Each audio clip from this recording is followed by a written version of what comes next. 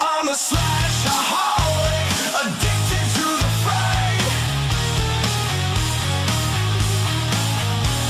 The race is so hypnotic, Josh keeps me up all night.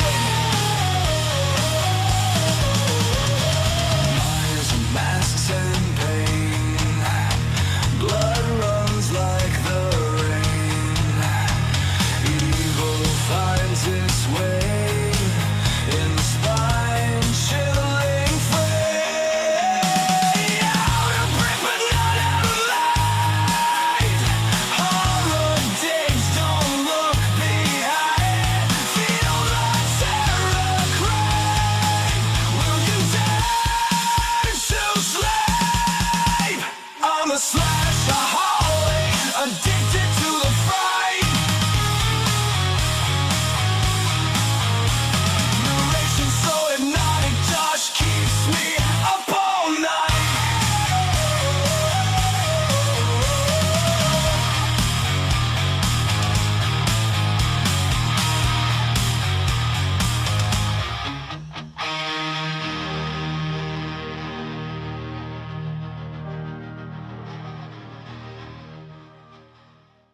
Halloween 3, Season of the Witch, by Jack Martin.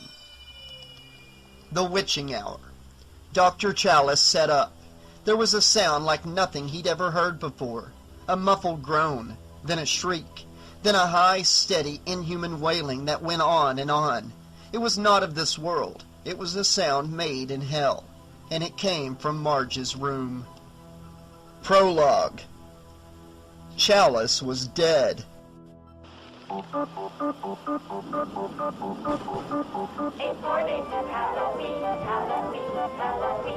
Children's voices drifted into the room, thin and teeny, sinuating from the corridors into the bright light, bouncing off sterile walls and ringing like beaten silver over the bowed head of the man in the white lab coat, which of course did not move. The insistent refrain, chanted inanely to the tune of London Bridge is Falling Down, was for a few moments everywhere, even cutting into speakers which were set to carry only a steady drone of music around the clock throughout the hospital, and it had seemed to Chalice lately the entire world. But tonight he was feeling no pain.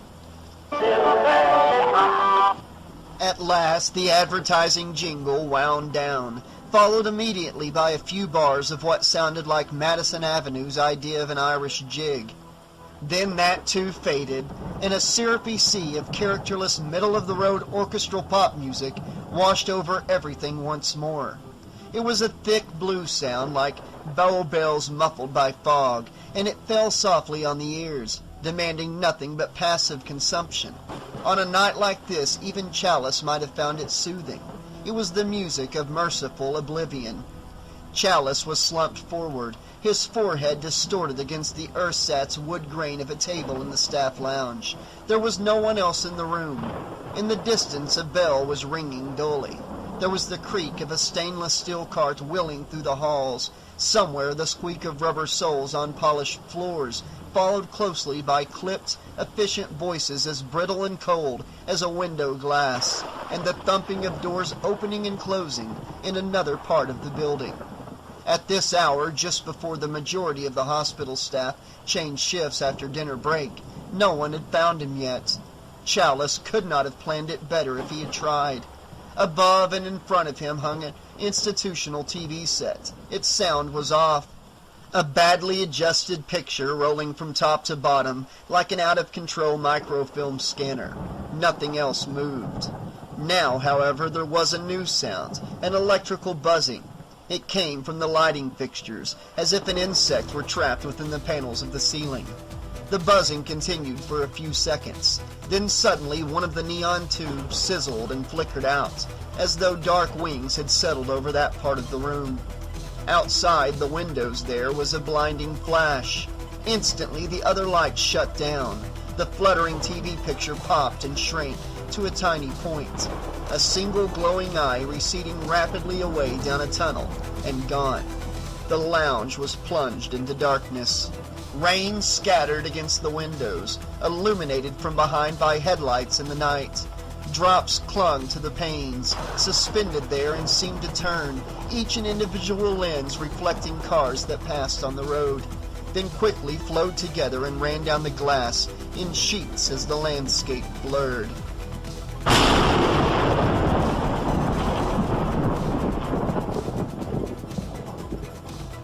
Another crack of thunder hit. It shook the walls and the cold fluorescent tubes vibrated back to life. The squares of the low ceiling brightened in no particular sequence, flicking back on in random order until the overhead checkerboard was complete. In the peculiar strobing, Chalice's arm appeared to twitch on the tabletop. His head seemed to raise uncertainly an inch, 2 inches. A running in the halls, the door burst open. A nurse stood there, hands on hips. She hesitated before coming in all the way. She was on the downhill side of middle age, resignedly overweight, and wore the perpetual expression of a woman who has seen enough of all the wrong things to last 2 lifetimes. "Doctor, you all right?" She paused, glanced back at the commotion in the hallway, and came to a decision. She took 2 more steps into the lounge. "Is that you, Dr. Chalice?" Her face relaxed a bit. "How did you like the fireworks? Another one of life's little tests. A power blackout, wouldn't you know? As if we didn't have plenty to worry about already. That old emergency generator kicked in, praise the Lord, but I don't know how much longer Mr. Garrett can keep it. Dan, are you all right?" She pursed her lips and crossed the room. "Poor man, working too hard, same as always." She sighed wearily. "Well, it's that way for everybody these days, I reckon. Seems like the last times, doesn't it? You look like you're dead to the world." She reached up and twisted the knob of the TV. The picture steadied, but immediately broke up into a swirling vortex of snow. She slapped the side of the cabinet. The picture pulsed into temporary focus. It was the 7 o'clock report with Robert Mundy, the local Plastoid TV newscaster. She adjusted the volume. "And later in tonight's special eyeball-to-eyeball segment, Trina will show us how to make a bright and breezy repast with the flair by dressing up a card table. And we'll have the latest on that unusual case of vandalism over in merry old England. But first, let's pause for this important message."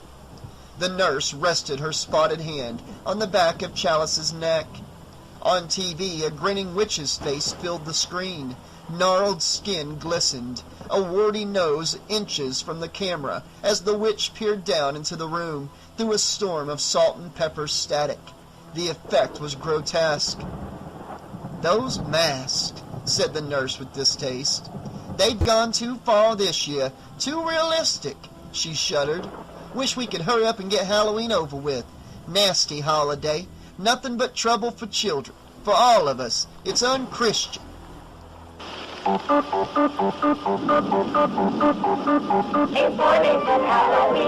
The picture destabilized again as a new round of lightning split the sky outside. The commercial broke up and began to roll vertically, but the chorus of taunting preteen voices continued to nag from the cracked speaker.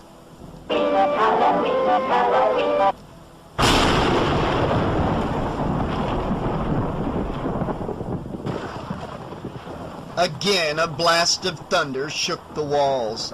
This time, some of the lights went out and stayed out, as the small hospital's emergency system struggled to maintain half power.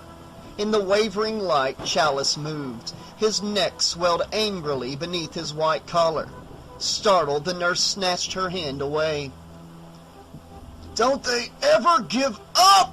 he roared. "Turn that damn thing off!" The nurse regained her composure. "Yes, of course." She reached to lower the sound. "I said off now! Will you do that little thing for me, Agnes?" Quickly, she touched the knob again, and the image collapsed and faded from the screen. "Thank you, Agnes. Thank you very much." "It does get on one's nerves, doesn't it?" she said sympathetically. "Dan, it's after 7. When you didn't sign out, well, I was worried." I know. Chalice rubbed his face, as though to brush away cobwebs.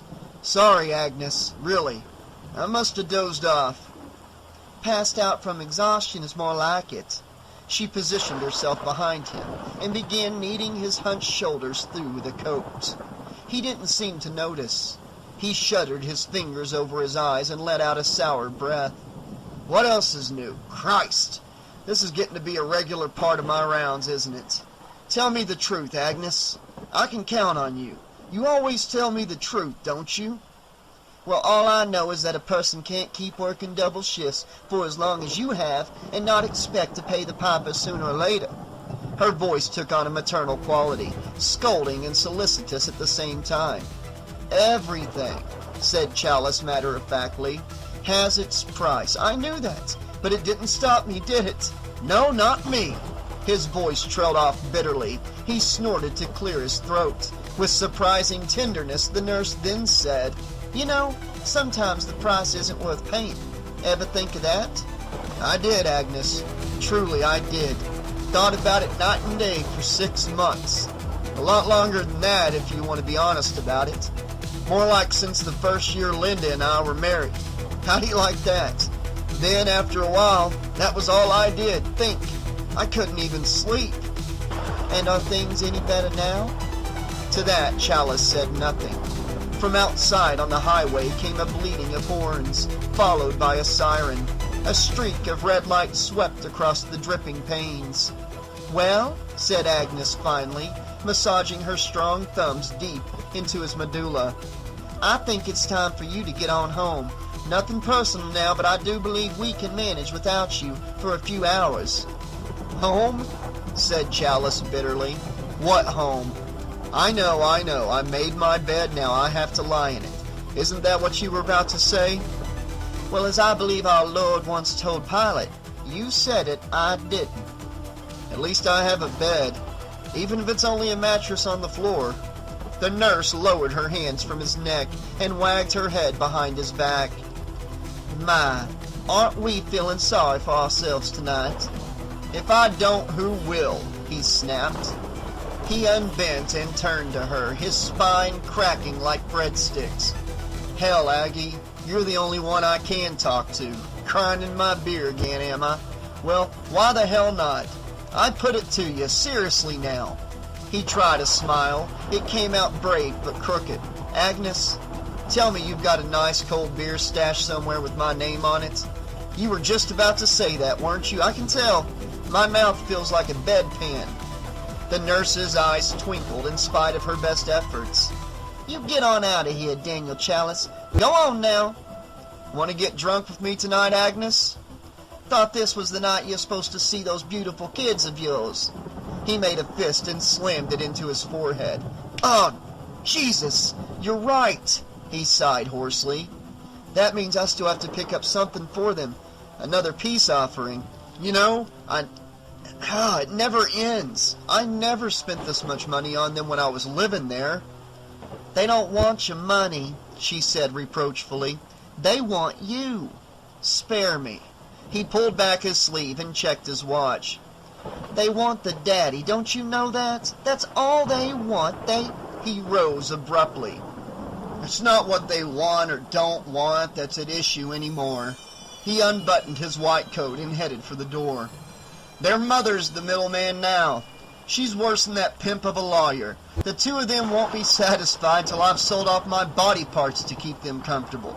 And you know what? Even then they won't be happy. They'll still think I'm hiding assets. He was in the hall. See you in the morning, Agnes. You know where to reach me if there's an emergency. At the house, Dan? She said hopefully. I remember that number by heart. I'll bet Linda going to be so glad to see you that... At the apartment, Agnes. At the apartment. I don't live at the house anymore, Agnes. It's not my house anymore. Do me a favor and try to get that straight. Why, it's still your house if you want to live in it, I'm sure. I'm sure, too. He cut her off. I'm sure. Understand?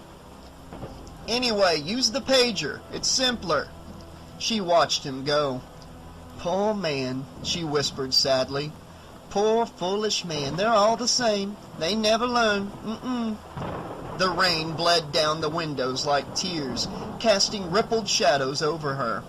By the time they do, it's too late. She let her eyes close and lifted her face to the dim ceiling in the empty room. He's a good man, Jesus, she said. Lift the scales from his eyes that he may see, and put thy word in his heart that he may listen and hear, before it's too late for him too, before it's too late for all of us. This man matters. He can make a difference. I believe he can. Chapter 1. The headlights stabbed the road like ice picks. Chalice left Main Street behind and cut across town to Chestnut. The rain had let up, but his wipers continued to skitter across the windshield, doggedly trying to clear his field of vision. Now they began to drub the glass, the rubber blades tearing under the useless effort. He gave up and shut them off. It was Sunday night, and virtually every place of business in Sierra Mesa was locked up until morning.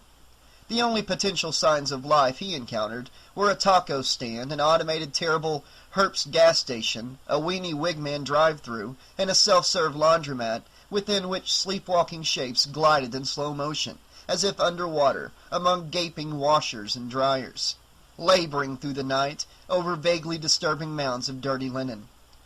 And the odd car that drove by. As he drove past the steamed-up front, an elongated figure of impossible height seemed to emerge from the depths of the store, growing larger in a sickly green glow from behind the coin-fed machines. Chalice accelerated and left the area, his unease increasing as he made for 10th Avenue in his last remaining hope. Otherwise, he would have to throw himself on the mercy of Linda and the kids empty-handed. Kids, he thought. They don't forget. They're too young, and so they don't forgive. They're the only truly uncivilized beings left on Earth, a race apart, a primitive tribe and a law unto themselves. Like Linda, she's allowed herself to regress to their level without bothering to reacquire any of their saving graces. Somewhere along the line she became a beautiful woman, with the steel bar shoved up her ass all the way to her brain.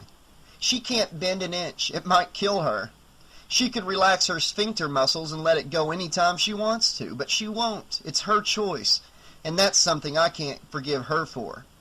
Unlike Bella and Willie, who are growing all the time, unless she succeeds in shoving a rod up their asses, too. With her help, they'll grow straight, all right. They'll turn into pretty fascist, all intolerance and kangaroo court judgments and inhumanly rigid verdicts like machines. I've got to get over there, he thought, and let some real life blow through that house right now, tonight, no matter what, if it's not already too late. He peered ahead for the convenience market, his last chance. They never close, he thought, isn't that right? Raoul's there night and day. Every time I stop by, he'll have something to get me off the hook, so my kids won't think I'm the schmuck their mother tells them I am. The sky cleared above the trees, and the stop-and-start market sign materialized out of the mist. Well, praise the Lord, he thought, easing up on the accelerator. I'm saved after all. At least I hope I am. As he pulled in next to the curb, he saw Raoul's back inside the glass, bent over the counter, and a copy of Custom Cars magazine. Steam was rising from the electrified sign, and the parking lot was black and shiny as a snail track. He set the parking brake, left the motor running, and dashed inside. As he swung the door open, 2 cars screeched into the parking lot, in the manner of drag racers, and braked in tandem at the walkway, their chrome bumpers stopping inches from the glass. A Marshall Tucker tape reverberated from the interiors of both cars. Stereo, he thought.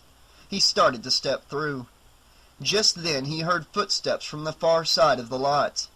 From around trees, an uncommonly large person, male or female, came walking in slow, oddly regular steps.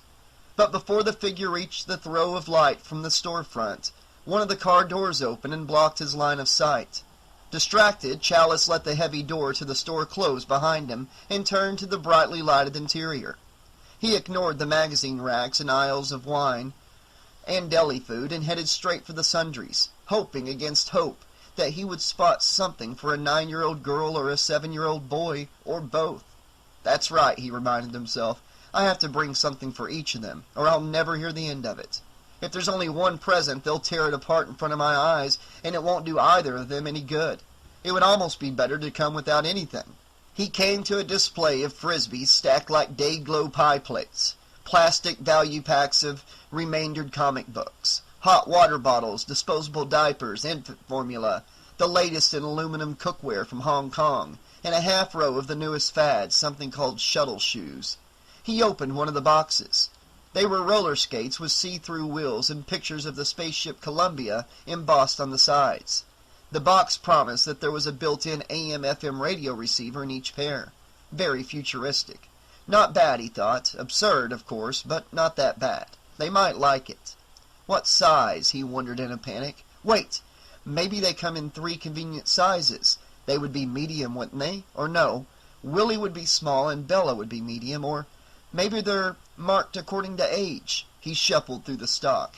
Then he saw the price. Right, he thought. Shuttle shoes would just have to wait for a more important occasion, like a birthday or a raise if he was still alive by then. What do you want for Christmas, Bella? Shuttle shoes, Daddy, oh please. Shuttle shoes? Why, of course, Angel. I know right where to get some, if your mother hasn't bought them for you already. He gritted his teeth and made his way to the checkout. Raoul was busy ringing up cigarettes, beef jerky, and legs pantyhose for a painted alabaster hooker. Behind her, 2 guys who looked like they operated heavy machinery by day were weighted down with a pair of Old English 800 six-packs each. Chalice shuffled his feet and took his place in line. The lights of the store beat down on him with an almost palpable pressure. He pinched the bridge of his nose. The 2 in front of him were talking. So, she says, don't stop, lover boy. You're just like a goddamn machine. The first one, whose mustache drooped so low over his thin-lipped mouth that Chalice wondered how he managed to eat through a straw, nudged his partner and howled. Well, all right, said the partner, and broke up guffawing. Just like a goddamn machine. That's it, thought Chalice. That's what they want to be these days, as much like machines as they can possibly make themselves. For unfathomable reasons, some people delight in pretending to be as machine-like as the law will allow. It's an old story. It goes back to goose-steppers and the whole military mystique. No, it goes back further than that, a lot further. People who act like machines, machines that imitate people. Cute, real cute. The height of chic. It's growing all around us, the Fourth Reich, like smog and inflation. I wonder what it's really about. Chalice breathed deeply to clear his head. His eyes wandered. There was a closed-circuit TV camera mounted in the corner above Raoul. It panned the register area slowly, making a potential arrest record out of everyone and everything. Smile, thought Chalice. You're on candid camera. For a wild second he considered making a face for whoever was watching. The watchbird, he thought, is watching me, watch it, watch me, and so on to infinity. Like mirrors. It made him dizzy. He forced his eyes elsewhere. He heard a soft ding as the hooker, leaving, passed through an electric eye at the door.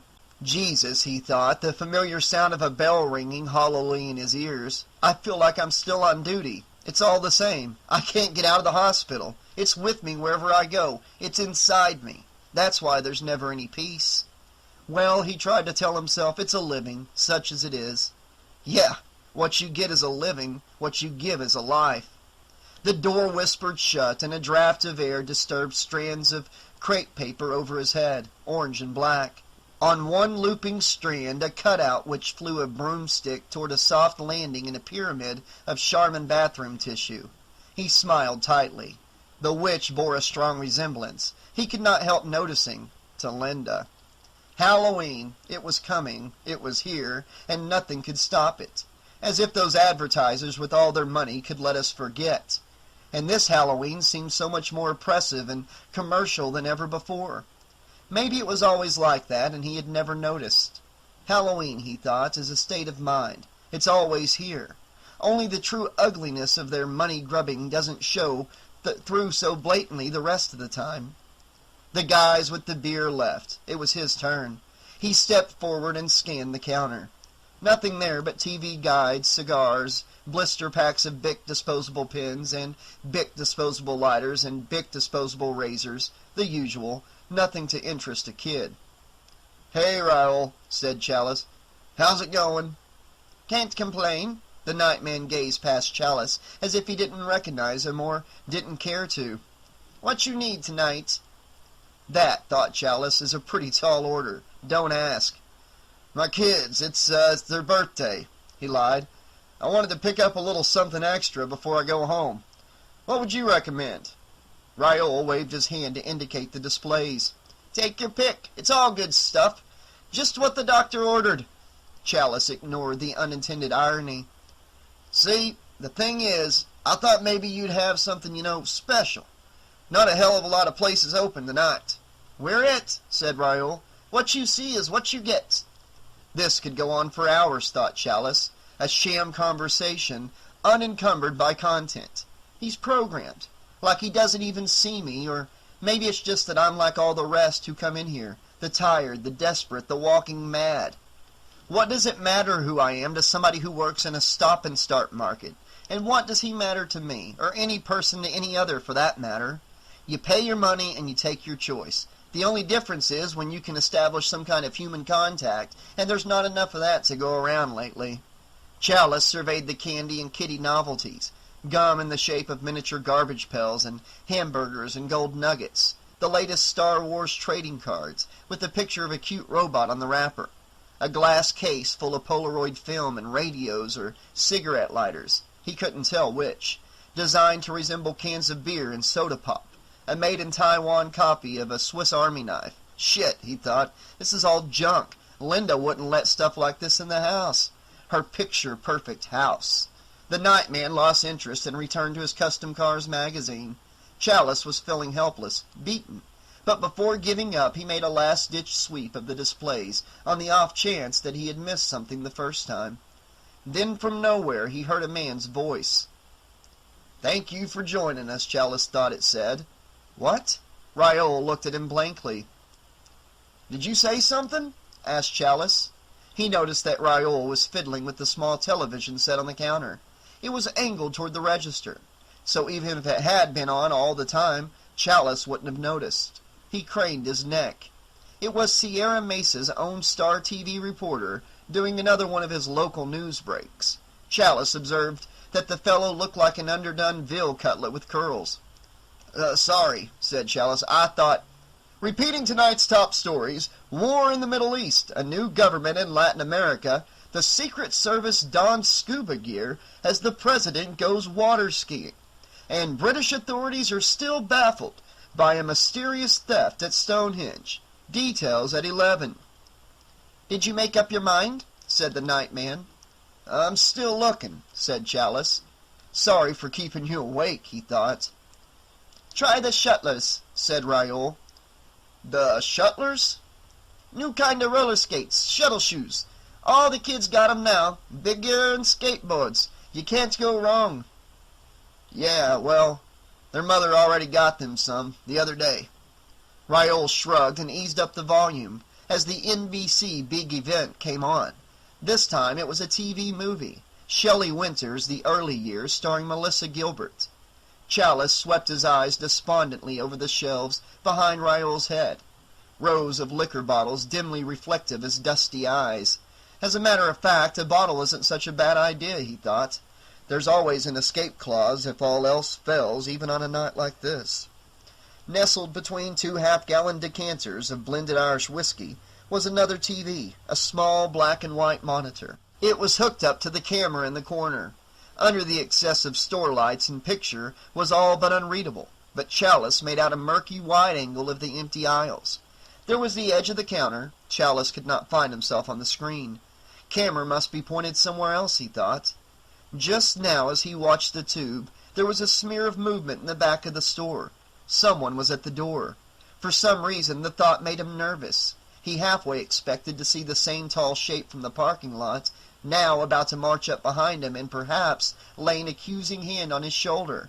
Why? I haven't done anything, honest, see? I'm just leaving. My name is Chalice, Daniel Chalice. I'm on my way home. My address, why, just give me a minute to think. Listen, whoever you are, as a doctor, I advise you to leave me the hell alone. The electric eye rang its blue tone again as a man and his child entered through the glass doors. Chalice knew they were father and son. He could tell by the way the little boy was holding fast to two of the man's fingers. They were coming this way. "Help you?" said Raoul. Masks," said the man. "You know, the ones on TV. Do you carry them?" "Who doesn't?" Raoul reached under the counter and brought forth 3 colorful masks. One each, of a witch, a skeleton, and a jack-o'-lantern. "Yeah," said the little boy. "I guess those are the ones," said the man with an easy smile. "I want a pumpkin." "How much?" "A bargain," said Raoul. $2.99. "Is that right?" said the man with genuine surprise. "I expected $8-10. Look at that detail," fingering the vivid puckers in the witch's skin. "They sure didn't have anything this good whenever I was a kid." "Don't know how they do it," said Raoul, his eyes widened sincerely. "At that price I can't keep 'em in the store. New shipments coming in tomorrow." "Some kind of promotion?" asked Chalice, edging into the conversation. "I guess," said Raoul. "Silver Shamrock novelties, jokes and stuff, Halloween toys." He set out a container of rubber insects, bats, that sort of thing. They all jumbled together and were trembling realistically. "It ain't junk. Solid quality, must be, 'cause they sell 'em in quantity." The shameless horror of the mask made Chalice's skin crawl. "Got any other kind?" he asked. Raoul cocked an eye at him contemptuously. "Smaller ones, $1.50, he said to Chalice, misunderstanding. "Is he all right?" said Chalice, staring past them. The 2 men looked at him. "Let me," said Chalice, moving between them. "I'm a doctor. Here, let's get him up. Is he running the temperature? Sick to his stomach? Anything like that? There's a lot of flu going around." The little boy was kneeling on the floor, retching. In front of him a pool of vomit glistened. Raoul leaned over the counter. The father dove to help his son. "Oh, God!" said the father. "I told him not to eat 2 cheeseburgers." Chalice went into action, his professional reflexes taking over. But before they could get to him, the boy straightened up, grinning devilishly. Casually, he plucked up the vomit and tossed it in the air. It was plastic, a perfect replica. "Can I have it, Daddy? And I want some vampire bats for the party. Okay, Dad?" The 3 men exhaled. "Would have been a mess to clean up," said Raoul. "Really had you going there, didn't he? You want it?" "Come on, Dad." The man considered, reaching for his wallet. "You do have a bag to carry it in, don't you?" he asked. They all laughed over that. "Don't forget the pumpkin," said the boy. "How about you?" Raoul asked Chalice. The small ones. 2 of the small ones. You can throw in a couple of vampire bats while you're at it. And a half pint of wild turkey." Outside again, sitting in the car, Chalice watched the father and son walk back across the lot, hand in hand. He felt an overwhelming pang of sadness. The boy was no more than 6 or 7, about Willie's age. Having Willie 2 weekends a month wasn't enough. "I have so many things to tell him," he thought. "Only by the time it rolls around, most of them have slipped my mind. Half the time when I call she won't even let me talk to him." "I wish he'd call me more often," thought Chalice, a profound sense of melancholy blowing like a cold wind through his chest. "I'll bet he has a lot of things to tell me, too. Things I've forgotten and things I've never heard before. I'll slip him the hospital number again. She doesn't have to know. He can call me from a payphone, for God's sake, any time. Any time you're thinking about me, Willie, thinking about your dad. If you ever do think about your dad, you do, don't you, son? Sometimes? Sure you do. And I think of you too, and Bella, all the time. And when I'm not, I should be. I'm going to be thinking a lot more about you as the years hurtle by. I hope you know that. If you don't, then I guess it's up to me to tell you." He tromped on the clutch and shifted gears, noticing that the gas gauge was a quarter of a tank lower than when he'd started out. It was because he had left it running while he was in the store. But that was all right. He had enough left to get him home. He would always have that much. As he pulled away from the 24-hour market, he saw, or imagined that he saw, a tall, stiff figure walking deliberately out of the shadows and past the glass siding, away from or toward the entrance. He couldn't be sure. On the other side of the glass, the store's 3 video arcade games blipped on through the night, even though no one was playing them. The greenish glow from their cathode ray tubes sent an eerie spill of unreal light outside to tinge the edges of a gathering mist, which was beginning to blow into the lot. Whether or not there had ever actually been someone lurking there was moot. It might as easily have been a branch, a reflection, a moving shadow. Shadows that moved? There was no such thing. It's the boogeyman, thought Chalice, feeling nothing in particular about the realization yet, and drove on. Chapter 2. It was storming again by the time he reached the corner of the street where he had once lived. Waves of rain broke directly against the windshield, so that he was unable to make out house numbers or even the configuration of the rest of the block. So much had changed in the last few months. Trees trimmed back, at least 2 yards landscaped, and a new sidewalk put in. That it was doubtful he would have recognized the house on the first pass anyhow. He drove blind, steering between parked cars, as if navigating a mined canal. Estimating his distance from the corner, he slowed and rubbed out a clear circle on the glass, straining to see through the downpour. He spotted 3 lighted porches in a row. The one with the yellow insect-proof bulb would be his house. Her house. She had claimed she wanted the colored light, he remembered, for aesthetic reasons. But he was sure she simply didn't want moss congregating outside the door. Her door. She had little patience with natural things she could not control. A gust of wind sprayed the car and the yard outside dissolved. The wind made the oak trees shake like giant fists and bent the shrubbery nearly flat until one bush broke loose and obscured the doorway. But wait. He rubbed the cold glass again and peered intently. It was not a bush that was moving. It was the shape of a man. He thought, probably her newest gentleman caller, on his way in or out. A nice, warm, cozy dinner for 2. Why not? Get out the candles and the wedding silverware. Make a good impression no matter what the cost. No matter that I'm on my way here to see my children. It's only Dan who's about to drop by. We don't call him Daddy anymore, and he doesn't matter. He'll understand, and if he doesn't, that's his tough luck, he thought. She's showing a lot of class as usual. He veered to the curb and cut his lights. The shape was no longer there. He leaned back into the headrest and did something he had not done for a very long time. He flipped open the glove box, rummaged for a crumpled pack of cigarettes that he had left there as a reminder of the day he had quit, and fumbled a stale filter tip into his mouth. He pressed the dashboard lighter and straightened the cigarette and waited. But the paper was wet and it crumbled apart in his fingers. The glove box, he realized, was leaking again. One more thing he didn't have the money to fix. Angrily, he threw down the remains of the pack. He observed the front of the house and the yard for further sign of movement, but there was none. Only the motion of leaves and the latticework of rain. He had seen a man there, or not? He wasn't sure anymore. Welcome, he thought, to my nervous breakdown. He took another pull from the bottle of wild turkey, opened the door, rolled out of the car, and entered the sea of falling water. He slogged across the grass and mounted the steps. He thumbed the bell and concentrated on his shoes.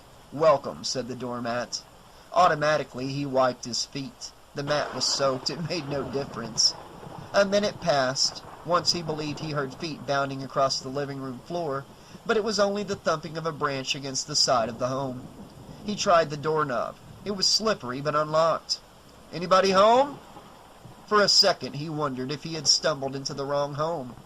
Then he recognized a familiar piece of furniture. Another. Items they had acquired together over the years. The residue of their marriage, and now all hers. The front room had been entirely rearranged, of course. It now looked like a model living room from some fashion magazine, but somehow unfinished, off-center. She couldn't wait, he thought, to have me out of here. He caught a glimpse of himself in a hall mirror. His water-stained jacket, his puffy eyes, the unshaven whiskers on his face. He did not fit in with the decor. I was a fool, he thought, to have ever deluded myself into believing I could. He swung the door shut. From the dining room, the sound of chairs scraping the floor. "Daddy!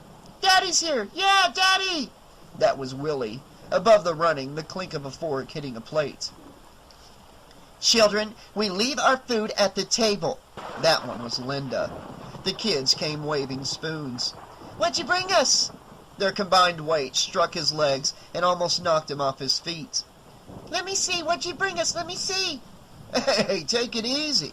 He hugged them to his sides, but watched the archway to the dining room. He actually believed he could feel her coming. Negative ions, he thought, or is it positive? Anyway, the wrong kind. A storm front of negativity moving across her tidy universe, ready to repel any intruder. Bella, who was taller, clamored to get her paper bag away from him, while Willie scooted his hands up under his father's jacket to find the other bag. Enter the wife. Chalice glanced with painful casualness over their heads at the dark woman who now stood on the far boundary of the carpet. Hi, said Chalice. Sorry, bad timing. She did not smile. Her hair was vaguely restyled, still curled, but now brushed more to one side. The new emphasis threw the asymmetry of her thin features even further out of balance. One of her eyes seemed unable to locate him. I'm used to it, she said. Remember? She waited a beat, pretending not to notice his shoes. My move, he thought. He resisted an impulse to wipe his feet on the rug. He would not give her the satisfaction. He allowed himself to be distracted by the children. All right, he said. He handed one of the bags to his daughter. Her face was drawn longer than he remembered. He had not realized how fast she was growing. Here you go. He gave the other to Willie. Little Willie boy. He wanted to scoop the boy up in his arms, but felt inhibited by Linda's glaring, which he could not ignore. He and Linda, separated by the children, watched them tear into the bags. 2 masks, the smaller $1.50 variety, dangled from 4 small hands. In the lamplight they looked crude and sloppily painted. Oh, geez, he thought, as the masks drooped in unison to touch the floor. I knew it. I should have gotten the bigger ones. What's wrong? Don't you like them? Bella, she of the liquid eyes and perpetually quivering lip, looked at him in disbelief, as though he had just served them up lassie burgers on a bun. She could not bring herself to speak. Mommy already got us masks, said Willie, always the diplomat. Of course, thought Chalice. Bella's eyes darted past him, her attention refocused. Yeah, silver shamrock, look! His face fell as the children's expressions became animated. They scampered for the sofa. Chalice was left alone in the middle of the room. His ex-wife moved closer to him as a shiny painted skull face emerged from behind the cushions. Seconds later, Bella, a bilious green witch's head in place over her own, joined her brother. Silver shamrock! They shouted through the rubber mouth openings. Their voices were muffled wetly. He might not even have recognized them. Silver shamrock! They danced around the room, mimicking that ubiquitous TV spot. Without looking at him, Linda said, Nice try. Chalice stopped to pick up his $1.50 mask and stuff them under his coat. Thank you, he thought, for that. He faced her. So, how you been? She met his eyes, but seemed to be viewing him from a great distance. Her expression was veiled and detached, non-committal. She moistened her lips with that lizard tongue of hers and opened her mouth to speak. Suddenly, one of the children cranked up the television volume. It had been on all this time, glowing silently in the corner. An announcer with a clipped, proper voice spoke from the screen. It was the cable news network. Chalice and his ex-wife turned and observed the newscast disinterestedly over the heads of their children. He noticed her profile as she stood next to him, shoulder to shoulder now, but not touching. Her arms folded, her chin high and proud. She was smaller than his memory of her, and thinner. Her bones poked sharply through her clothing. He knew instinctively that were he to touch her, she would feel like no one he knew. The curves and surfaces his hands remembered were no longer there. Leaving British authorities still baffled and without any substantial clues 9 months after the theft. The blue stone was one of 19 believed to represent the 19-year cycle of the moon. It weighs more than 5 tons, making it very strange that it would disappear. It is still a mystery indeed. What were they listening to? Some nonsense about a theft in England? Who cares? he thought. That's thousands of miles away, almost as far away as I am right now from Linda.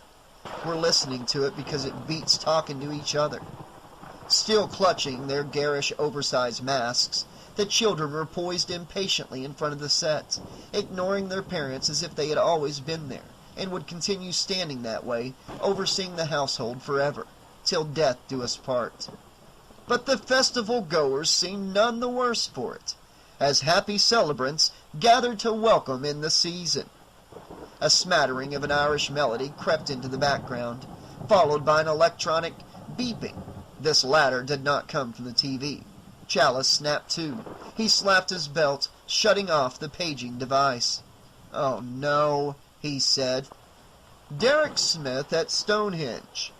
"What?" said Linda. "I've got to call in," he explained, leaning toward her. Linda drew in her chin and stepped away from him. "Drinking and doctoring. Great combination you have there." He sighed and headed for the phone. Miraculously, it had not been moved. "Turn that down," she said to the children. He dialed the hospital.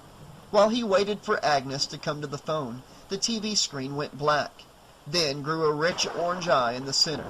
The eye became a pumpkin, bobbing to that insufferable Silver Shamrock tune. Bella and Willie donned their masks and danced along. Curiously, the commercial music was a virtual continuation of the report on that celebration or whatever the hell it was in England. Nice segue, thought Chalice. Synchronicity at its finest. Agnes came on the line. She was out of breath. "It's an emergency," said the nurse, "though nobody's sure yet what kind." "What's that supposed to mean?" "You'd better come and see for yourself. I can't describe it. I may be overreacting, but—" "Don't apologize." He was perversely thankful to be called away on whatever pretext. The nurse was saying, "But I don't think so, Dan. You should see this one." "I'm not arguing." "Bastard," he heard Linda say as she slammed the door. "I don't know what I came home for," he thought. "This time I really and truly don't. I don't know why I bothered." Lightning lit up the sky. He closed his collar and buried himself in his jacket. Thunder rolled toward him along the street like the warning of an avalanche. Work, he thought. The hospital, he thought. My job, he thought. That's all I have to think about from now on. What else is there? He would go back to another case. So it begins again, the real thing. The evasions are over. I thought I could get away, but I couldn't. Happy Halloween, he told himself, gunning the motor and roaring away from the house. His house. The house he had built and would continue to maintain forever. Undoubtedly, even unto death and beyond the grave, if his ex-wife and the lawyers had their way. Trick or treat! He knew the answer, and would never ask the question again. A Fire in the Night. Chapter 3. The rain became a spray of mist, fine needles from an invisible jet to gloss the windows and flatten perspective outside the car long before he reached the hospital. Colors softened to monochrome. The mist silvered in the headlights, and unseen traffic swished past in unknown directions. He kicked on his high beams, but that only made the road a solid wall of whiteness which swallowed signs as well as the shapes of pedestrians waiting on street corners for rides where there were no bus stops. He counted stoplights. By the time the lane ended at a wide driveway and the fuzzy words, "Emergency Entrance," came up, burning cool and pink through his frosted windshield, his shoulders were locked and his neck stiff and sore from the effort. He felt as though he had been driving with his eyes closed, negotiating turns out of sheer instinct. It was only a few miles, but he could not remember how he got there.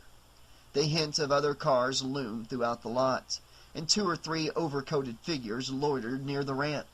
He parked next to a water-beaded motorcycle and hurried for the glass doors. From out of the corner of his eye, a tall gray figure came shambling up along the railing. But before it could speak to him, Chalice was inside. He shook dampness from his collar and strode to the admissions desk. Agnes was hunkered over the telephone, her mouth obscured by the receiver, and the whites of her eyes showing too prominently. Her voice was low but urgent. The hallway was not yet back to full power, but the area was bright with starched uniforms moving in and out of the floor's nerve center. The head nurse caught sight of him and put the caller on hold. Her eyes flashed. "His condition is stable, but Dr. Castle left early, and I thought I should—" "That's fine." Chalice let her lead him. "Where is he?" They went to an intersection in the hall. Two police officers with trimmed mustaches and indeterminate waistlines lingered near a gurney, notebooks in hand. A slim, stark man in a rain slicker intercepted Chalice. "Listen," explained the man nervously. He interposed himself between the doctor and the policeman, eager for an ally. "He just walked up out of the rain. I swear to God, that's all there was to it. I brought him here." A ragged, filthy man was stretched out on the gurney. I was just sitting there in my station, minding my own business, when this dude comes out of nowhere and keels over outside the window. He never said nothing to me. So I got out the truck right away, and—" Chalice unclipped his penlight. He lifted the ragged man's eyelids and observed the pupil dilating sluggishly under the beam. One of the policemen attempted to hand him a clipboard. Chalice signed it and deflected questions. He bent over the patient and felt for a pulse.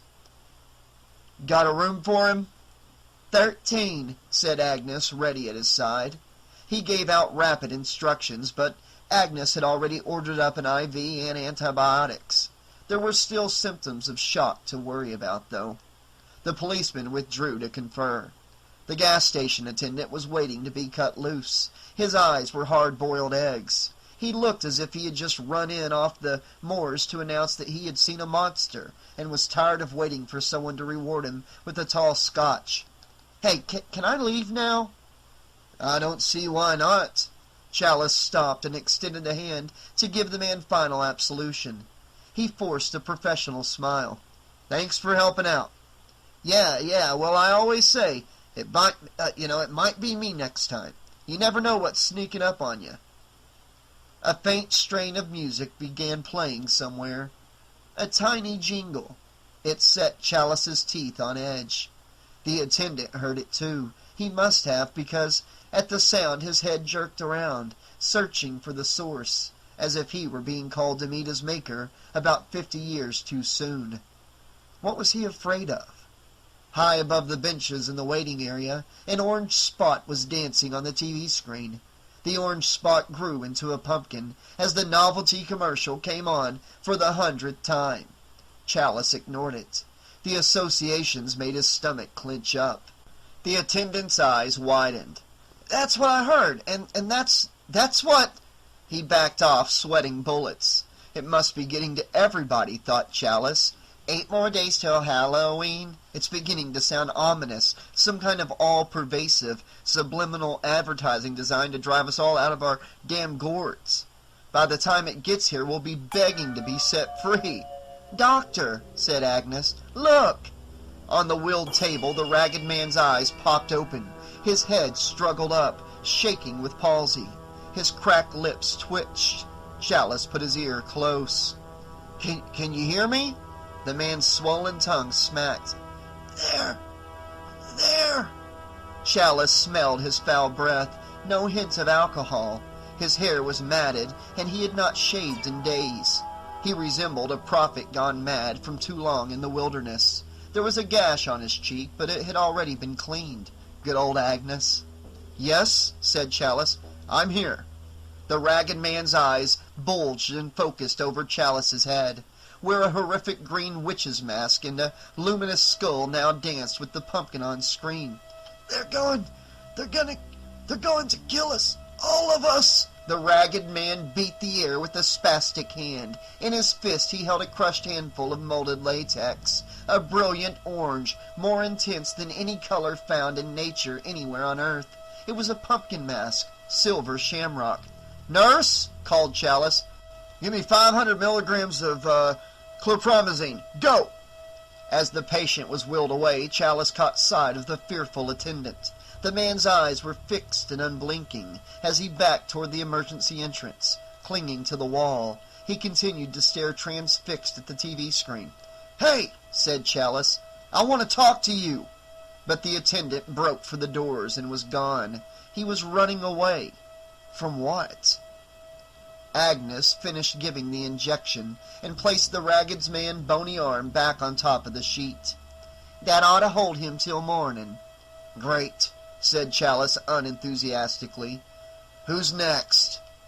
Nobody except for him. It's been a quiet night. Chalice nodded curtly.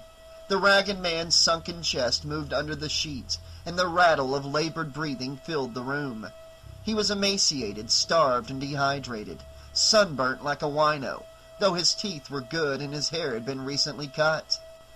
This one was no derelict, but there would be time to sort all that out when the man was rested and coherent. So say we all, thought Chalice. I could use a nap, he admitted. 22's empty. The hallway was deserted. The polished floor scuffed where the man had been brought in. A duty nurse sat stiffly behind the desk, nestled between rows of metal-clad charts hanging from the wall. Certain of the ceiling lights remained dark from the power shortage, so that the corridor gleamed in places but then fell away into unexpected shadows, lending a tunneled, grotto-like character to the unevenly lighted passageway ahead. Chalice moved at a fast clip, pressing ahead to room 22 before his energy gave out. The head nurse kept up with him. Pillows are in the cabinet. I know, he said. There's some milk and cookies in the fridge. He turned to her kindly. That I didn't know. She lingered at the door. I think I should have married you, Agnes. He reached out and patted her bottom. Watch it, Buster. I play for keeps. That's what they all say. He left the light off and plumped up a pillow. As he sat on the bed, Agnes was still outlined in the doorway. He could not read her face. Do you want to talk, Agnes? She laced her fingers together and took a deep breath. He was the most frightened man I've ever seen, and I've seen them all. What does the police report say?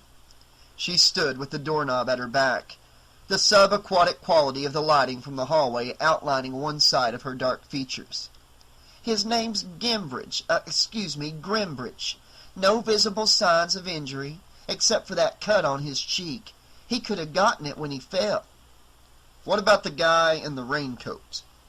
Mr. Jones, he brought him in. Works at the Jiffy Station over on Charterway.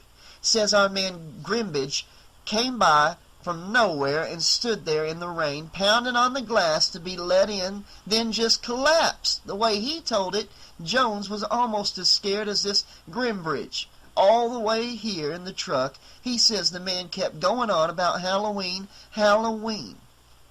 I believe it. Did you take a gander at Jones's face when our favorite commercial came on? Did you see that? Missed that. You're lucky. He looked like he thought that pumpkin was going to climb right through that TV and eat him alive. This Grimbridge, he must have put the fear of God into him with his ranting. What happened to that mask, by the way? Police took it. I wonder what Grimbridge is so scared. Agnes edged away from the door as the rhythm of even footsteps sounded from down the hall, back by the elevators. Kids, she said without conviction. An old man like that must have been some kids in masks, early trick-or-treaters, beat him and robbed him and terrorized him half to death. Chalice was unconvinced. He took off his shoes. Early? This early? The night before? Maybe 2 days, but 8 days? You know, it is 8 more days to... I don't need to be reminded. She shivered. 8 days too many. In heathen times they used to call it All Hallows Eve. It was when they believed the dead came out of their graves. I'll talk to him when he wakes up, said Chalice, lying down. Comes the dawn, I'm sure the police will be here to finish their report. We'll try to find out. After we run some tests and get him pumped back up with nutrients, maybe County General Psychiatric would like to have a look. I don't believe in that, said Agnes. Witch doctors. What a man needs is a lot of TLC. You can't keep a right mind without a healthy body. That and love in your heart and the will to do the Lord's bidding. Why, Agnes, I do believe you're trying to save me. Isn't anything can save your soul if you don't want to save yourself, Daniel. As for him, those psychiatrists will fill his head full of doubt and shame and his body full of Thorazine, so he'll never want to hear the word. If we sent him over there, Two sides of the same coin, Agnes. There are two noble professions in this world.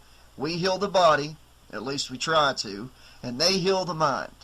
They're not batting 1,000 either, but they're trying.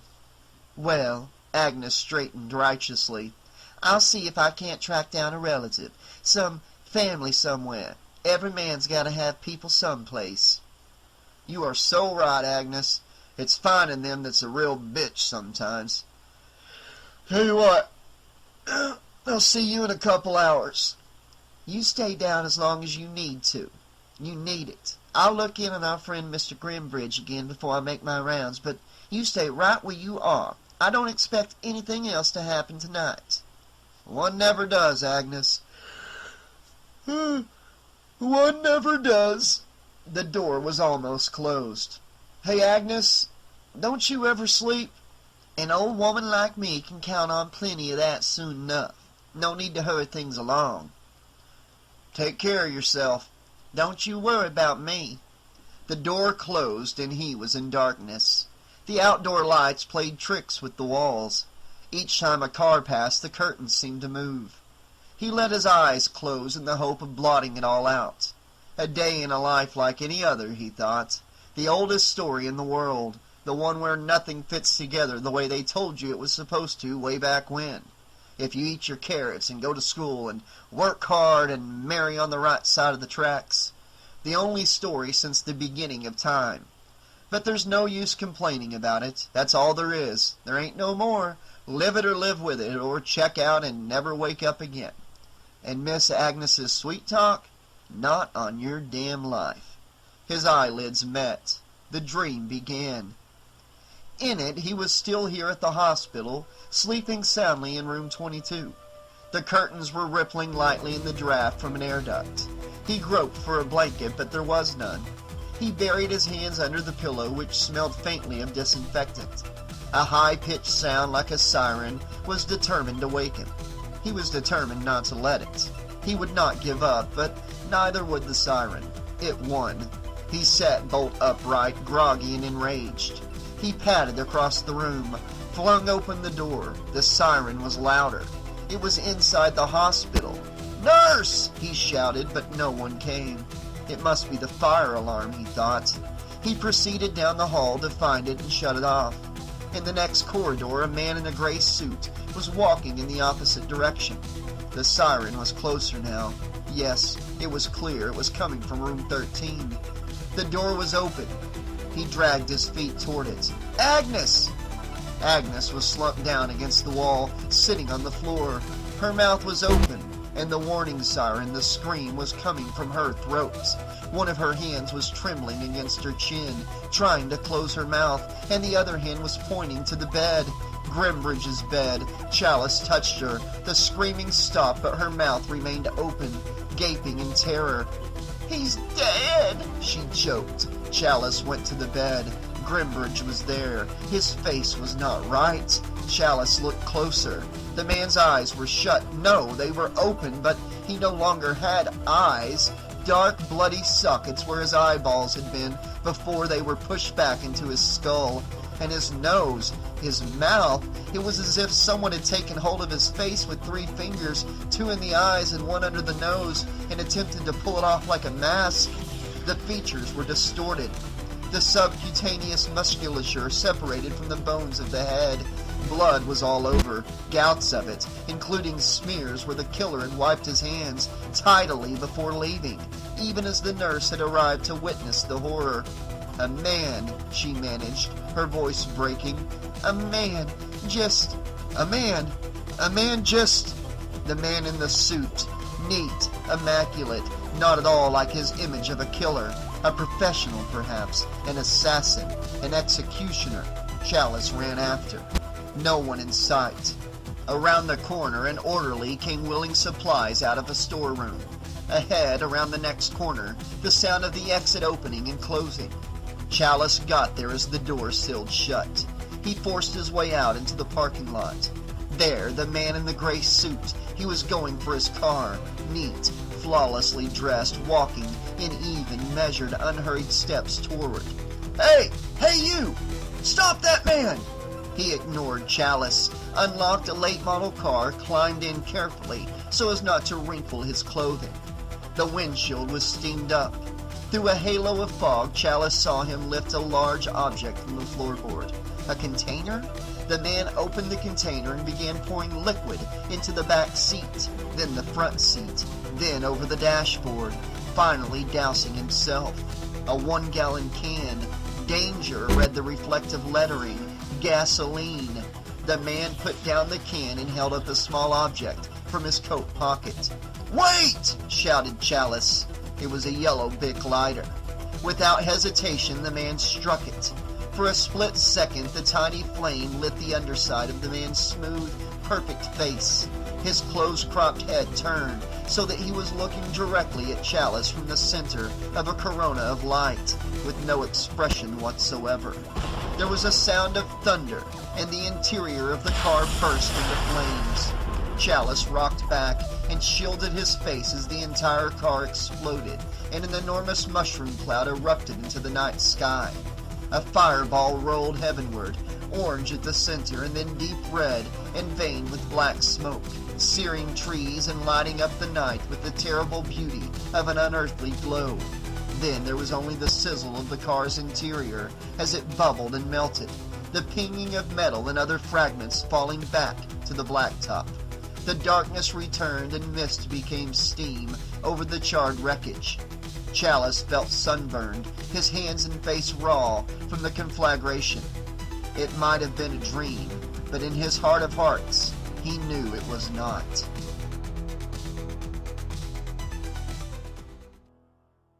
Chapter 4. It was as if his eyelids had been burned off. He stood before the white-hot remains of the car and what had been in the car, and could not look away. Only later did he help Agnes from room 13, force a sedative into her and send her home. But he could not order himself from the hospital. The fire department came, and the police again, but he could not leave it to them to clean away, though it was now officially their job. When dawn broke at last on that gray morning, he was at the window of Grimbridge's room, seeing the circle singed into the lot outside, as though his eyeballs were protected by only an X-rayed membrane, which let in too much light for him to ignore. He could not go home to his apartment, could not lie down, could not even sit and close his eyes for a few seconds, for the images were too intense. He knew that with time a kind of scar tissue would form to occlude the memory, but for now the pictures were etched into his brain. He was afraid that the patterns might imprint so deeply that he would never be rid of them. He considered himself a rational man, trained as a detective of death in the face of the seemingly irrational, and this was his climate. What happened in the rest of the world might be chaotic, but here, cause and effect were supposed to rule. The problem was that this time too much of the chaos had broken through. It would no longer be safe here till he could find out exactly what had happened and why. It was important for him, too, for other reasons which he could as yet only begin to comprehend. But it mattered. Somehow it mattered more than anything else. When the attendants came to carry away Grimbridge's body, Chalice was there. The coroner finished his preliminary examination and closed his bag. He was a man with an uncannily smooth, unlined complexion, unmarked by his job. What was his secret? He was chatting amiably with the sheriff, who stood shifting his weight from foot to heavy foot, defiantly ill at ease and jangling with weaponry. With the blood still on the curtains only inches in front of him, and with the uniforms and guns all around, Chalice felt that his sanctuary had been invaded, that some larger, uncontrollable, and previously unknown force had established a beachhead in his life. It was like that day in college when he had first learned about quantum physics and the Heisenberg principle. For a long time after that, the world and his place in it had not been the same. There was the ratcheting of metal, and the legs of a portable stretcher scissored open at its back. Grimbridge's violated corpse was wheeled away. "Is this a woman's voice?" It broke like a small child's, but immediately strove to contain itself. Ma'am, I just wouldn't yet. That was the sheriff, clearing his throat and shifting again with the squeak of leather. No, let's get it over with. Her voice was incredibly frightened, close to terror, in fact, and incredibly brave at the same time. Chalice had to turn around. She was slight and dark, protected by stylish clothes and hastily applied makeup, and even Chalice noted wonderingly nail polish. Her hair was pinned back behind her ears, the dark curls tightening in the early morning dampness and threatening to tumble loose at any moment. She held herself perfectly still. The sheriff set his jaw and lifted the sheet. Chalice saw his knuckles go white as he gripped the shroud. Her eyes were enormous and black, opened wide enough to take it all in, the horror of it at one glance. Yes, she said simply, it's my father. Something wild moved across her face, disrupting her features in a series of tics. She averted her face briefly, and then her face was calm again. Only the muscles of her mouth moved. Who did this? The sheriff did not answer. The coroner sighed and returned to packing his tools. Like him, Chalice had been through it more times than he could count.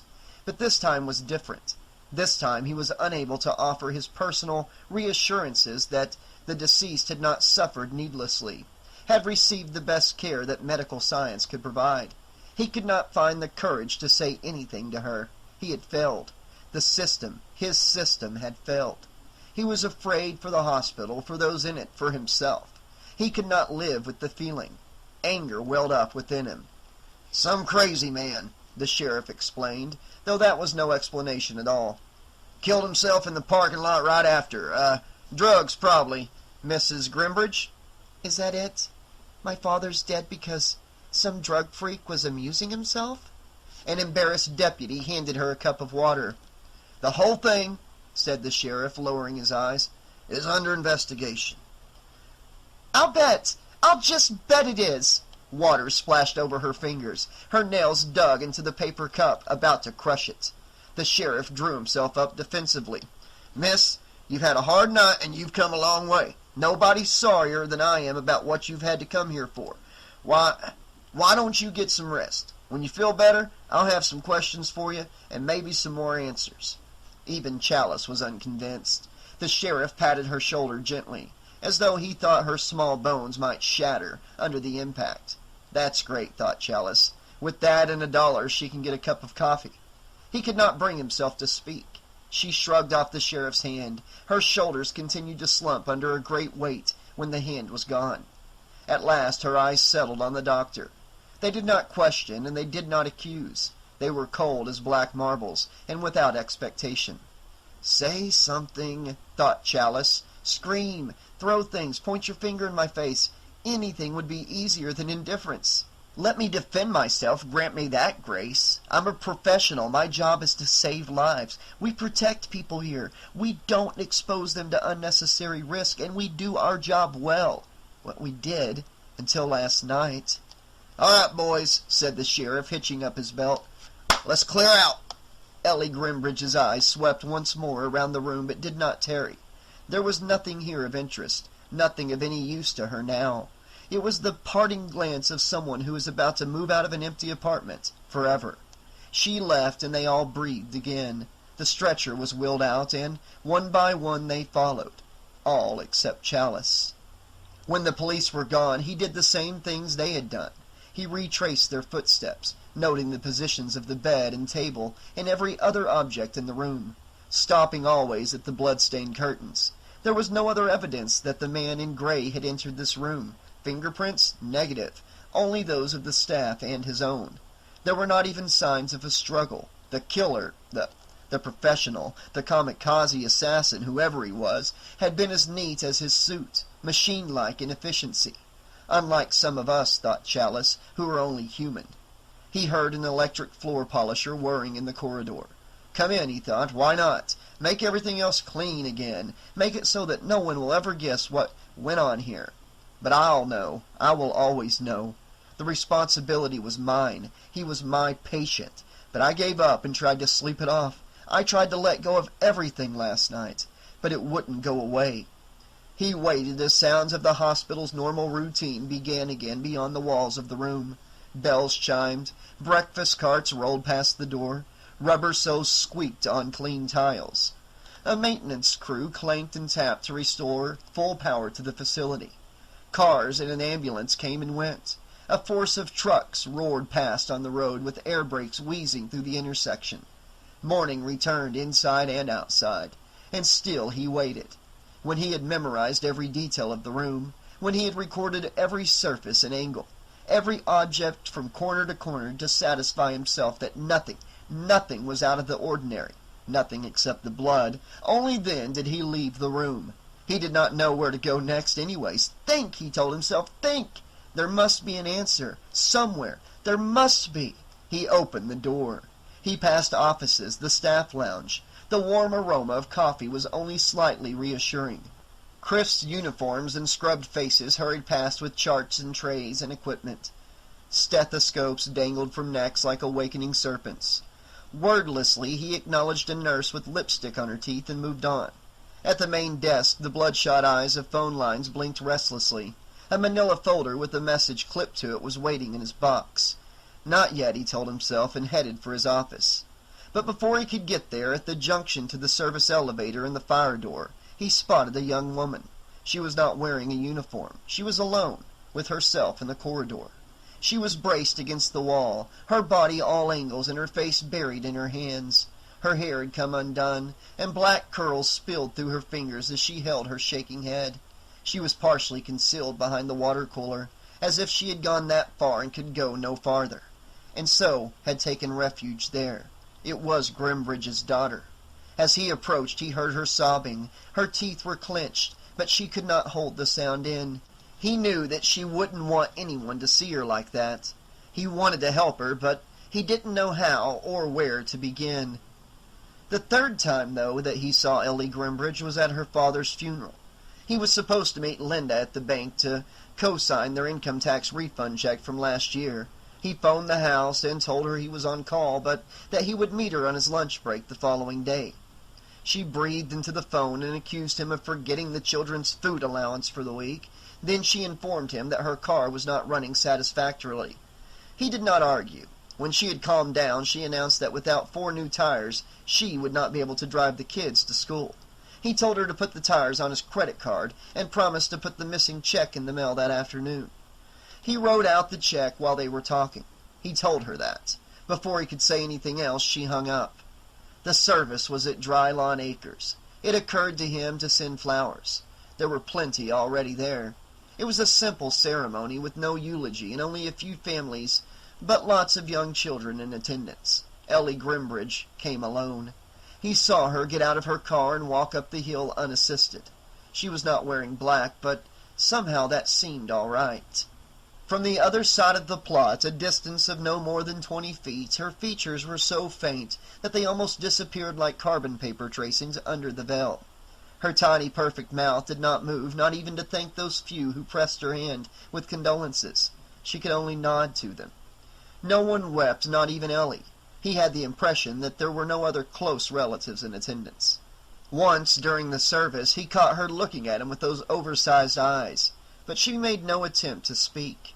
"I know what you're thinking," he thought. I don't know what I'm doing here either." They walked back to their own cars and drove away without a word. The day after the funeral, he had bourbon for breakfast. The bar was dank, the air stale, the glasses not yet washed and re-racked from the night before.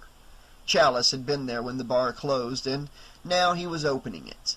Charlie, the bartender, never failed. He kept regular hours, too.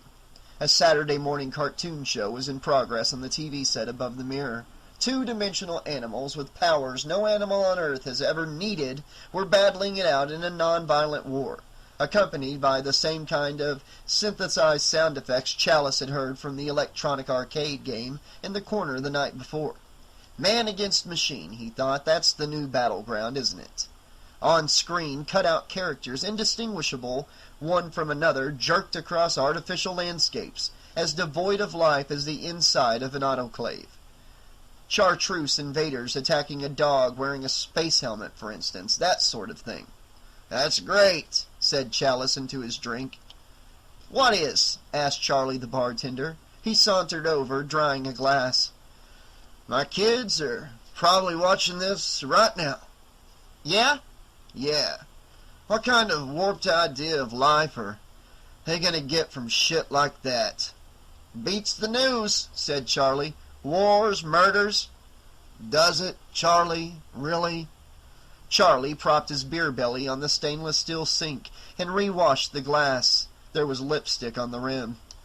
Pour me another one, Charlie. Help yourself. That's not real life. Right, said Charlie. My niece's kid, he sees the 4 o'clock news, the 6 o'clock news, the 10 o'clock news, every kind of news there is. I'm waiting for him to blow some kid away on the playground one of these days, you know what I mean? Said Chalice, shaking his head.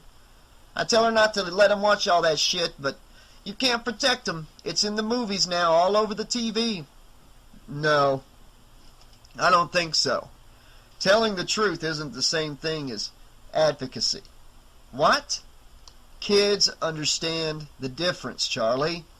I'm not sure about that. Well, I am. Did real-life wars, all that stuff we went through, turn you and me into maniacs, Charlie? Did it turn us into them? Well, I say this is what's dangerous.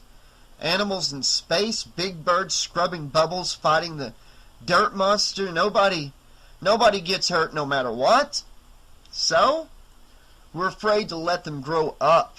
At least that's the way it seems to me.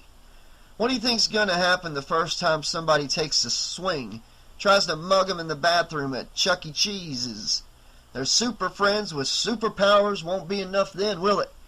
And they'll get their little asses kicked around the block, or worse. Chalice ran out of breath. He saw his own face reflected in the bourbon.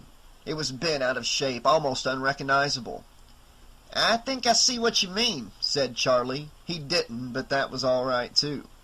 Chalice filtered another shot of bourbon through his teeth. Let 'em see what's really there.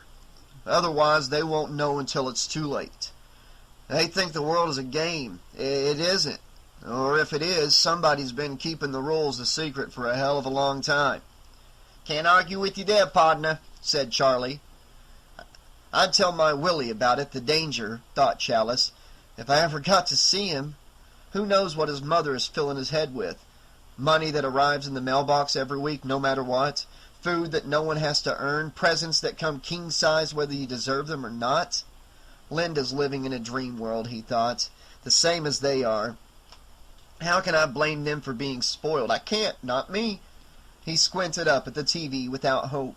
An animated leprechaun was skipping through clover, singing the virtues of sugar for breakfast that was sold in the shape of good luck charms. Hearts, stars, and horseshoes, clovers and blue moons, hourglasses, rainbows, and tasty red balloons. Chalice winced. Hey, Charlie, how about another channel? Nobody was watching it. There was nobody else in the place. Charlie shrugged and flipped the selector. Channel 4, a network preview faded in. A long-legged girl with good bones and a lingering tomboy disposition was crossing a tree-lined street. It looked very much like Sierra Mesa. In fact, it might have been filmed here, thought Chalice. Except for the quick flash of a palm tree on the horizon, it could be the Midwest, Illinois, say Bradbury country, if he remembered his high school English. A repetitious but properly nerve-wracking piano melody tinkled on the soundtrack. Halloween, intoned a hyper-stimulated announcer. The special feature on our very special Halloween night horror-thon. The preview cut to another shot of the long-legged girl, now flanked by 2 of her friends, walking home from school in a typical middle-class neighborhood. Totally insane, prattled the foxy-looking girl on the left. We have 3 new cheers to learn in the morning, the game in the afternoon, I get my hair done at 5, and the dance is at 8. I'll be totally wiped out. Damn, totally straight, thought Chalice, sipping slowly. The girl on the right made a derisive comment. Dark, New York, sarcastic, passing for witty. A real ball-breaker. He thought. I know the type well. Reminds me a little bit of old Linda. I'll bet that's what she was like at that age. Always on hand with the right remark to shoot down anybody in sight. Just then the long-legged girl stopped dead in her tracks. Cut to her POV. A tall shape blocking the sidewalk ahead. Silent and evil-looking. Some kind of mask on his face. The announcer's voice. starting at 12 noon with such classics as The Creeping Unknown, Enemy from Space, and 5 Million Years to Earth, climaxing with that blood-curdling classic, Halloween, the movie Gene Shalit said stood his hair on end, and all brought to you without interruptions by... "Charlie," groaned Chalice. The familiar tones of the commercial followed. Two more days to Halloween, Halloween, Halloween. 2 more days to Halloween, Silver Chamois. Come on, Charlie. What's the matter? Don't you have any holiday spit? No. Charlie kept flipping till he found a football game. He nodded with satisfaction, drew himself a beer, whipped off his apron, and settled down to watch. The door to the bar opened a sliver. Chalice tried to ignore the glare from outside. After a moment he couldn't. It was blanking out the TV. He swiveled on his stool and saw who it was. Standing there, sunlight coruscating through her hair and almost blackening in her features, was Ellie Grimbridge. She let the door close. She came right over to him. She was considerably more relaxed than the last time he had seen her, and her eyes were stooped down to a more realistic size. She had some sleep, thought Chalice. I wonder who gave her the pills. "Hi," she said. "Hello." "My name's Ellie Grimbridge." "I know." He tipped his glass to her. "Dan Chalice." "I know." Chalice felt a cool breeze touch his face as she sat down next to him. She smelled good, clean. He wasn't surprised. "One of the nurses told me where I could find you," she said. "Ah, probably Agnes." I shouldn't have had that last drink, he thought. I can't seem to keep her centered. She must be sitting awfully close, but I sure can smell her. Thank God for small favors. "I like Agnes," he said, feeling dizzy. He couldn't think of anything clever to say. She looked down. I scared her off, he thought, or my breath did. Now she's going to think even less of me than she did before, if she even thought of me at all. She must think I'm utterly useless. But she came here. Chalice made a Herculean effort to pull himself together. Look, I'm sorry about your father. I thought about calling or sending flowers or something, but I figured you'd rather be left alone." "You figured right." She took a deep breath. "Thanks for coming to the funeral." Thanks for noticing, he thought, but how can you thank me? I'm the one who let... "You do this every Saturday morning?" "No," he said immediately. She was slipping in and out of demure, business-like tone and a more personal, friendly one, working quickly through the levels. What does she want? Whatever it is, I owe her. I owe myself. Press it. Cut through all this to what's really going on. "This," he said, "is a special occasion. I'm supposed to..." Why was he hedging? "To go pick up my kids in a little while. We're going bowling, then to the fun factory. 150 video games in a relatively small room." It was the best he could do. Jesus Christ, he thought, she's exquisite. Then, what am I thinking? That's disgusting. She probably thinks you're an old man. She's going to start calling you sir any minute. Then, relax, you poor son of a bitch. You haven't been cut in the real world for a while, have you? Be serious. She's got a problem and she wants your help. She didn't come down here to say thanks. She could have done that with a card, as if she had anything to thank you for to begin with, and her problem is your problem, isn't it? Isn't it? One and the same? How to begin? "One more, Charlie." The bartender tore himself away from the football game. "Sure thing, boss," Chalice then said to her. "Get you one?" "No, thanks." There was something on her mind, all right. Did my father say anything to you the night he died?" Charlie poured the drink. Chalice studied it. He measured his words. "Yeah, he said, 'Tell Ellie I love her.'" He glanced over to see if she believed him. She clearly did not, but now her lips were trembling. You're a bad liar," she said softly. She rose shakily, holding herself together with visible effort. Chalice was suddenly and overwhelmingly moved by her effort. "But thanks anyway." "Listen," he said without pretense, as straight as he knew how. The bourbon sure helped.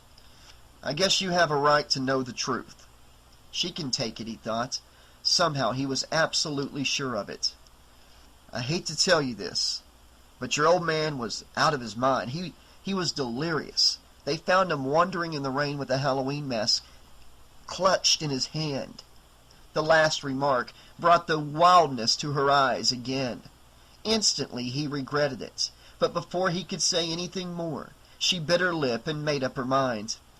"Can I show you something?" she asked. Something Strange in Santa Mira. Chapter 5. Papa really loved this place, but business was getting bad. I suppose you shopped at the new mall like everybody else. Ellie keyed the lock and shook back the door to her father's store. Chalice gave a last look to the street before entering. At the end of the block, a tangle of bicycles blocked the cracked sidewalk, and the voices of unseen children cried out from between sere oak trees. Though he knew it to be midday, he had the overriding impression that the sun was about to set. He felt nebulously guilty, a trespasser in a special place that by rights belonged only to the neighborhood. It was an isolated area, apparently peopled exclusively by the very old and the very young, where trees planted before the town had a name continued steadfastly to shade their own against the onslaught of time and city planners. On streets such as this one it always seemed to be turning late in the year. Chalice followed her inside. He was thinking about closing down. His last letter was all about it. That was 3 weeks ago. He wasn't out of his mind then. "I believe you," said Chalice. He gave his eyes a chance to adjust. It was what, in his childhood, would have been called a general store. Along one wall was a rack of aging sports equipment, including softball bats, volleyballs, and tennis shoes. Next to that, a row of bicycle tires and limp inner tubes and handlebar reflectors that held him like flies' eyes as he passed. Tools, appliances, even clothes, everything catalogued and laid out in some arcane order. And toys, lots of toys. Ellie trailed her fingers over the displays, picking up dust which she examined dispassionately before wiping her hands. She led him in a straight line to the antique register and an old-fashioned leather-cornered ledger. The kids were keeping him going. They'd come in after school. He let them play with the stuff right in the aisles, like I used to do whenever I was little. A smile as fleeting as a summer's day played at the corners of her mouth. Then later, he never wanted me to come here, in case I found him not doing anything, just sitting there doodling. She scanned a page of the ledger. Candy, gum, 2 bicycles, a basketball, a few baseballs, toys. It's all here. Her eyes sparked at him. He kept pretty good records for a crazy man, Doctor. That got to him. "I'm sorry about that comment," he said. "Perhaps I should go. I'm not doing her any good. This is her world. I didn't even know the man," he thought. "What more can I possibly do to make what happened any easier?" "It's all right," she said, shifting her tone back to neutral. He marveled at her self-control. "I did want to show you something." Beyond a shaft of golden sunlight at the front door, a dog barked at the clacking of roller skates. Unhurried cars cut through the autumn air, ignoring the storefront as if it were not there. The air sharpened around him. It was made up of millions of fine particles, as clearly defined now as bits of crushed glass held in suspension on the mixture of scents that was October. Ellie set the ledger aside. She opened a small appointment book. "October 18, she read. "Merchants' Council meeting. He was there. I checked. October 19, football game. He was there, too. October 20, pick up more masks. Probably referring to those." She pointed to a shelf of rubber pumpkins and witches and death heads. Chalice nodded. "I know them. That's the kind he had in his hand." "They're very popular," said Ellie coolly. "According to Papa's ledger, he couldn't stock them fast enough. I did a little detective work. The town where they make them isn't too far from here." "So what?" "If you went to the factory to pick up his order." "Why wouldn't he have it sent?" "Too close to Halloween. Besides, any businessman will tell you that if you go to the factory direct, you'll cut your overhead. If Papa went there, then maybe they know something I need to know." "Maybe." "Look," she said defensively, "my father wasn't crazy." "I know. I already told you. I believe you." She accepted that and returned to the appointments. October 21st, dinner with Minnie. That was the day after. She closed the book. Minnie Blankenship. He stood her up. "You've been busy." "It doesn't take Sherlock Holmes to figure this stuff out. My father ran into trouble somewhere between here and Santa Mira." "Santa Mira?" "Where they make those masks. Little place, not too many miles away." The roller skates returned. Wheels spun at the front door, and a boy of 9 or 10 stuck his head inside. He had dirt on his face and grass in his hair. "Pop?" "The store's closed," said Ellie. Sorry, is Mr. Grimbridge here?" Ellie shut her eyes. "No," she said with great control. "He's not." "Oh, too bad. When's he coming back?" Ellie lowered her chin to conceal her face. "Son, the store's closed," said Chalice. There's no one here now." "Oh, well, is it ever going to be open again?" "We'll see," said Chalice kindly. "Oh, well, tell Mr. Grimbridge to hurry back, okay? We need him bad. It's almost Halloween." The boy nosed his skates, his shuttlers, back to the sidewalk. Ellie raised her head and rolled her eyes to clear them. "I'm going," she said. "Wait!" "No, it's not too far to drive," she said reasonably. "Maybe they can tell me something. It's better than waiting for the sheriff to move." Chalice sighed. Ellie searched for her keys. "Look, the sheriff can talk all he wants to about some berserko drug addict, and I still won't buy it. I'm surprised you do," she added contemptuously. "I didn't say I did." "I'm not going back to L.A. until I talk to the people at that factory, and anybody in between, for that matter." She was ready to leave. She would not be talked out of it. She stopped at the door. "Well?" she said. It was probably useless. What the hell, he thought. It matters. It matters to someone. It damn well should. It matters to that little boy. It matters to her. Who else? It's none of my business, of course. The hell it isn't. "Want some company?" he said. The day was clear and sunny, but the air was closed inside the phone booth. He slapped his change down. 1 quarter dropped at his feet among candy wrappers, an old TV guide, an empty pack of Big Red chewing gum, a rotting translucent balloon, a matchbook from the Rabbit and Red Lounge. He did not try to retrieve it. He punched coins into the slot and dialed Linda's number. "Hello?"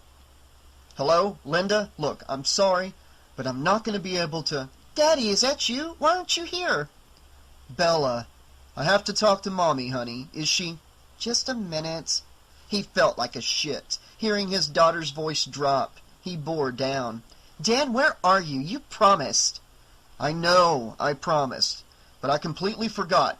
There's an all-day seminar. I can't get out of it. I should have remembered, but—" He listened to her breathe. Her breath was steaming into the phone. Then the torrent of words. He fingered a coin, tapped out an inane melody on the glass. "London Bridge is falling down, waiting for her to finish. She never would. Among the graffiti on the booth, someone had written, "Roses are red, violets are blue, I'm schizophrenic, and so am I." "Look, Linda, I can't get out of it. I'm really sorry. Just a bunch of doctors talking about boring— Linda, take it easy." He took the cold 6-pack from under his arm and worked one of the cans free. "I'll call you Monday." He snapped the metal ring back and popped it open. "No, I can't remember the name of the hotel." He poured beer down his throat. It tasted bitter, but he knew it would make him feel better in a few minutes. "I've got to go. I've got to go. Bye." Ellie's maroon Cutlass was waiting at the curb in front of the liquor store. He had finished the can by the time she had the motor started. As they glided away into a clear, wind-swept afternoon, something called his attention to the window of an electronics store. There, 3, 4, a half-dozen TV sets of various makes and sizes, tuned to the same channel, and on every one an unholy triumvirate danced on and on to the same Irish jig. "Glows in the dark. Only 2 more days. Buy one. Get in on the fun." And so on. He rolled up the window, leaned back, and closed his eyes. Suddenly the beer didn't want to stay down. "I should see them," he thought. "I know that. God, do I know that. I want to. But I'm no good to them, to myself, to anyone yet. There's some unfinished business to take care of first. Then, with luck, I'll know more. Enough to understand and pass along the warning to someone else, like Bella and Willie. but until I get my own act together... Do me a favor, he told her. Don't say anything for a while. It's nothing personal, just don't say anything, all right? 2 more days to Halloween, Halloween, Halloween. 2 more days to Halloween, Silver. Ellie handed him a map, and he traced a route for them out of the maze of L.A. freeways. The main arteries were printed in different colors, blue lines feeding into the cloverleaf downtown, and thick red lines leading away. It reminded him of a circulatory chart of the human body. They bypassed the central bundle and merged onto a branch which avoided the major interchanges and soon swept them along into open country, where the air was still relatively clean and the hills had not yet been subdivided into tacky, jerry-built housing developments with exotic names. After an hour or so, they were driving into the sun. The warm glare made Chalice sleepy. "My father and I," he heard her saying.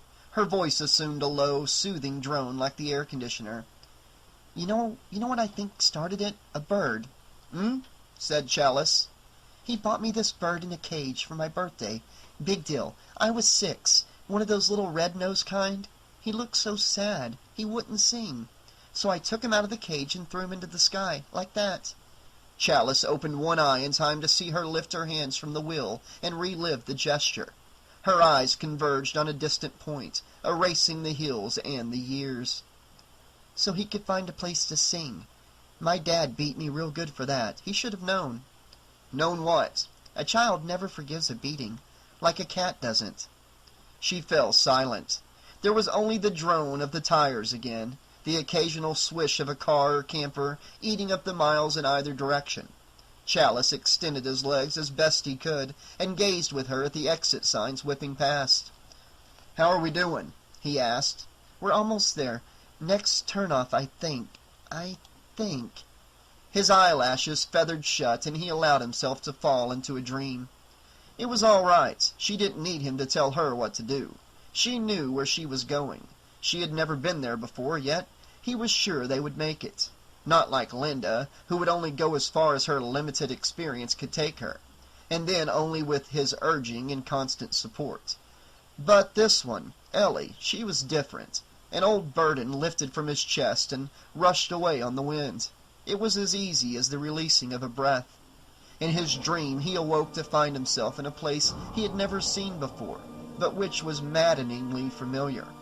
It was a town of the kind which exists only in dreams, where the safety net of reality is no longer operative, and matters of life and death lie in wait around every corner. In this intensified, exaggerated geography, Chalice was searching desperately for something he could not name. It eluded him at every turn, but the rapidly darkening sky reminded him that his time was about to run out. It was almost 9 o'clock. For some reason the hour took on great significance. How could he complete his task if he didn't even know what he was looking for? And yet the day was rushing past. With each tick of the clock in the sky, with each scythe-like stroke of the minute hand, time contracted until it was impossible to keep pace. He wanted to rest, but even that ultimate reward would be denied him if he could not find the solution. And then time would stop. He concentrated on his surroundings, here, where the night fell too soon and the landscape was suffused with mirages of moonlight. In this place, he realized, the only sound to be heard was a great weeping. It was the weeping of children. Perhaps they were confused and could not find their way home. He saw one now, a boy at the end of a tunnel-like passage where the walls glowed with an orange-red color. The child was dressed strangely, his clothing from another era, and his head too large, so that it resembled a fully grown man's. He could not see the boy's features, but he heard the crying, muffled as from beneath a false face. The children, Chalice understood with the sudden clarity of dream logic, had disguised themselves so as to pass through this place without harm. They were crying out to warn each other of the danger. As he listened, he heard the cries become a chorus of wailing throughout the land. A tall, very tall figure appeared at the end of the tunnel. Chalice was not immediately afraid. Apparently the figure was a priest of some kind. Other children, also wearing colorful disguises, came out of hiding and followed the tall man. They trusted him because of the way he was dressed. The tall guide led them past wood frame houses, all but hidden by giant oaks in which girlish spirits murmured at their passing. Then between modern buildings with clean walls and a succession of rooms in which people were trying to sleep, over the entrance to one, a restless snake climbed a pole or a vine. They came to a barren plain dotted with rocks, which jutted out of the ground like jagged teeth. A fire was burning. The tall figure stopped and gathered the children into a circle. The sun began to rise between the rocks, and at last the figure turned and revealed itself. It had no face, only blank, fleshy white skin, with no discernible features, and icy eyes lost behind dark slits. It was a face without guilt or remorse or compassion, or any vestige of human feeling. The children fell back. The figure produced a long, shining device from beneath its robe. The object gleamed there, long and curved and silver red in the eye of the sunrise. A knife. The children screamed. Their screams became the mourning wail of human beings everywhere, begging for mercy and the future of their race as the sky became red and ruins of blood divided the landscape of the world. "Wait!" cried Chalice. He ran forward to stop the slaughter, but he was too late. The figure turned on him, laughing insanely, the knife raised high. It was 9 o'clock. "Want an apple?" Chalice fought his way up. A glare of red sunlight illuminated the veins in his eyelids. He forced his eyes open. He was still in the car. Ellie was biting into a ripe, juicy apple and steering with one hand. She gestured at her purse, which lay open between them on the seat. "Have one," she said. "They're good for you." "Trying to keep the doctor away, eh?" His voice didn't come out right. He was yawning. He massaged his eyes. The car was climbing a gentle grade above the main highway. It was late, much later than he expected. They had come a long way. The windshield was dirtied with the remains of countless flying insects. He saw a bee smashed under one of the wiper blades. He drew himself up in the seat. "There it is," she said. The car slowed to a halt. She rolled down the window. A half-mile down, partially hidden by rows of high vegetation, was the tip of a small rural community. The sun was low, and from this perspective, the simple roofs of the wood-frame houses were shingled by a mirage of silver. Beyond, the Pacific Ocean glittered like spilled mercury flecked with blood. Chalice whistled softly. "Looks innocent enough," he said. "Why wouldn't it?" Chalice found that difficult to answer. But perhaps she felt it, too, the sense of foreboding, because her arms were covered with goose flesh. Then she put the car into gear again and started the descent. As the angle changed and the view became less spectacular, Chalice tried to break the spell. "That crappy little place is where all those masks and commercials come from? Doesn't even look real." Ellie smiled tightly and opened her mouth to speak. At that moment a truck roared around the bend ahead, bearing directly at them. Chalice fell across her and jogged the wheel. An air horn sounded and the truck swerved, scraping by on the shoulder in a cloud of dust. "Jerk!" she shouted. Chalice spun around in his seat and watched the truck bounce back onto the road. Barely visible through the exhaust was a large green and white four-leaf clover decal on the tailgate. "Silver Shamrock," said Chalice.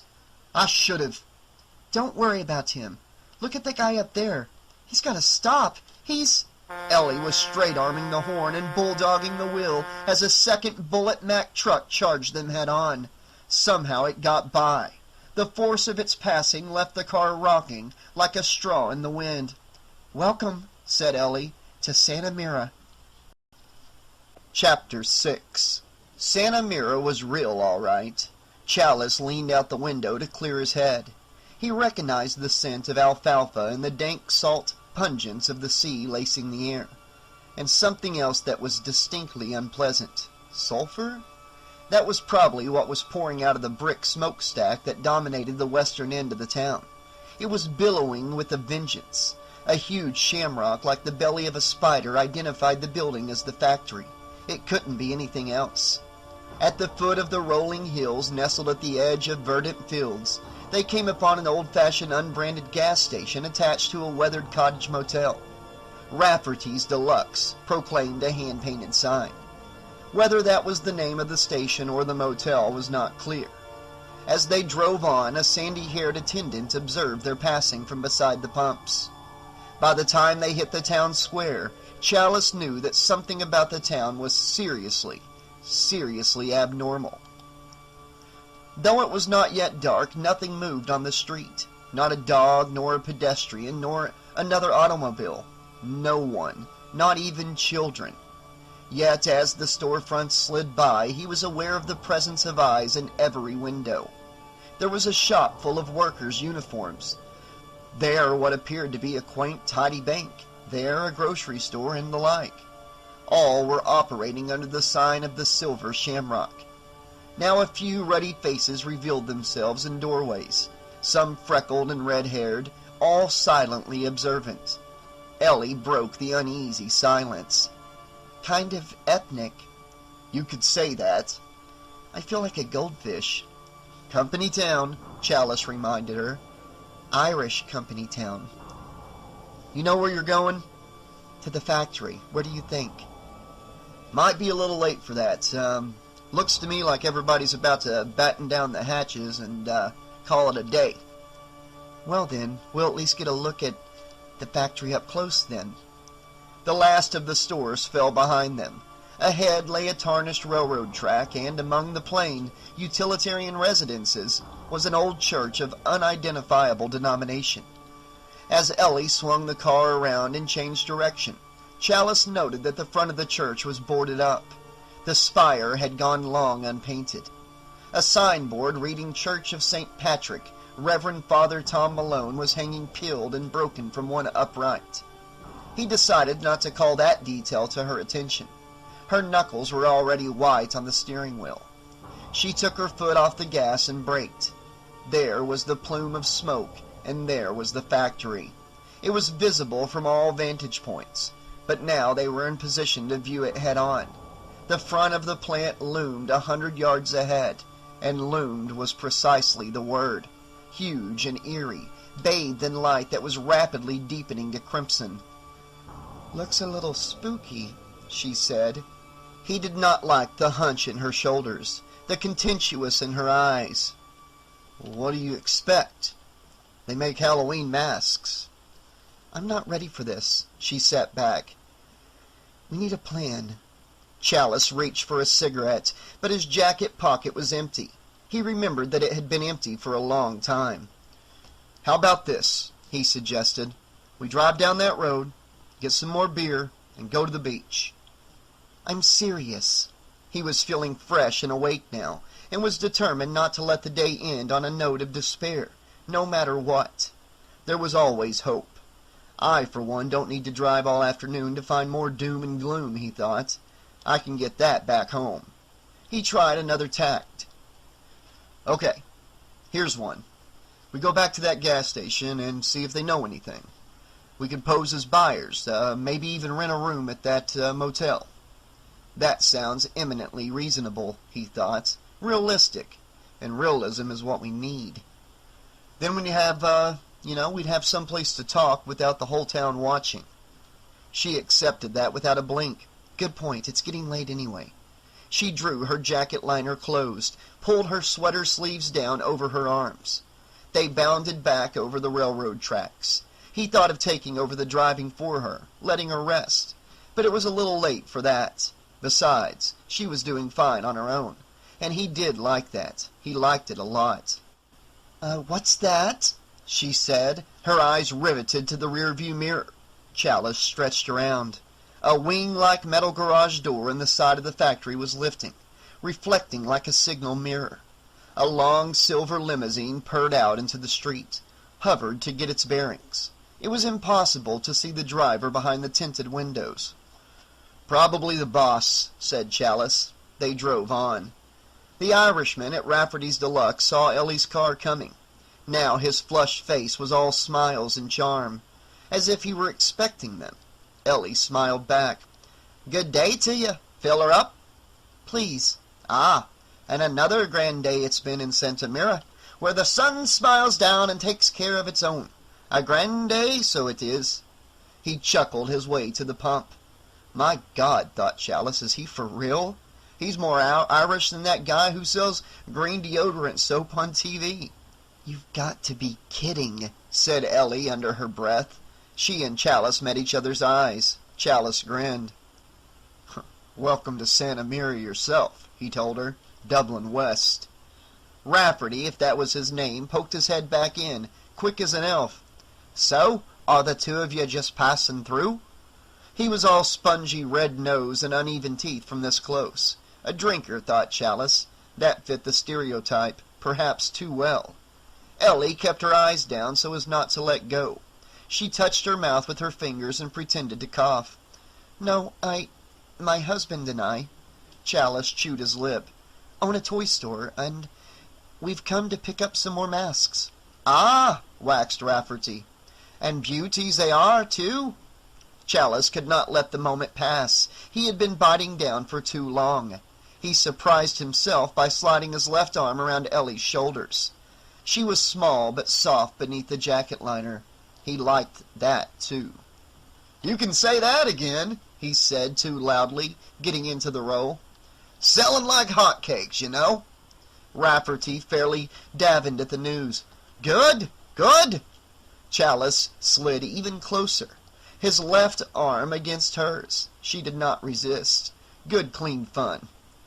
Say, partner, do you know where there's a vacancy next door? My wife and I need a place to stay. He gave her a patronizing squeeze and felt a suppressed laugh implode through her body. Don't we, honey? You come to the right place, you have. Rafferty winked. Actually winked. I own the motel, too. Would wonders never cease? Well, rent it, really? Mr. Cochran owns it, of course. He owns everything around here. But he doesn't try to tell me how to run me business, and I do the same for him, you see. It all works out. Now here we are. He fished in his trouser pockets, came up with a large green plastic tab. There was a key attached to it. Chalice winked back. Here it is. It's cozy and it's quiet, and the price is right. Rafferty darted ahead of them into the bungalow. Chalice drew Ellie close. Keep him happy for a minute, he whispered into her ear. She nodded and went inside. Shower's a good one, Chalice heard Rafferty saying, his voice magnified by the tiles of the bathroom. Just put in new pipes last year, I did. Plumbing clanged and knocked behind him as he moved to the motel office. He made it inside a second before Rafferty followed Ellie out to the car. Any bags? Well, the trunk is stuck. Good going, thought Chalice.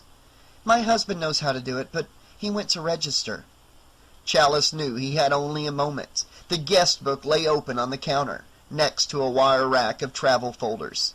He leafed through the book, searching back through the weeks. Got the key? Rafferty was saying. October 24, read Chalice. October 23. I think it's this one. Let me try it. My goodness, it certainly isn't stuck anymore, is it? Like Packers, aren't you? We've had lots of practice. Why, there's Mr. Cochran now. Chalice left the guest book and returned in time to see the long silver limousine knife past silently in the encroaching twilight. Ellie was staring, trying to penetrate the tinted glass. Don't be so obvious, he thought. We stick out enough as it is. He had just stepped off the walkway and onto open ground between the motel and the gas station, when a vehicle the size of a house on wheels drove up. It slewed off the road and charged Rafferty's Deluxe. Chalice heard it rattling toward him, its overinflated tires singing over the dirt, before he saw it. By the time he bothered to glance up, it was too late. Brakes grabbed, locked, and the Winnebago skidded to a stop less than a yard from his shoes. Daddy! Daddy! A child's scream pierced the air as a bicycle detached itself from the top of the Winnebago and crashed down at Chalice's feet. Oh, it didn't hurt it. A sloppy, heavy-set man jumped out of the driver's side. He ran forward, not to Chalice, but to the bike. "Hey, sorry about that," said the man with the sheepish grin. "Glad it didn't hit you, and a great big thanks for picking her up." As an afterthought, he added, "You all right?" He was big, beefy, and puffing, with small-town enthusiasm and goodwill. He came on like a cross between a used-car salesman and the manager of an ice-cream franchise, but it was impossible to dislike such an innocent purely on principle. He offered his pudgy hand. "No problem," muttered Chalice. The hand was soft and moist, an overgrown child's. Chalice was obligated to shake it. Otherwise he might injure the man's feelings, which were as transparent as water on the air. "Buddy Kupfer," announced the man, "and that's my wife Betty." She climbed out, proud of her dimples and bouffant hair. Perfect, thought Chalice. I always wondered what sort of woman marries the president of the Boosters Club. Now I know. A match made in heaven. "And right here's little Buddy," which is exactly what he was. Chalice was being set upon by a family of overweight musketeers. "Pleased to meet you," Betty Kupfer said. "Is my bike busted?" asked little Buddy on the verge of tears. Without waiting for an answer, the hyperactive boy ran to the bike, spun the wheels, hopped on it, and pumped away in the direction of a field of baby melons. "Don't you dare go in that street, you hear me?" warned his mother. Enough, thought Chalice. Individually, each was a bit obnoxious, but not without a certain degree of corn-fed charm. Together they were an unstoppable force of nature, like kudzu and income taxes, and at the moment Chalice was not up to taking on anything of the kind without a couple of wild turkeys under his belt. "I've got to go," he said. He backed into Rafferty. "I'll check you in now, sir." I filled it out," explained Chalice. "There's $40 under the blotter. Will that cover it?" "Heavens, yes. Thank you, sir. Have a pleasant stay." Rafferty acknowledged the new arrivals. "Mr. Kupfer, I presume. Your room is waiting?" Buddy Kupfer's guileless face clouded over. "Okay, now, this is a freebie, right? I mean, we could always stay in the RV if we need to." "I assure you, sir, Mr. Cochran has taken care of everything." Chalice withdrew to his door. It was that protracted hour of the day when the sun has reached the horizon, but the sky has not yet given up the ghost. Flowers were closing. Flocks of birds were straggling home from trees and telephone wires. And the first timid lights of evening were beginning to twinkle on. For a city dweller, the effect was hyper-real and hypnotically beautiful. He did not want it to end. Observing these typecast all-Americans haggling over the family budget even here before trusting their sheltered lives into the hands of Rafferty and his deluxe motel/gas station, Chalice was amused and touched rather than offended. At least he, Buddy, what's-his-name, is holding them together somehow, thought Chalice, no matter what the price. He's a low-potential overachiever with high blood pressure and a tendency to ulcers. His wife's hypoglycemic and undoubtedly a nag, and his kid is badly in need of a prescription for Ritalin. A workaholic prone to fits of depression, not above a shady deal now and then to keep them in double-knit polyester. But he's happy, after a fashion. I'll bet he is. Or he thinks he is, most days, and that's more than most of us can say. He's a pretty gutsy fellow in his way, and a lot braver than his wife or little Buddy, or even he himself will ever know. I wish I knew how he does it, how he keeps himself believing in something, in anything. "Well, that's great," Buddy Kupfer was saying, as he met his wife at the back of the recreational vehicle to help her unload a carton of plastic dinnerware. "Honey, it's a freebie!" Chalice saluted him secretly from the doorstep. Before he could get the door closed, another car pulled up and parked. A brassy woman, trapped in a holding pattern somewhere between 30 and 40, set the brake and climbed out. She glared at Chalice. "Damn factory!" The way she said it, the second word was a curse. "Got their orders screwed up. Now I have to stay in this dump again. It's the same story every year. Know what I mean?" She brushed past him and marched for the office. "I know what you mean." Chalice smiled and closed the door. The room was what he expected. Ellie, however, was a great deal more. She was perched neatly on the double bed, her dark eyes alert, ready for anything. Chalice shook his head. "This place is a zoo," he'd said to her. "I saw Cochran, his car anyway." So she was working on it even now. She wouldn't let go. "By the way, your old man stayed here on the 20th. She pounced on that fact with the expression of a cat at feeding time. "I was right. Then we should go directly to the factory and see if he—" "Slow down, slow down. I could use a drink. We've got this room. Let's take our time, Ellie." "It's okay with you?" She pulled herself up short and considered him without condescension. Her question was genuine. She's as straight as they come, he thought. Not a game player. If she is, she's the best at it I've seen. "I guess these clothes can hold out another day," he said, "if you can stand me." She unlatched her overnight bag and eyed the bathroom, probably to change. On the other side of the paper-thin wall, Buddy and Betty and little Buddy were banging doors and installing the artifacts of their lifestyle with suburban abandon. I could always get another room," he offered. She eyed him up and down. Was she smirking? There wasn't enough light to be sure. "That would look sort of suspicious, wouldn't it?" she asked. She was so trusting. "She doesn't even know me, and listen to her. For all she can tell, I'm some kind of psycho, Jack the Ripper, with a black bag of nasty tricks concealed somewhere on my person at this very moment." She's not naive, but her faith is alarming. She's made the right decision this time, of course. Very perceptive of her. He then said, "What I mean is, if it would make you more comfortable, I can sleep in the car. That would probably be better than the floor, anyway." Without hesitation, she said, "Surely we can do better than that." Then, in one of those rare epiphanies that make life worth living, she unfolded her legs from the bed and came to him. She stood just inches away. "Where do you want to sleep, Dr. Chalice?" Here he was, fumbling around with formalities, and she had already made up her mind. Somewhere along the line he had lost the lead, if ever he had it. She had, as the saying goes, let him continue, and all along he had been egotistical enough to believe that he had the advantage. Well, damn her sweet hide. "That," he said, "is a dumb question, Miss Grimbridge." The orange light of sundown painted in the room a color that became more intense with each passing second. 2 more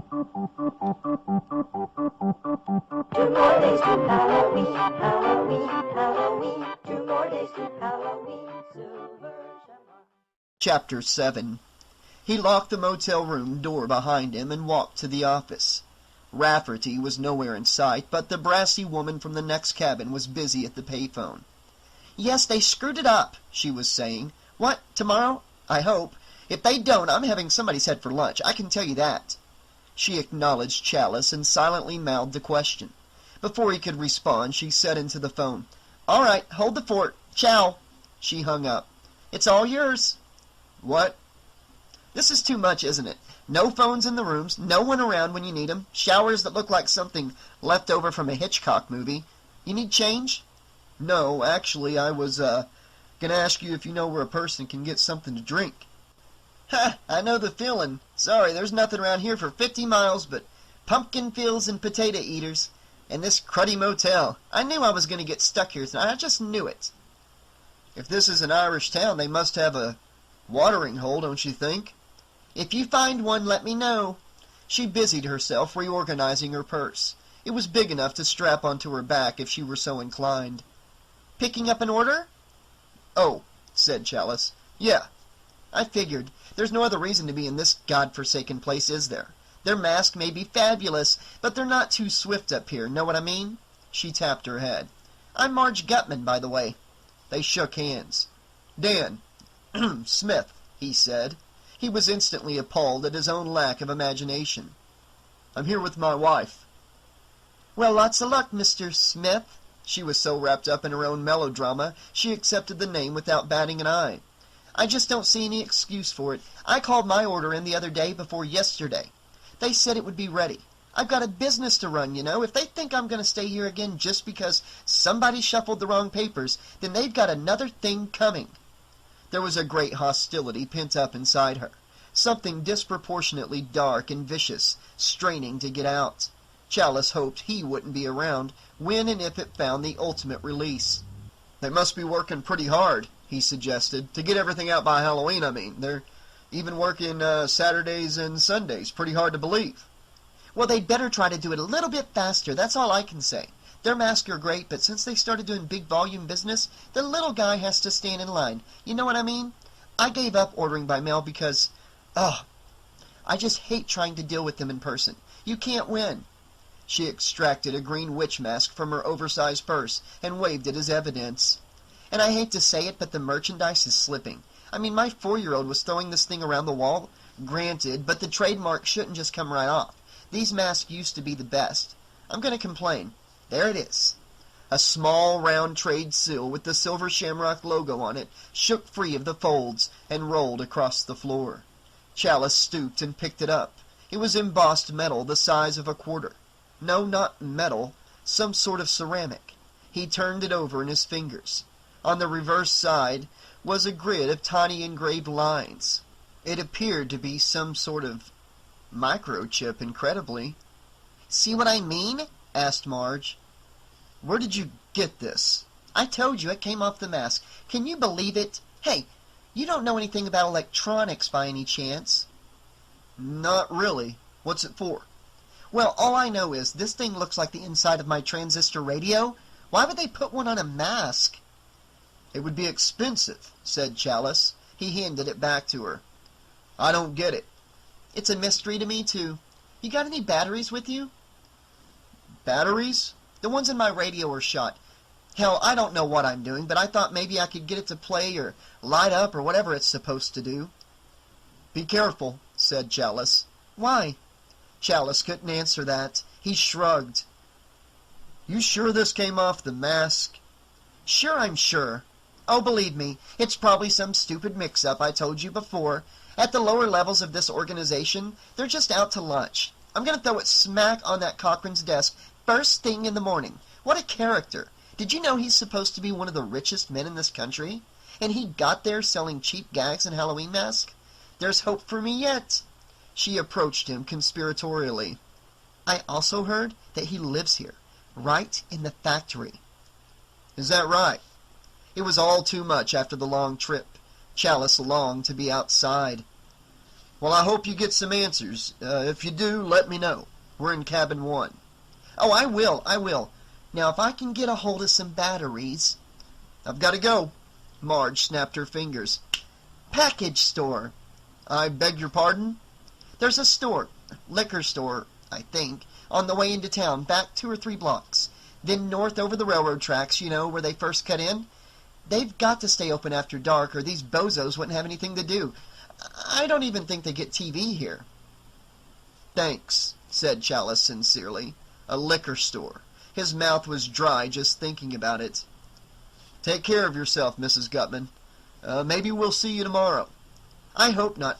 I hope to get everything straightened out bright and early so I can get back up north. My shop's on Union Square in San Fran. You can't miss it. Look me up."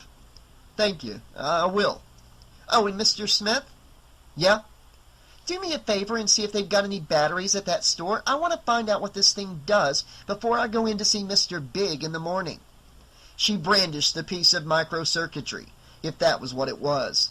"Otherwise, I'll have to start poking around with what I've got, hook it up to my hairdryer, God knows what, to find out what it really is. It's electronic, I can tell you that much. I want some answers, and I'm not leaving until I get 'em." T. Malone's Liquor. The letters of the sign buzzed like fireflies over his head as he witnessed the coming of the night to Santa Mira. The short street on which he stood led into darkness in either direction. A few strategic sodium vapor lamps winked on here and there. Cones of light extended down from them, revealing nothing except columns of lace-winged insects, gathering and flying the beams like souls ascending to heaven. A large bird passed over the liquor store, beating the air with a disturbing leathery rhythm. As far as he could see, there was not another human being anywhere, save for the buttered sleepwalker who had rung up his purchase inside. The UPC code lines and automated register had made it easy. It had been all that one could do to take his money. He clutched the paper sack, zipped his jacket, and retraced his way back. After a block and a half, he was sure something was wrong with his ears. He stood still and listened. In the distance, another set of footsteps also stopped. Curious. Now crickets resumed their sawing chirrup in blackened doorways, and somewhere beyond the ripe fields a great white sound of water boomed like a heart beneath the earth. The night surrounding Santa Mira was alive, but the town itself was as quiet as a graveyard. He resumed walking. So did the second pair of shoes. It was an illusion, he decided, something to do with the location, the total absence of traffic, so ever-present in the city that it, when unnoticed, served to heighten his sense of hearing, so that distance played tricks with his ears. That's what it was. A block could turn into acres of impenetrable darkness. Another simple street might continue for a mile in the polluted air. The stars multiplying into roadways of diamond dust, and the moon close enough to touch. And so the slightest echo would probably ricochet all the way out to the hills and back. That was enough to throw anybody off. The important thing was not to forget where you were. There was the alley. It would lead him back to the motel. He picked up the pace and entered it. A single security light illuminated the refuse ahead. A trash bin, boxes, lumber studded with nails. A stack of broken plate glass windows. Wadded newspapers and packing Excelsior blew along close to the ground.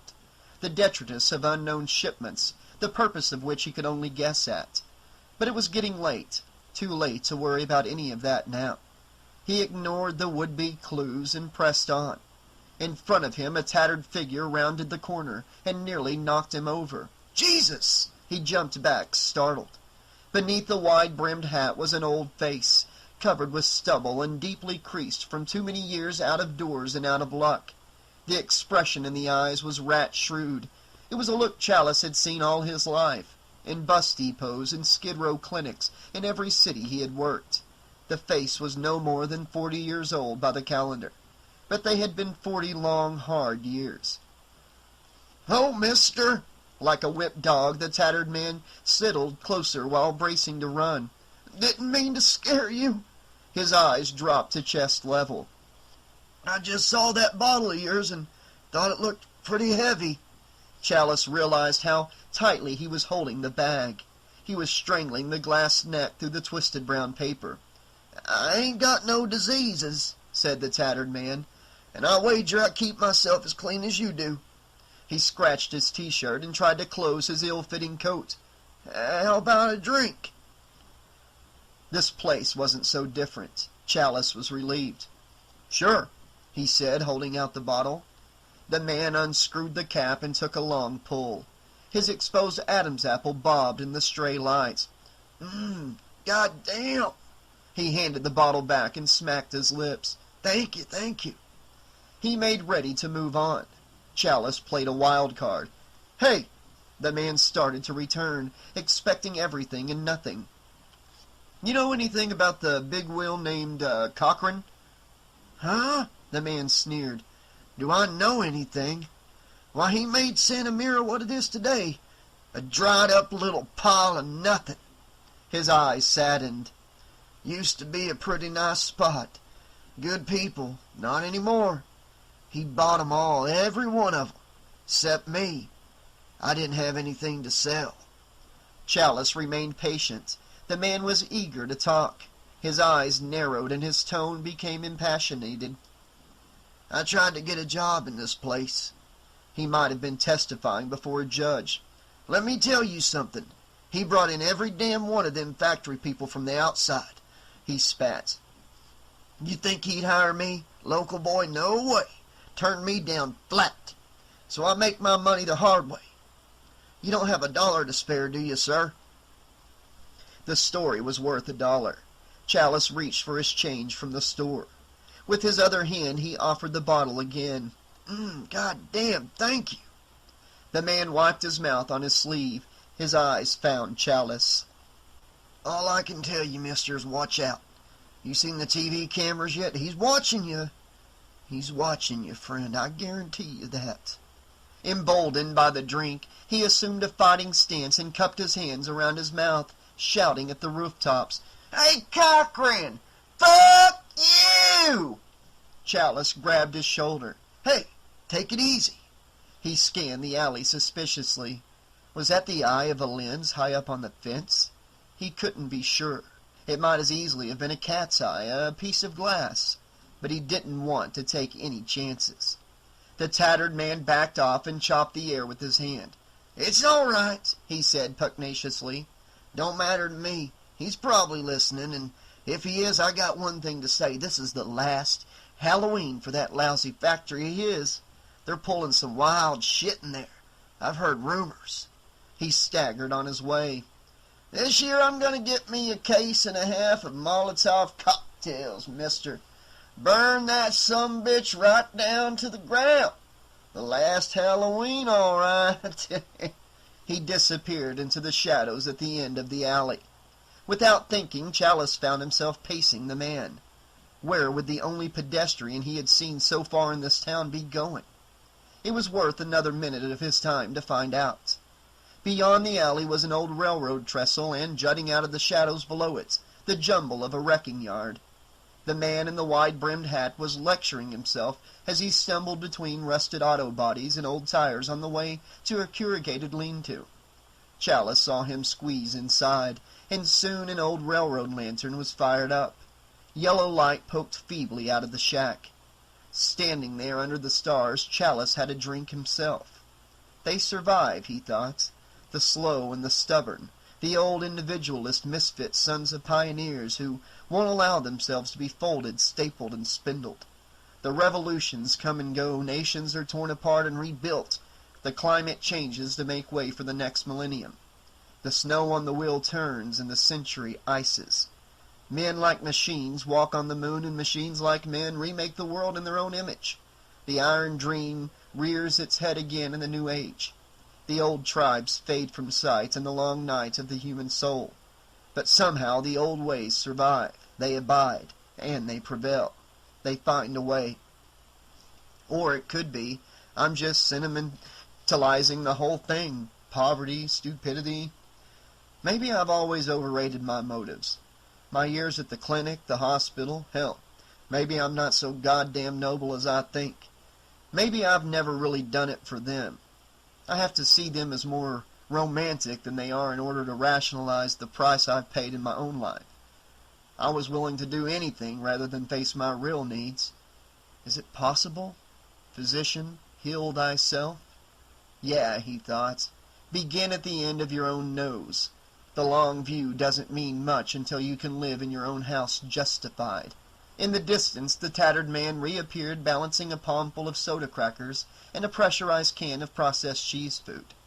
The air was crystal clear, the scene as sharp as a magic realist painting. The man suspended his diatribe long enough to unload a long stand of the cheese directly into his mouth. Then he began singing a song. Crackers flew out of his mouth like moths. The last member of a dying breed in Santa Mira was making it through another night. Chalice didn't want to disturb him. He moved on. Before he got back to the cabin, he did notice two other pedestrians, however.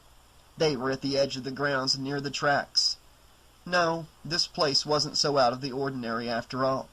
Two typical businessmen in regulation-issue three-piece suits, walking back in the direction of the junkyard, strolling in a slow, relaxed rhythm. Probably on their way to get a drink, he thought. His thinking mellowed for the time being. Behind him, the tattered man's singing rose in pitch until it was a defiant cry at the moon. Later on, back at the motel, Ellie came out of the shower wrapped in a towel. She had the radio on, as he stripped the glasses of their sanitary paper coverings and poured out two husky drinks. She lay down on the bed and pretended not to watch him. Her eyes were heavy-lidded, and she was smiling like a cat.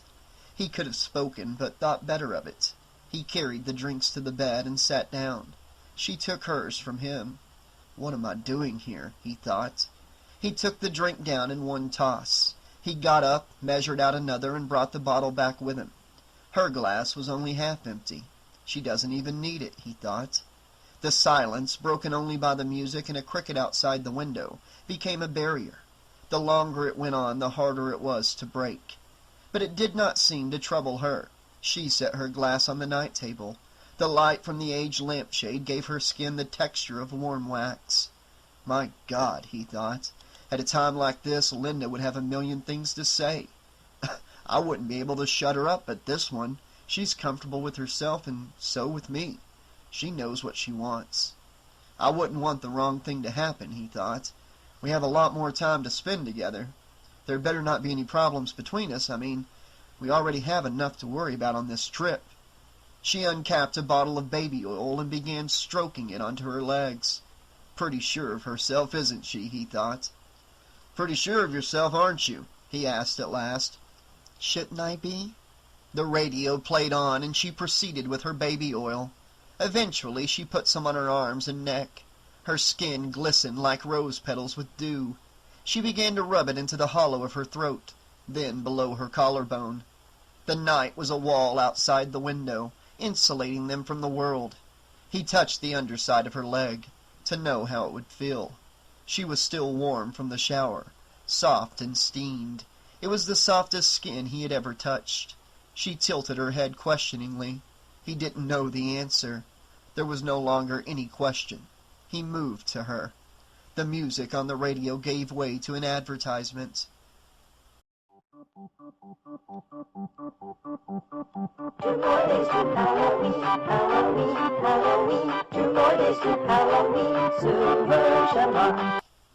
Chalice sighed, a sigh that was like all the breaths he had ever drawn in his life going out at once.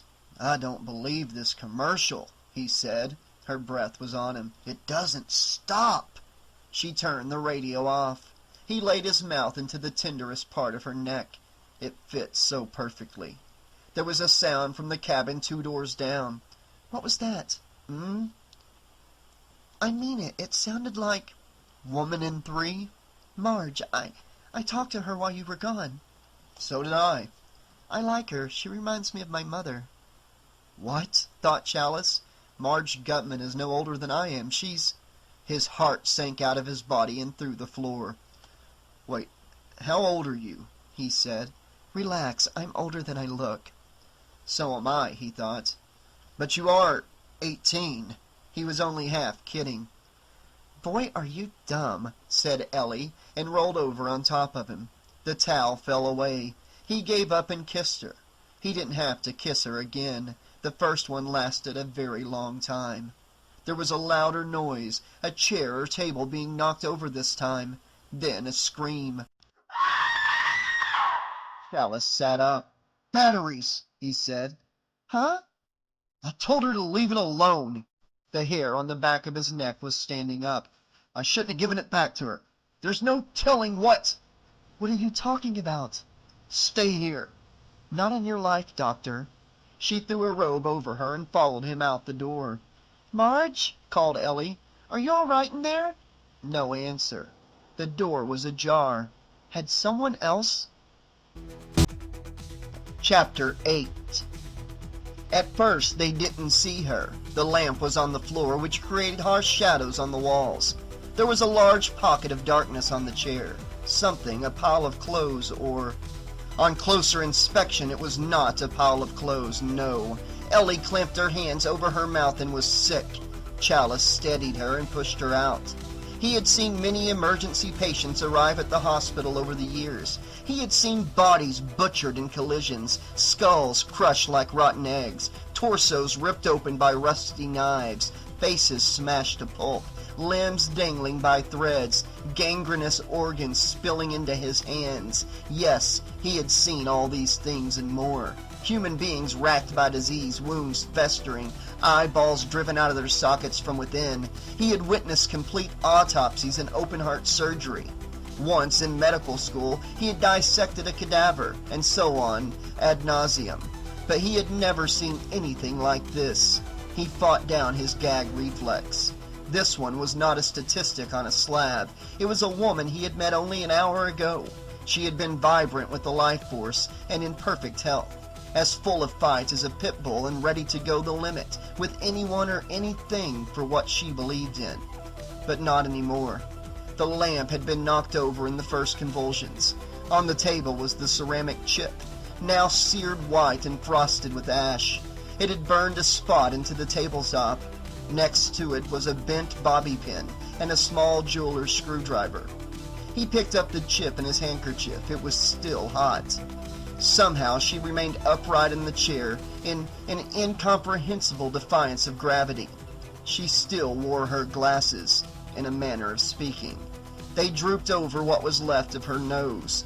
The frame was melted into her face.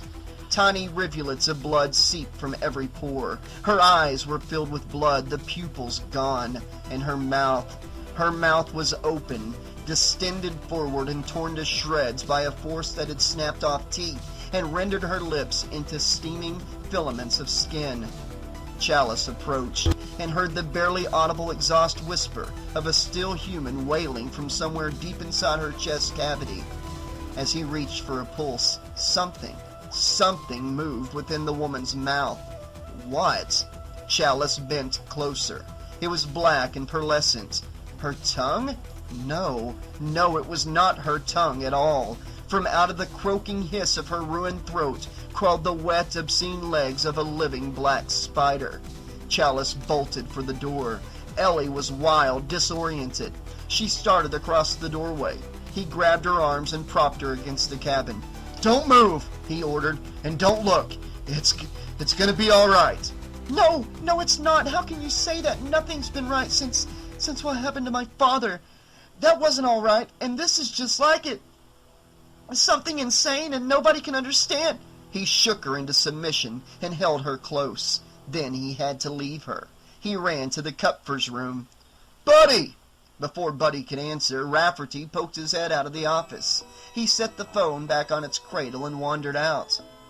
There's a woman down here," Chalice explained. "She's had a seizure. Get an ambulance right." "Seizure?" said Rafferty. Chalice felt the earth tremble. He looked up. Several late-model cars were converging on the scene, led by a van bearing the sign of the Shamrock. "Don't trouble yourself, sir," said Rafferty.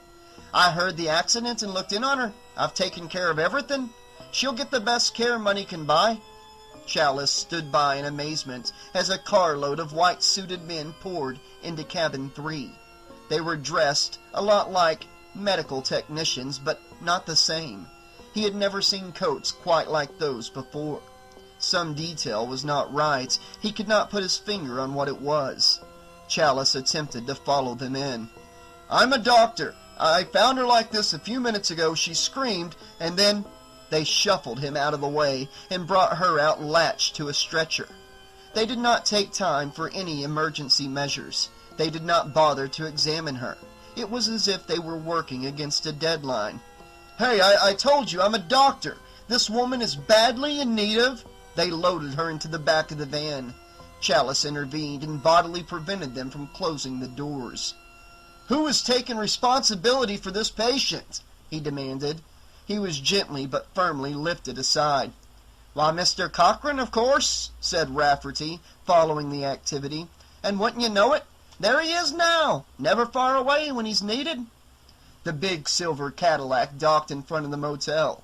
The back door opened wide, and a distinguished white-haired man with mirror-polished shoes and an immaculate black suit disembarked. He unfolded his full height in effortless motion, like an oiled machine. He straightened up and up. His clear, penetrating eyes found the proprietor. "Evening, Mr. Rafferty," he said benignly. He possessed the kindly, self-assured air of an undertaker. Rafferty scraped and bowed. "Mr. Cochran, good to see you, sir." "It is?" The white-haired man towered over the crowd. His untroubled gaze passed over Rafferty's head and paused briefly at Chalice and Ellie before panning to take in the rest of the small congregation. There were the Kupfers, Buddy and his wife and son, huddled together in night-clothes as if to watch a pyrotechnics display on a summer evening. Several more unknown faces had emerged from other cabins to witness the disturbance. Cochran lifted his hands in the manner of a preacher about to lead a communal prayer. "It's over, friends. A small accident. The lady will be given the best of care. I can assure you of that." Chin raised high, Cochran smiled to dismiss them all. He tapped his ring finger on the driver's door of the van. A white-garbed attendant rolled down the window. "I don't like this," said Chalice tautly, but no one was listening. No one had seen anything. Ellie was out of it. He was on his own. He followed Cochran. "Where are you taking her?" Cochran broke off his conversation with the driver and turned unruffled. "Why, they're taking her to the factory. We have a wonderful facility there for emergency treatment." Surprised to hear that, Chalice withdrew a couple of steps. Cochran resumed his consultation with the driver. The crowd thinned out and grumbled back to their rooms. Soon there would be no indication that any of it had happened. But it's important, thought Chalice. It matters. This woman matters. The tailgate closed and locked. Chalice, standing next to the van, shaded his eyes and peeked in through a small observation window. There was Marge Gutman. Her litter was locked down to the floorboard, and her body was covered with a sheet up to the neck. A methodical technician was unrolling a layer of gauze over what remained of her face. No IV, no respirator, no medical equipment of any kind was in evidence. They were doing nothing for her. Nothing. Chalice was enraged. He pounded the steel side panel and peered deeper. He was about to run back and yank the tailgate off its hinges and force some answers from these white-coated efficiency experts when he caught sight of something else inside the van. There was another stretcher farther forward, behind the cab, at right angles to Marge Gutman. It, too, bore the weight of a white-sheeted figure. On this one, too, the sheet was drawn up to the neck, but a few inches of dirty t-shirt and rumpled collar showed above the cover. It was unmistakably the tattered man, the panhandler from the shanty under the railroad trestle. Though his head was in shadow, Chalice was sure of it. No one else in Santa Mira dressed like that. A company car drove off, its headlights momentarily sweeping the van. A reflection of light scattered through the interior, and then the car was gone, and the stretchers inside the van were dim phantoms. But for a second there had been just enough light to show Chalice what was wrong with the tattered man's head, why he couldn't see it. What was wrong with his head was that he did not have one. Chalice reeled back on his heels. It must have been an optical illusion, a trick of perspective. It's dark. My eyes. "All right," Cochran was saying to the driver. Chalice barely made out the words. "What happened?" The driver stuck his head out the window. "It was a misfire. She must have..." The driver noticed Chalice and ducked back in. Cochran turned again. In the departing headlights, the movement appeared to take an uncommonly long time, stopping and starting with the jerkiness of a slowed-down film. Before he could say anything, Chalice felt a hand on his arm. "Don't," whispered Ellie. She appeared to be in control again. "We can't afford it." He wanted to tell her that she hadn't seen what was in the van. Then he remembered that she had seen Mrs. Gutman and her father. That was enough. Chalice backed off without another word for the moment. Cochran was unperturbed. He waited until the van and the other company cars were gone, and the bystanders were back in their rooms. Then he adjusted his cuffs, gave the motel a last approving glance, like a shepherd overseeing his flock, and returned to his silver limousine. As soon as the grounds were clear, Chalice ran for the phone in the office. Fortunately, Rafferty was occupied elsewhere. He made his call and slipped back to cabin 1, in the belief that he had not been seen. Ellie dragged him back inside and set him on the bed. "A misfire?" said Chalice. "Did you hear that? What the hell were they talking about?" "There's something crazy going on here," said Ellie, with breathtaking understatement. "Did you call the police?" "I called the sheriff in Sierra Mesa. I don't even think they have a police force around here. If they do, Cochran's probably running the show. He runs everything else." "What did he say?" "I started to lay it on him. For some reason, he didn't let me finish. He said to get the hell out and phone it in Laytonville. He must know something we don't. It's odd. What? When I asked him how the investigation's going back there, he said, oh, it doesn't make sense. Don't do this to me. He was my father. I have a right to know who killed... All right. He said there was a mistake of some kind. The body of that man who burned up in the parking lot, they examined the wrong specimen. There wasn't much left. Got him mixed up with that dashboard or something. All they had was a big old pile of plastic. Chalice eyed her for a reaction. She had the kind of face that would never give her away, not unless she wanted it to. But her spine was rigid as a ramrod. Do you want to leave? He asked. Yes, said Ellie intensely. Very much, but not until I find out what happened when my father went to that factory. You can run, thought Chalice, but you can't hide. The morning sun was a white-hot eye in the sky over Santa Mira. The early mist burned out of the fields, a fine gauze of steam unwinding from the vines and rutted irrigation beds. Chalice divided the curtains and saw a jury of black crows disarranging the yellow-green creepers of a pumpkin bed that had been neglected in the harvesting. The largest of the melons were cracked open like fiery skulls, with shriveled features pecked into their faces to reveal decay within.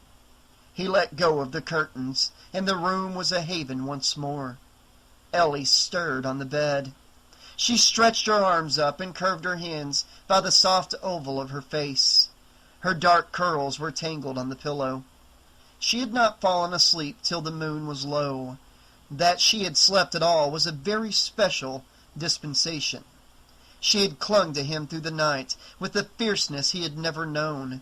It both frightened and exhilarated him. But it was a precarious edge he could not maintain much longer.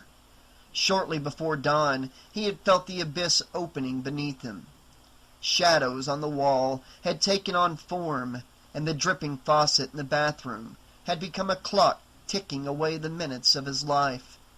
The fevered sleep that followed for him was worse than no sleep at all. A car rumbled past on its way to the factory, and the Kupfers were already singing in the shower and flushing their toilet repeatedly. Chalice fingered one of the instant coffee service packets left in the rooms for guests of the motel. But his body was too near the breaking point to handle a dose of caffeine nerves at this time. The smell of fresh coffee, though, would not hurt. Linda used to wake him with it every morning, as soon as the children were up. But that was years ago. Years and years. Another lifetime, really. It was not until some time later, when the sun was past its zenith and slanting in through the curtains, that Ellie sat up in the battlefield of sheets. "Hi," she said and yawned. Hi.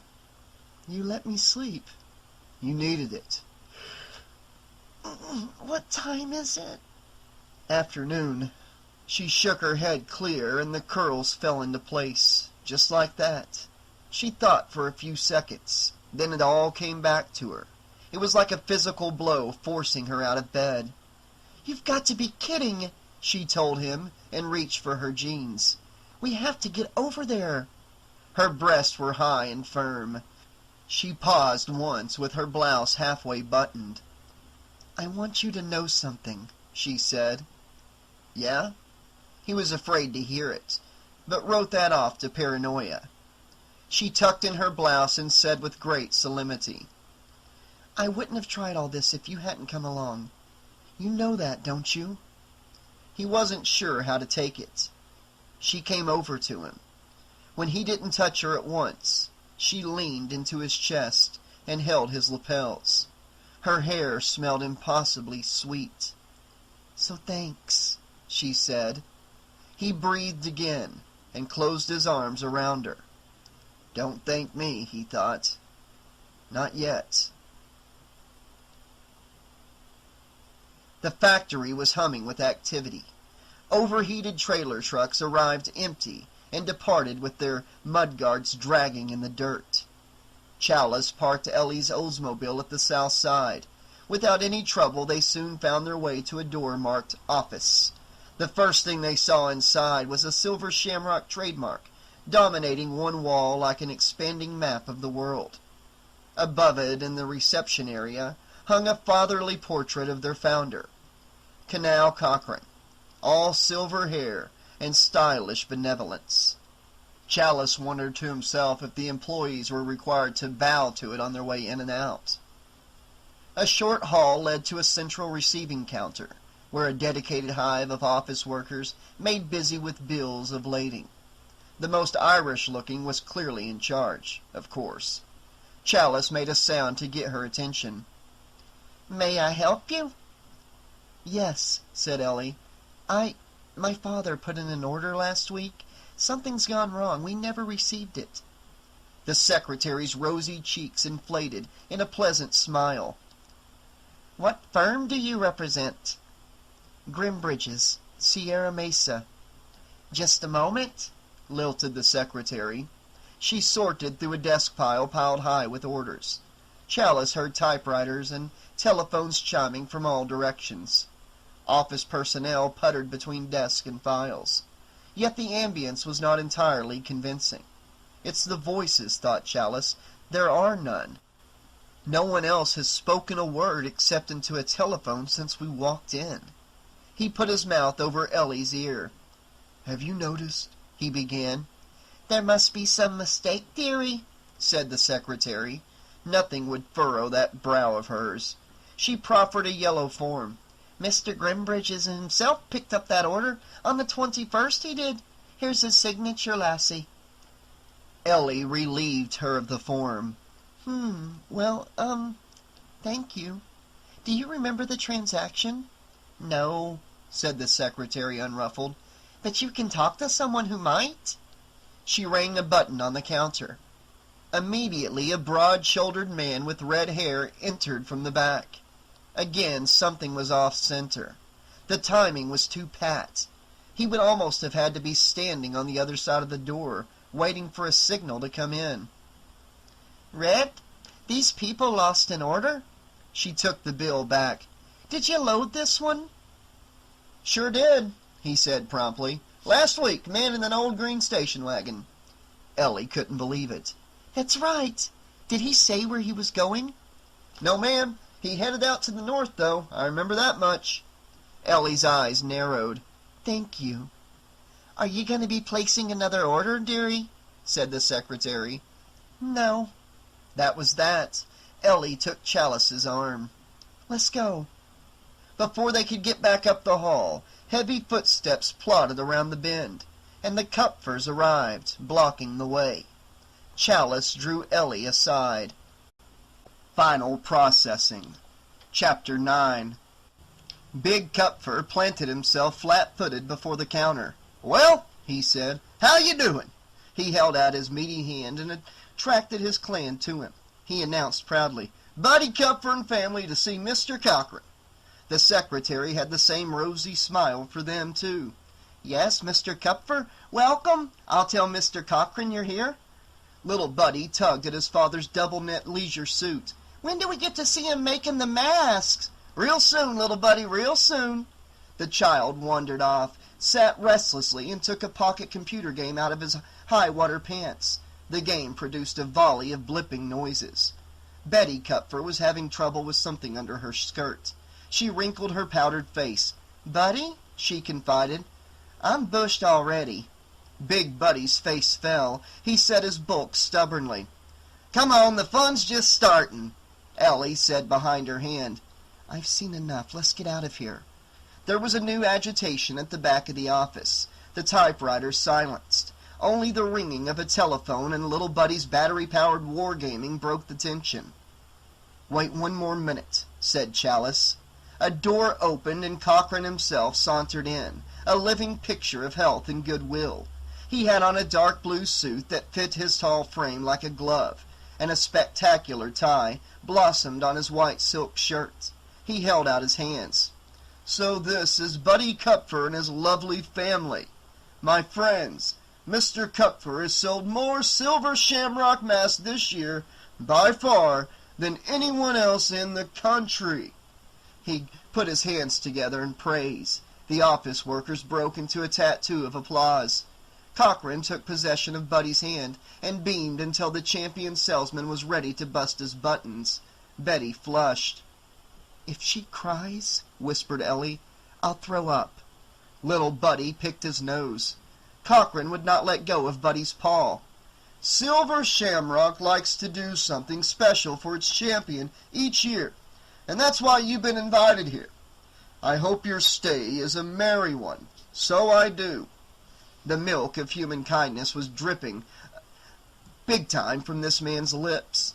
Buddy pumped Cochran's hand in return. He would not quit. He blushed beet red. Thank you, sir, thank you, yeah." At this point, he would have polished Cochran's shoes with the oil on his nose if he asked. "Do you think this is a little off the wall?" whispered Ellie. "Or is it just me?" The applause died down, and the workers returned to their papers, on cue. Cochran repossessed his hand. He fastened his penetrating gaze on the two unscheduled spectators. "And to my other friends, Mr. and Mrs. Smith," Chalice deadpanned. "Smith." Cochran's eyes embraced them.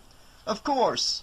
My apologies for last night's disturbance. I want you to both know that Miss Gutman, she is going to be fine.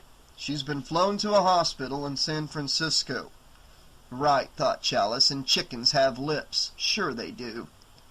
"And as for the confusion over your order," had he been listening at the door? "Let me simply say that a replacement is being prepared for you at this very moment. Absolutely free. It's on me." Buddy was falling all over himself. "Is he incredible or what? I'm telling," he wanted to know. "And now, Mrs. Kupfer, a guided tour for you and your family." Cochran spread his hands, about to lead them on a pilgrimage. "And for our other friends, of course, if they would like to come."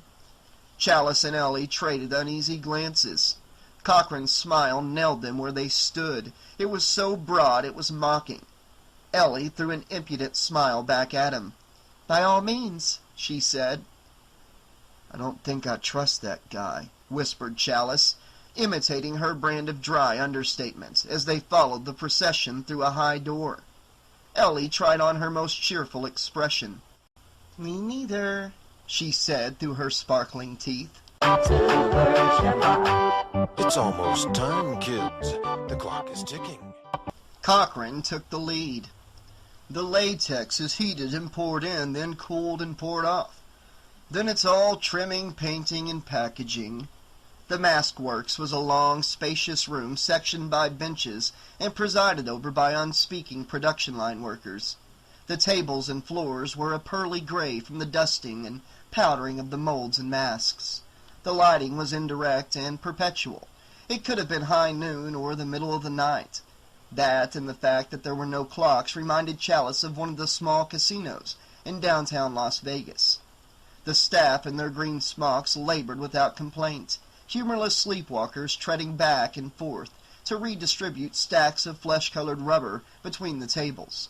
One tall worker with deep-set eyes and curly hair removed an intermediate stage of a witch's head, as if turning a surgical glove inside out. The material plopped into shape, revealing deep-set eye sockets and a prognathic brow not unlike those of its handler. Chalice steered Ellie forward. "Where's the music?" he wondered. "Without it, what keeps them so contented? They act like they're hypnotized or drugged." That, he thought, might not be so far out of the question. "And now I'd like to take you all one level deeper," said Cochran. "This way, please." He unlocked a door marked private and descended a steep stairway. They saw his manicured hand beckoning them deeper. For a few steps he was out of their sight. The light clarified. Chalice concentrated on what lay ahead. They were entering a portion of Cochran's own quarters. It was a low-ceiling cellar which had been remade into a compact museum of the company's best models, the secret sanctum of a lifetime collector. One entire wall was inset with false heads of the most elaborate and imaginative designs. Here a sculpted gull so real its eyes might have been following little Buddy on his mad dash down the aisle. There a cobra, with its head large enough to swallow a man whole. And over there a withered crone, meticulously detailed right down to the glued hairs and stippled pores, with the homuncular second face attached unborn to its left cheek. "Oh, wow!" said Buddy Jr.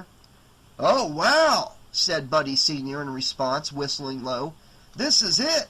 This is really it! Hall of Fame time!" "What's famous?" said Chalice. "You really don't know Colonel Cochran, the all-time master of the practical joke? Well, he invented sticky toilet paper, he did." "Oh." Chalice kept an eye on Ellie. She was too preoccupied to be impressed by the displays. Feigning interest, she wandered placidly among cast-iron clockwork animations from the 19th century, each ticking to its own inner mechanism. Yet she hung back, waiting to see what Cochran's next move would be. Little Buddy ran ahead to the end of the room. There a wide glass case protected the most valuable pieces, arranged on velvet pads and lighted as if they were examples of the finest jeweler's art. Buddy zeroed in on this ultimate display and led Chalice to it. "You must know the dead dwarf gag. The soft chainsaw? All his." "Gee," said Chalice, "I didn't know." Buddy took over as if he had been promoted to second in command. "He manufactured the best boomer cushion in the business. Made a great sound." A flatulent Bronx cheer escaped his lips. "Really loud and convincing. The man has always paid attention to detail. Mechanical toys, masks." With evangelical zeal, he introduced Chalice to 3 superbly repulsive prototypes.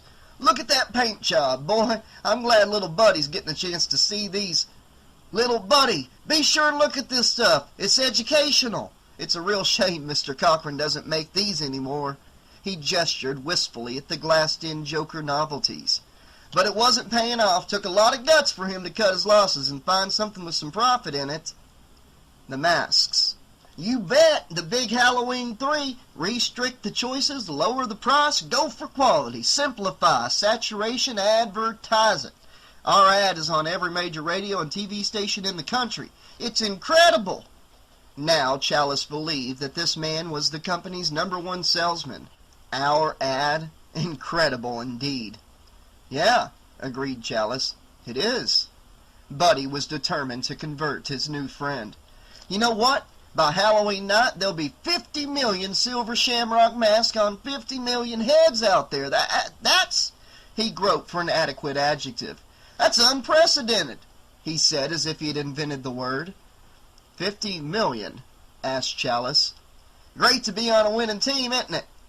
"Join our tribe," thought Chalice, "and partake of immortality. Own a piece of the golden calf." "Yeah," he said. Ahead, Cochran was escorting Betty Cupfer through another doorway. Buddy strutted forward with an expanding proprietary interest, one arm protecting his crown prince and heir, little Buddy. Chalice caught up with Ellie. If she felt as he did, like a spy with forged papers, she wasn't letting it show. A more spacious room awaited them. Old-fashioned, hand-blown lighting fixtures spotlighted the green and white celebration cake at one end. A devoted staff of assistants in authentic 19th century period dress stood at attention against antique wood panel walls. As Chalice and Ellie ducked in and brought up the rear, the staff applauded. Cochran held out a ceremonial plaque. "Buddy Comfort, it is my pleasure to present you with this year's Silver Shamrock Halloween Sales Award. Congratulations." To the applause was added a susurrus of approval. Buddy was speechless. He took the plaque and held it like a loving cup toward the low ceiling. His wife's compulsive clapping went on and on. All eyes were on the Kupfers. Ellie touched Chalice's arm. "I want to have a look in there," she said softly, drawing him backwards. They were behind a 19th century pipe organ. There was another door, private. Before he could refuse, she had opened it. Behind the door stood a pale, red-haired man in a spotless gray suit. He was staring straight ahead like a guard. "Oops," said Ellie. "My mistake." She gave him her most innocent smile. Chalice rubbernecked around the organ to see whether they had been noticed. At the far end of the room, near the punch bowl, another gray suit left the ceremony and started toward them. "Have a nice day," said Ellie, closing the door. They repositioned themselves for the rest of the festivities. A flash of light. Betty wound her Instamatic and handed it to the gray suit by the punch bowl. Spotting Chalice and Ellie again, he relaxed. Betty posed next to her husband, the essence of Caphoria. The gray suit obliged. There was another flash. "Oh, and one more thing," Cochran was saying. "A small token of my appreciation." With contrived offhandedness, he produced an envelope from his breast pocket. Buddy accepted it with the aplomb of a game show contestant. He tore into the envelope. $5,000? Betty swooned. Oh my God! She made preparations to faint. Cochran rescued her. She planted a red smear on his jowls and broke into tears. Another round of applause reverberated through the private room. "I want a mask. Can I have a mask?" Little Buddy, riding piggyback on the living embodiment of human generosity, Colonel Cochran, snatched greedily at the cartons of finished masks. "Just what I had in mind for you, my young friend." Cochran reined in his procession at the shipping center. Here a score of contented drones toiled over barricades of cardboard boxes, stuffing them with cushioning material before packing the factory's final production of witches, pumpkins, and bone-white skulls. Each box was loaded from storage shelves filled with finished product. The tiers crowded with skulls reminded Chalice of bunkers stacked with the remains of concentration camp victims. "I want that one!" demanded Little Buddy. He zoomed his arms toward a new palette of cooling pumpkin faces. "Oh, no, no, no," chuckled Cochran indulgently. "These masks haven't been through final processing yet." Without dimming his smile, he gave a hand signal to a tall mask worker in a green smock. The worker knelt behind a pyramid of cartons and selected a plastic-wrapped jack-o'-lantern mask from the end of the production line. "Ah, here we are," said Cochran. He permitted Little Buddy to dismount and formally presented him with the orange headpiece. The boy's parents stood by, arm in arm, radiating pride. Cochran unwrapped the mask and installed it over the little boy's head, taking great pains to adjust it perfectly, so that the neck flap with the silver shamrock trade seal was positioned exactly at the base of Little Buddy's skull. Then Colonel Cochran clapped his hands with childlike satisfaction and let the boy go. "Boo!" exclaimed Little Buddy, running amuck with his arms outstretched. His voice was muffled by the rubber, his breathing impaired, but that did not slow him down. "Boo! Boo!" Buddy Kupfer's defenseless face was vaguely perplexed. He turned to his wife questioningly. The way he did it told Chalice who was really responsible for holding together their optimistic front. Buddy was awestruck by his new position of privilege, but still insecure about his right to be there. It had happened too fast for him to be sure of the ground rules, and in times of crises he relied on Betty to keep them from making a fool of himself, and blowing a golden opportunity. "What's final processing?" Chalice heard him whisper. Betty maintained her facade of humble delight, but it was apparent that more than a few questions were now nagging at her practical heart. This may have been one of the high-water marks of her marriage, but with each new development she was being drawn more and more out of her depth. She took advantage of her husband's arm and lifted the weight off one foot for a moment, flexing her toes to relieve at least the burden of standing. "Don't ask me," she said out of the side of her mouth. Little Buddy ran upstairs. Outside there was a maze of activity. Yardmen dressed in jumpsuits caught boxes from conveyor belts and topped up the cardboard pyramids which surrounded them like the quarry stones of a monument. As soon as one pallet was filled, a forklift would chug up and carry it away to one of the supply trucks. As a truck maneuvered through the gates just now, a swirl of dust settled over Little Buddy's pumpkin head, powdering his orange rubber, disguised like the wings of a great monarch butterfly. Little Buddy held his head and coughed. Cochran came up into the yard laughing jovially. Chalice, Ellie, and Little Buddy's parents put their hands in front of their faces to deflect the late afternoon's punishing rays. "Be careful, honey," called Betty. Those men are busy. It was useless. Little Buddy made an end run between the workmen's legs, growling frightfully through his mask. None of them reacted in the slightest. Little Buddy's macrophilic pumpkin head slumped forward dejectedly. Cochran led them past double doors which bore the words "No admittance, final processing." He moved along swiftly, requiring them to keep up. "Mr. Cochran," said Buddy Sr., "what is this final processing?" "Oh," crooned Cochran evasively, "a bit of this and a bit of that. Snips and snails and puppy dog tails. Quality inspection. The seal of approval. You know, the usual. And a couple of trade secrets." He said it in an intimate voice, to appease Buddy with the impression of confidentiality. "I'd sure love to see it," said Buddy. "Sorry." Chalice could not miss the abruptness with which Cochran cut Buddy off. There was something behind those doors he did not want his visitors to see. Chalice caught up with them. "Not even a peek for your best salesman there?" he asked.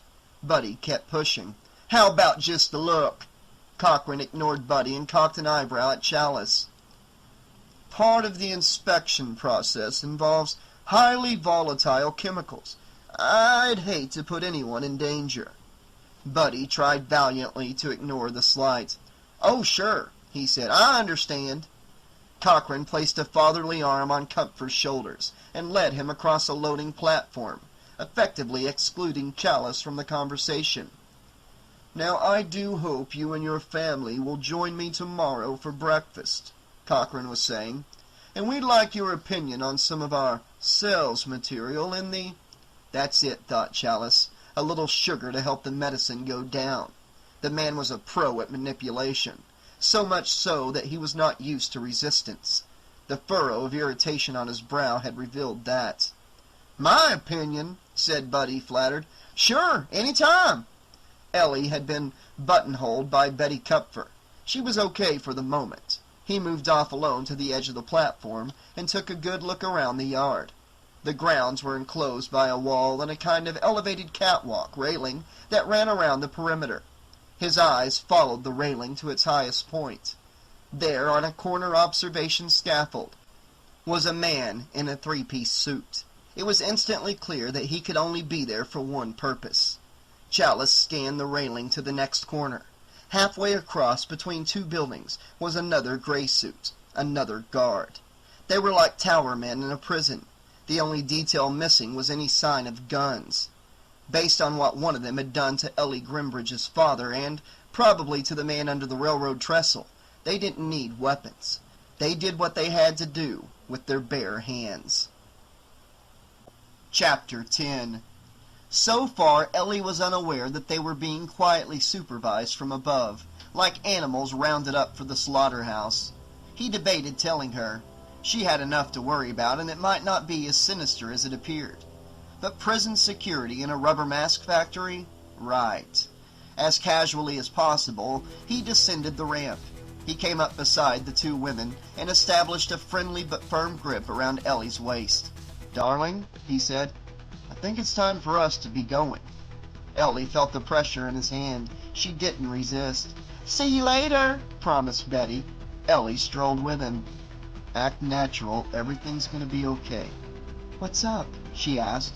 "We're getting out." Chalice kept a synthetic smile plastered to his lips. "I just saw a couple of guys who looked strangely familiar. There's another one. Don't look up." 100 yards ahead, another gray suit crossed their path and took up a post next to a truck. "I hate to say this," said Chalice, "but they look sort of like the man who killed your father." She accepted that without argument. Then, "My God!" He felt her muscles tense. He saw what she was looking at. At the front of a hangar-like garage, a steel door was raising to admit a loaded forklift. What? Past the forklift in a corner of the garage, there was a car half concealed by a loose tarpaulin.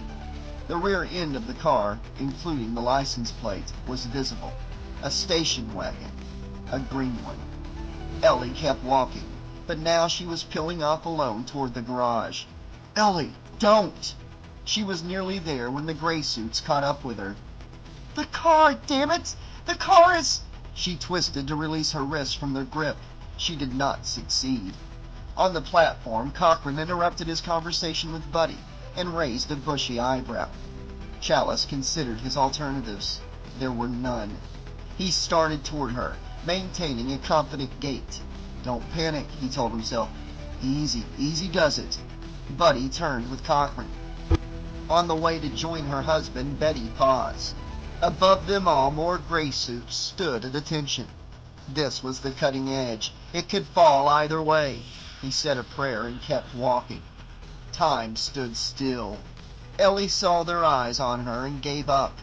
One of the gray suits pointed apologetically to a sign. Strictly no admittance. Workmen moved in to lock the steel door. The gray suits let her go. Eyes watched her, waiting to see what she would do next. She composed herself and walked back to Chalice. On the platform, Cochran relaxed. She came up to Chalice, one foot placed carefully in front of the other. Her hands were clenched and her nails were digging into her hands. White moons rising on her thumbs. I saw it. I know I saw it. Her eyes were sprung wide again, and tears of rage were welling there. He forced her arm to bend through his. He led her away. I'm scared, she said. He realized what an admission that was for her. I think we should leave. He walked her one step at a time. The eyes were at their backs. Another step. Another. He smiled for the cameras he knew that were on them. Then he said, in that case, I think it's time for the Marines.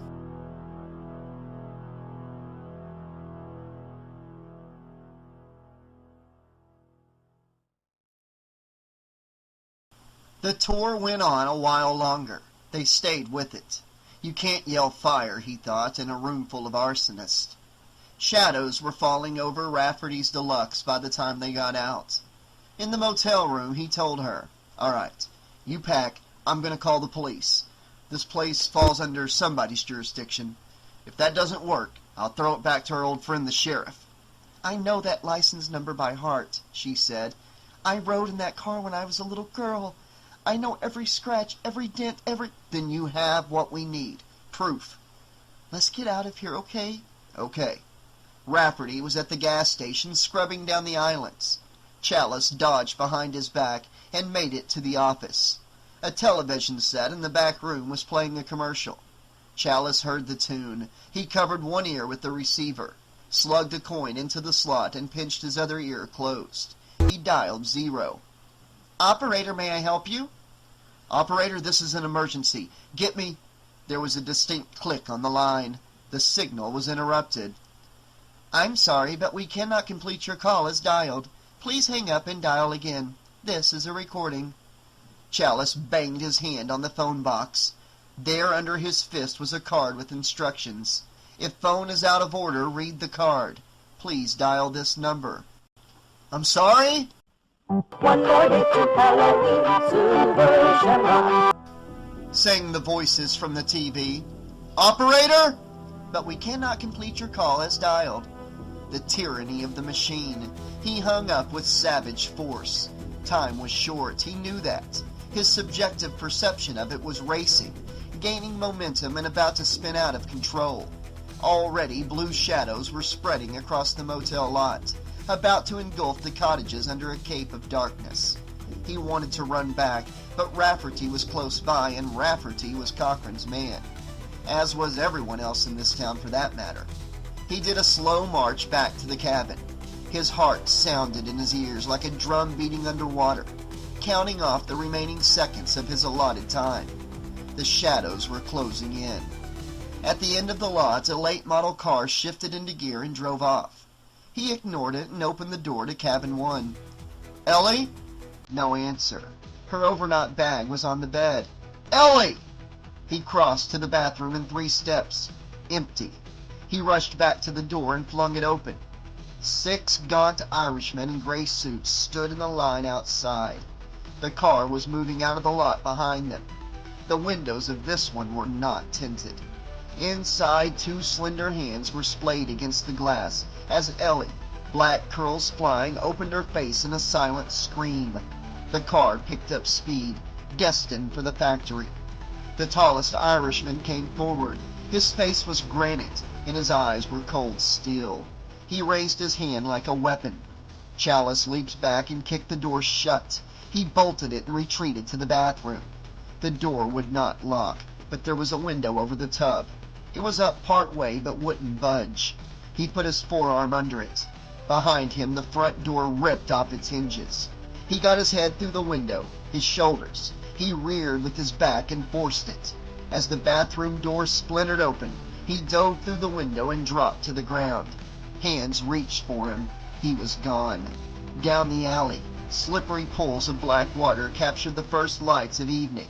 He splashed through oily rainbows and ran on through mud and ooze, kicking up gravel. He dodged trash and zigzagged to avoid clusters of light. The street ahead, the sound of radial tires screeching away from the factory. Coming this way, closing in. At the end of the alley, a car idled in neutral. It was waiting. He flattened against the fence. He heard the car's doors open and close, the motor purring. He edged backwards. He felt the last board in the fence. There was a break in the alley, another pathway, a tunnel-like passage, between the houses to the main street. The way was tinged with candlelight from pumpkins set out on back windowsills. One more day to Halloween, he thought. Even here, especially here. He plunged down the path. Something else moving, high above him on the eaves of a frame house. A cat? No, it was a camera. As he ran past, its servo motor panned with him, tracking him with the deep cherry glow of infrared. He did not slow until he came to the pavement. London Bridge is falling down, he sang in his head. Falling down, falling down. One more block gone, another. His legs pumped past the dingy stores, all closed. In one doorway, a reddish face watched his passing, but made no attempt to interfere. Dead eyes, utterly without compassion. A symbolic sentinel. Like a cigar store Indian. No more than that. Hardly alive. There, off the walkway, half hidden by an awning. A phone booth. He couldn't believe it. He slowed to a walk, and at the last second disappeared inside. He closed himself in, rifled his pockets for change. No traffic outside. He could see the street clearly, razor sharp through the glass. Absolutely no graffiti. He plugged the last of his coins into the slots and dialed 0. Still clear outside. A busy signal. He broke the connection. Think! Think! The coin came back. He shoved it in again and dialed another number. He knew it by heart. Please deposit 85 cents for the first 3 minutes. For God's sake! Please speak up, sir. I can't hear you. Operator, this is a matter of life and death. 85 cents for... He throttled the receiver. Make it collect, he said. The name of the party you're calling? Anyone. Whoever answers. I don't have time to... Your name, sir? Daddy. I beg your pardon? Dan. Daniel Chalice. One moment, sir. Ring. Hello? Willie, this is... I have a collect call for anyone from Daniel. Will you accept the charges? It's Daddy, son. Daddy! Will you accept the charges? Huh? Will you? I want to talk to my daddy.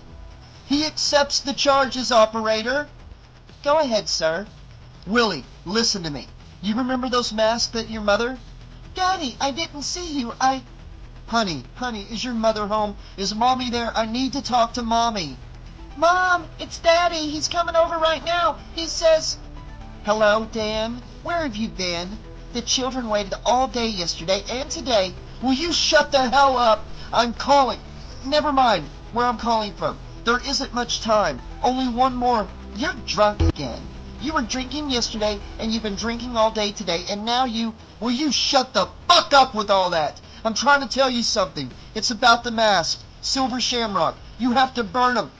No, don't try to burn them. Throw them away. Take them to the sheriff. Yes, and tell him to get the state police up here. Santa Mira right now. Do anything, but get them out of the house. Do it! The masks? What are you talking about? The ones I bought? Oh, sure, I get it. Mommy gives them something and Daddy tries to take it away. It's the same old crap. It's not enough that you walk out on us, that you stand your children up every...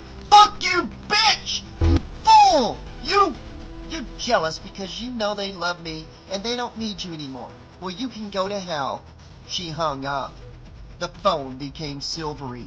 He jerked around as lights strapped the booth. Headlights.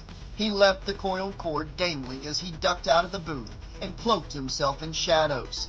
The receiver swung in a slow arc, the metallic cord stroking like a pendulum, until a man in a gray suit stopped at the booth long enough to hang it up. More gray suits. They spread out, cars driving by, combing the street in every direction. From his hiding place, Chalice watched them coming. They came on and on.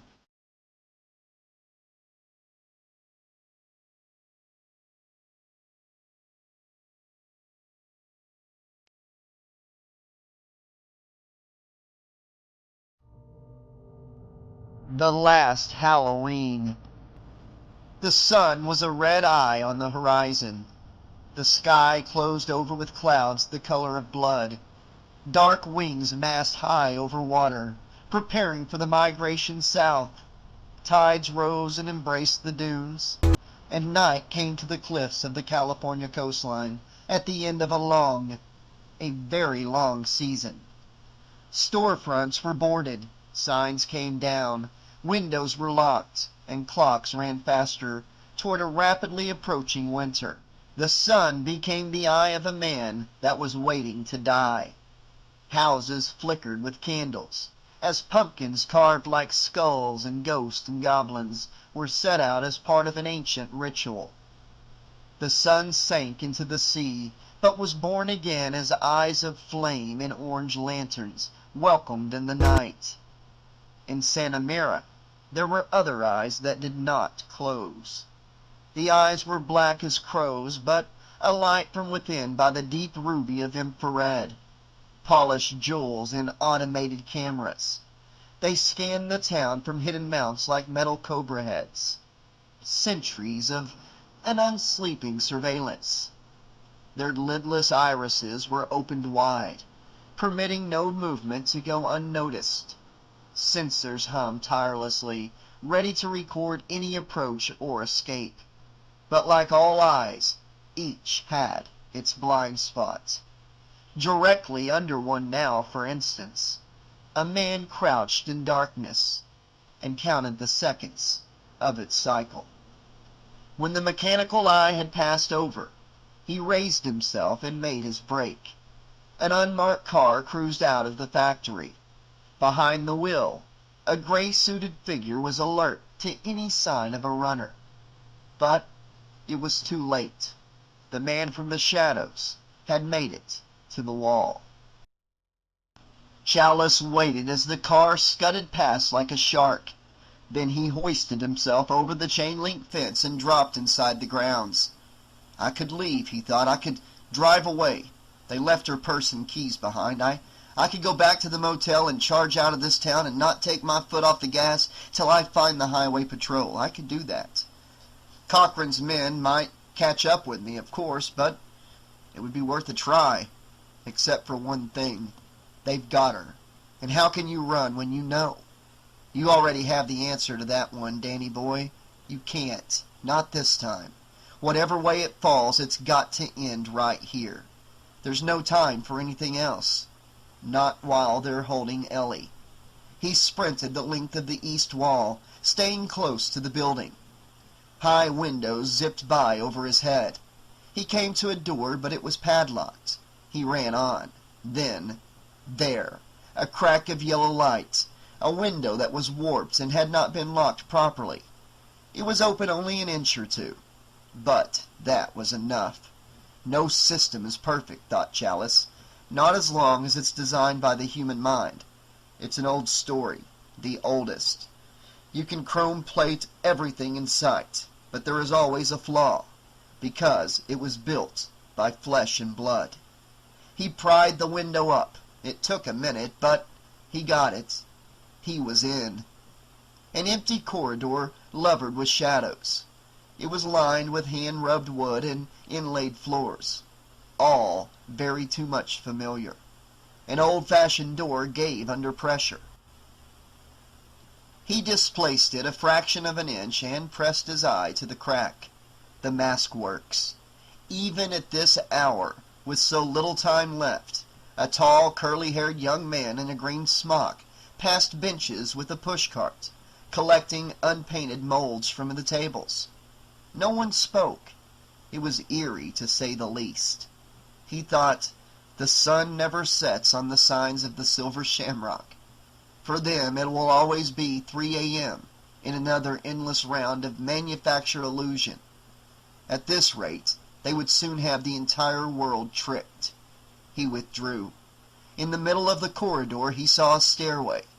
Without a moment's consideration, he went down. Another unlocked door. A side entrance to the display room. Cochran's inner quarters had to be nearby. He entered, ignoring the glass-encased mask and collection of clockwork constructions.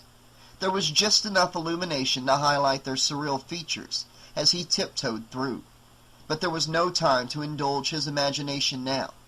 In fact, the Medusa mask on the pedestal did appear to shake its head at his progress, the eyes in the snake hair jarred by the vibration of his footfalls.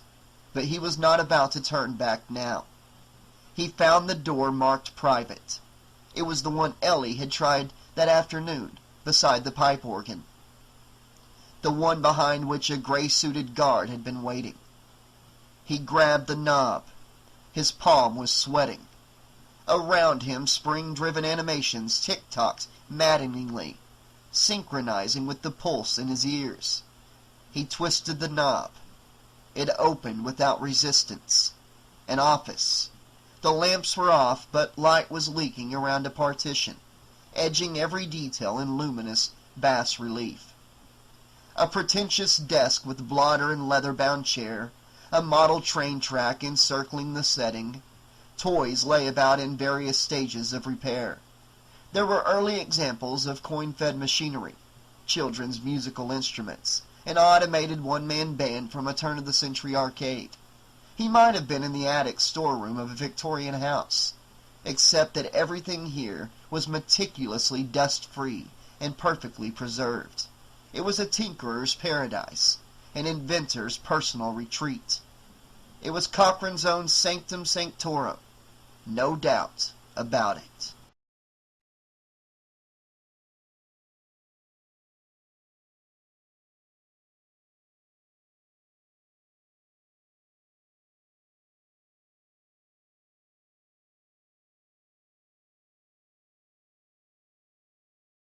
Chapter 11. From the other side of the partition came a gentle rhythmic sound. Chalice crossed the room. There, around the divider in the other half of the office, a green glass table lamp burned with an undersea glow. A muffled clock was ticking faintly. Someone was seated at the desk, back to Chalice. A crocheted shawl draped over a high collar of ruched lace. Long white hair pinned back in a bun.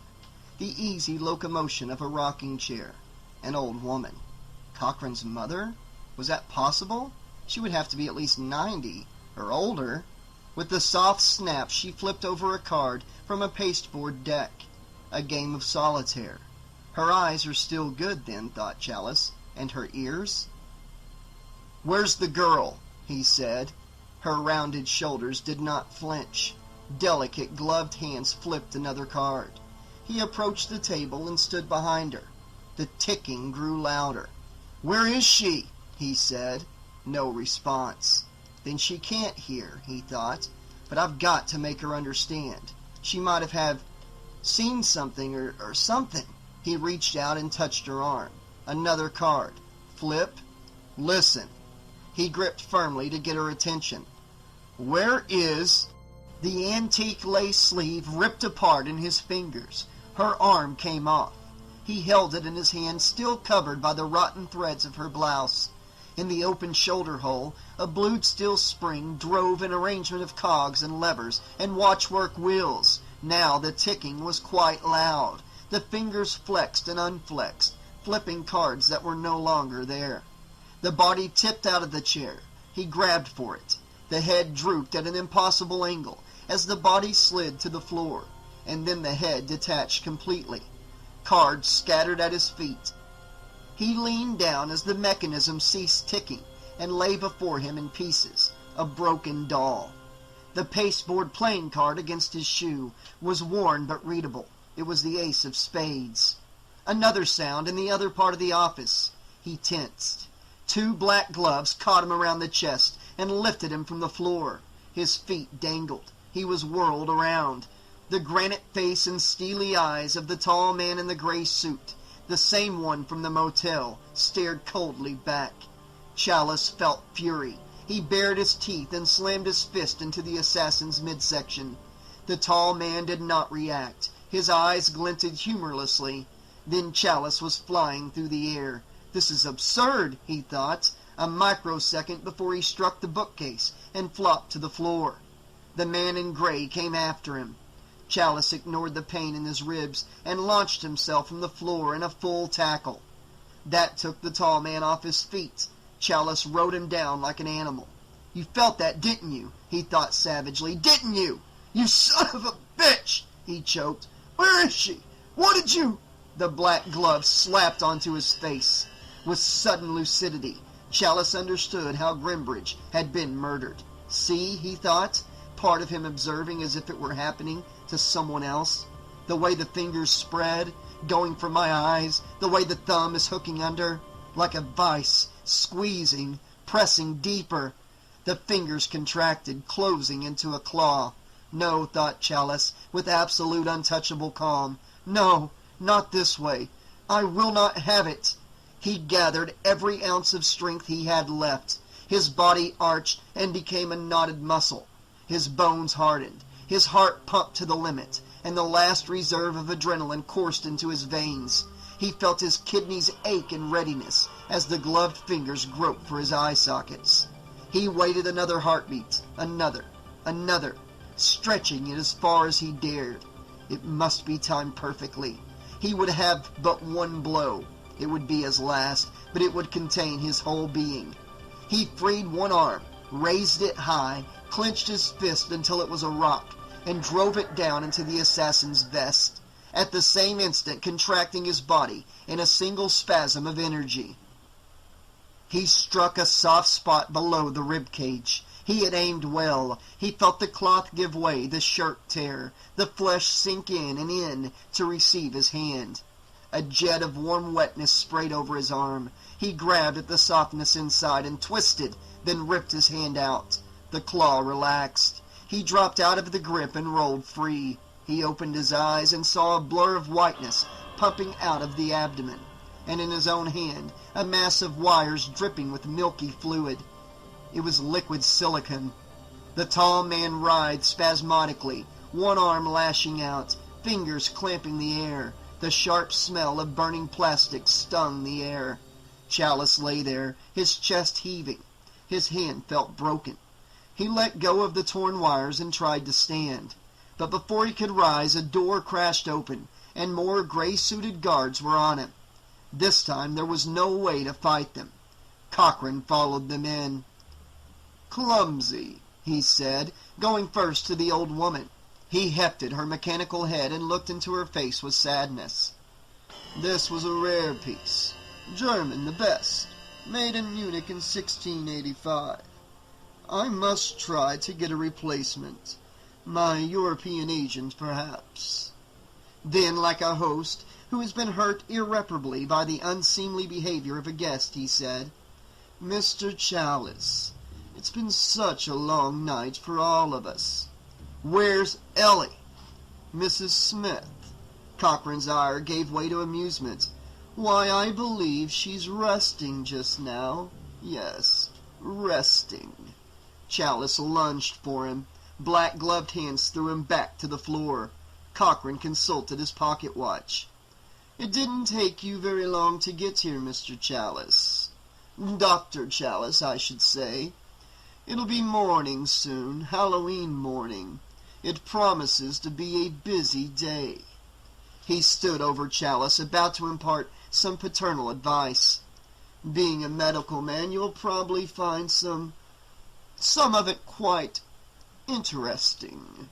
From the table he lifted an ornamented black box. He flapped its lip open and held it out. Do you smoke, Doctor? He stroked the intricately carved lid of the humidor. These are the very finest, you can believe me. Bog oak, from the bogs of Ireland. The yard was a cold gunmetal blue in the morning light. Throughout the factory grounds, work had come to a halt. Truck bodies were jacked apart from cabs, forklifts had been run to the ground and abandoned, their lifting bars pointed like spears at the sky. Ah, but there's no smoking inside, said Cochran. Regretfully, he removed the long cheroot from his mouth and handed it to one of his bodyguards for disposal. Has to do with dust in the machinery. I very neatly forgot my own rules. What do you say to that?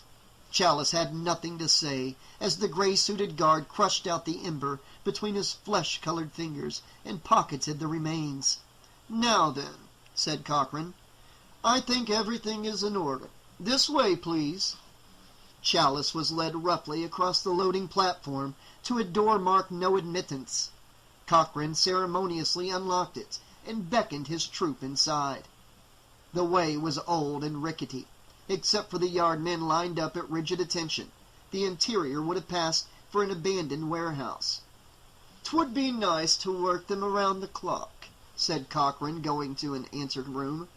"But, alas, the night is bad for them, you see, rust and corrosion, the salt air, you know." "They're all machines," said Chalice.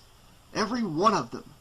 "Every one but you and me, Doctor. But you figured that out last night, didn't you?" The gray suits forced Chalice down a long flight of stairs.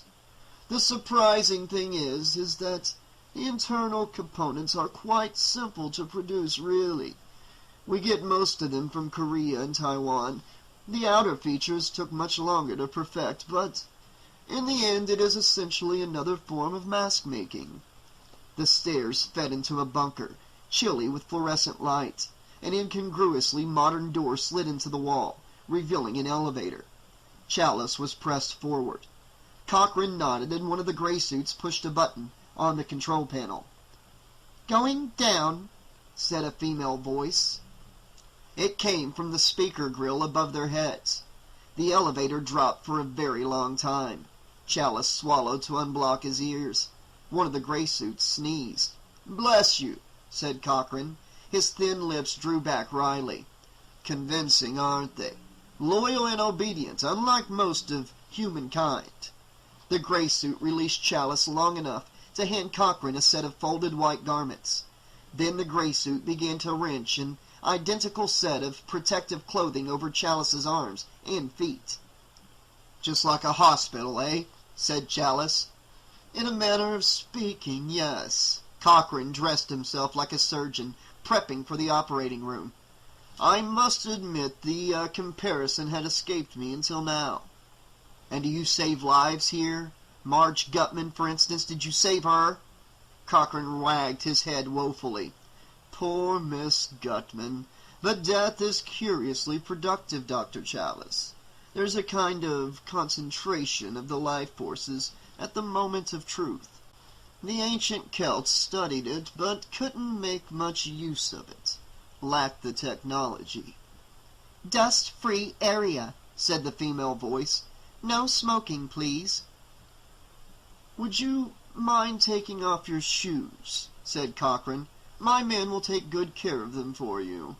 He put on the last of his outer garments and faced forward expectantly. The elevator thumped to a halt. At that signal, the ceiling panel went red, and a ventilation blower whirred on, filtering the air. Chalice noticed the androids on either side of him. In the purifying light, their eyes shone blood red. "Ellie's father," he said. "You sent one of these out to kill him. Then it destroyed itself. No evidence to lead anyone back here, right?" Cochran clapped his hands, which were now stained red like everything else in the compartment. The skin around his pink eyes crinkled up. With his snowy hair, he looked like a monstrous white rabbit. Very good, Doctor. That Grimbridge, he was a terribly inquisitive man.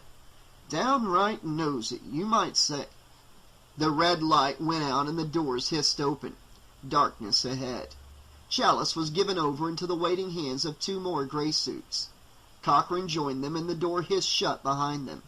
"Come," said Cochran. "I promised you a look at the whole process, didn't I? My ancestors never dreamed of this." Cochran guided them to a dim railing. Below, on the final level, an immense room the size of a soundstage came into view. The ringing of hammers reverberated off the high ceiling. A huge stone megalith, several times the height of a man, had been erected in one area of the chamber. It rose up from the floor like the primitive grave marker for an entire nation. Around the base, a wooden scaffold with ladders and platforms had been rigged. At the moment, a canvas cover of mammoth proportions was draped over the uppermost edge of the rectangular stone. The undraped surface held blue shadows in its coarse, hand-sculpted contours. "Your ancestors never dreamed of what, Cochran? What is this place?" "A portion of the Salisbury Plain. Transported to the New World. Ah, there we are." Cochran walked Chalice around the railing to afford a view of the other end of the chamber. There, a dozen technicians were busy in a circle of high-intensity tungsten light, making adjustments to a bank of video monitor screens. "How to explain?" Cochran continued. "It would seem like magic to you. Advanced technology is always magic to one who doesn't understand it. Rather like your own profession, Doctor, wouldn't you agree? But come along. You've still time to figure it out on your own. Your scientific curiosity will not be disappointed, I assure you." They descended to the lowest level.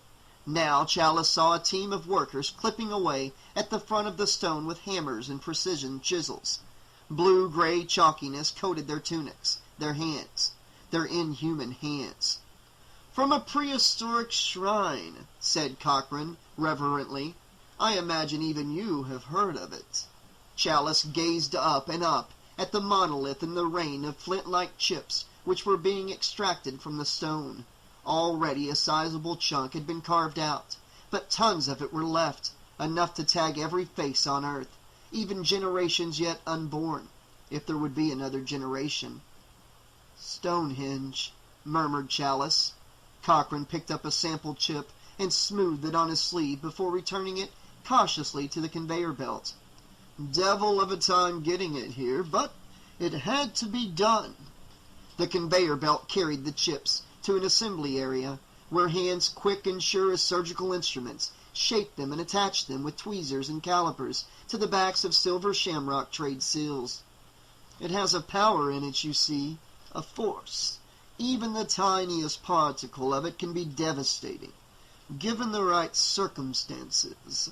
He scooped out a handful of finished seals and inspected them approvingly. He sprinkled them back into the box and applied a jeweler's loupe to his eye. He picked out a finished skull mask and examined the back of it for the adhesion of its silver nameplate.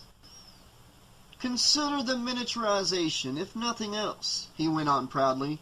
"Those Orientals are simply wonderful with their small hands. Who would have dreamed, as I say? My forebears would have been delighted to be able to reduce an object to the size of a pinhead. Even their alchemy couldn't do this." "Alchemy, Cochran? Is that what you're up to?" "You would call it that, but surely you don't doubt it now, not after you've seen what I can do." "What did it do to Marge Gutman?" "A magician guards his secrets jealously, Doctor. Don't all specialists? And a great magus never, but never reveals anything. Soon, of course, it will no longer matter." They entered the circle of electronic equipment. Cochran motioned a technician away from one of the video screens and made a further adjustment. "You asked about the girl," he said casually. "Where is she?"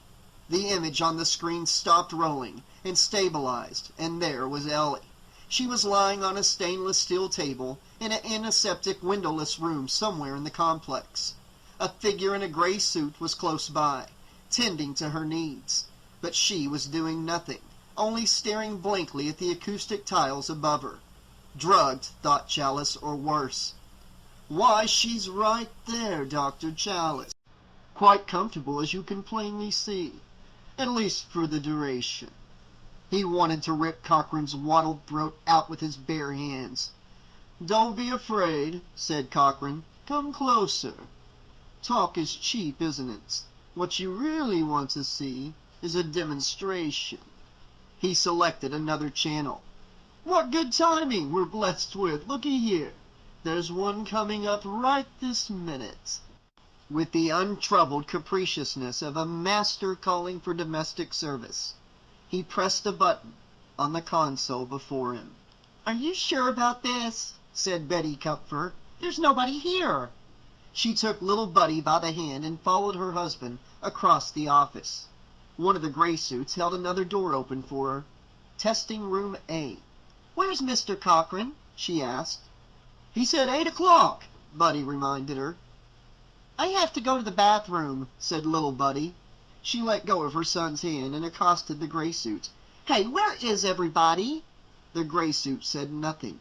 The door opened, not into a laboratory, but into a spacious living room. Wordlessly, the Kupfers were ushered inside. Betty relaxed a notch. The room was a gaily decorated version of the living quarters found in any typical mail-order catalog of home furnishings in America. Shag carpeting, a plush sofa upholstered in an extravagant floral design of distinctive taste, an overstuffed chair to match, color-coordinated drapes of a complimentary tropical fruit print, and lemon-yellow walls to boost the spirits of any family gathering. And, of course, the reassuring eye of a console television set, positioned conveniently for communal after-dinner viewing pleasure. Both adults were handed pencils, paper, and clipboards. Betty flounced down on the sofa. Buddy took up the position most familiar to him, which was the easy chair.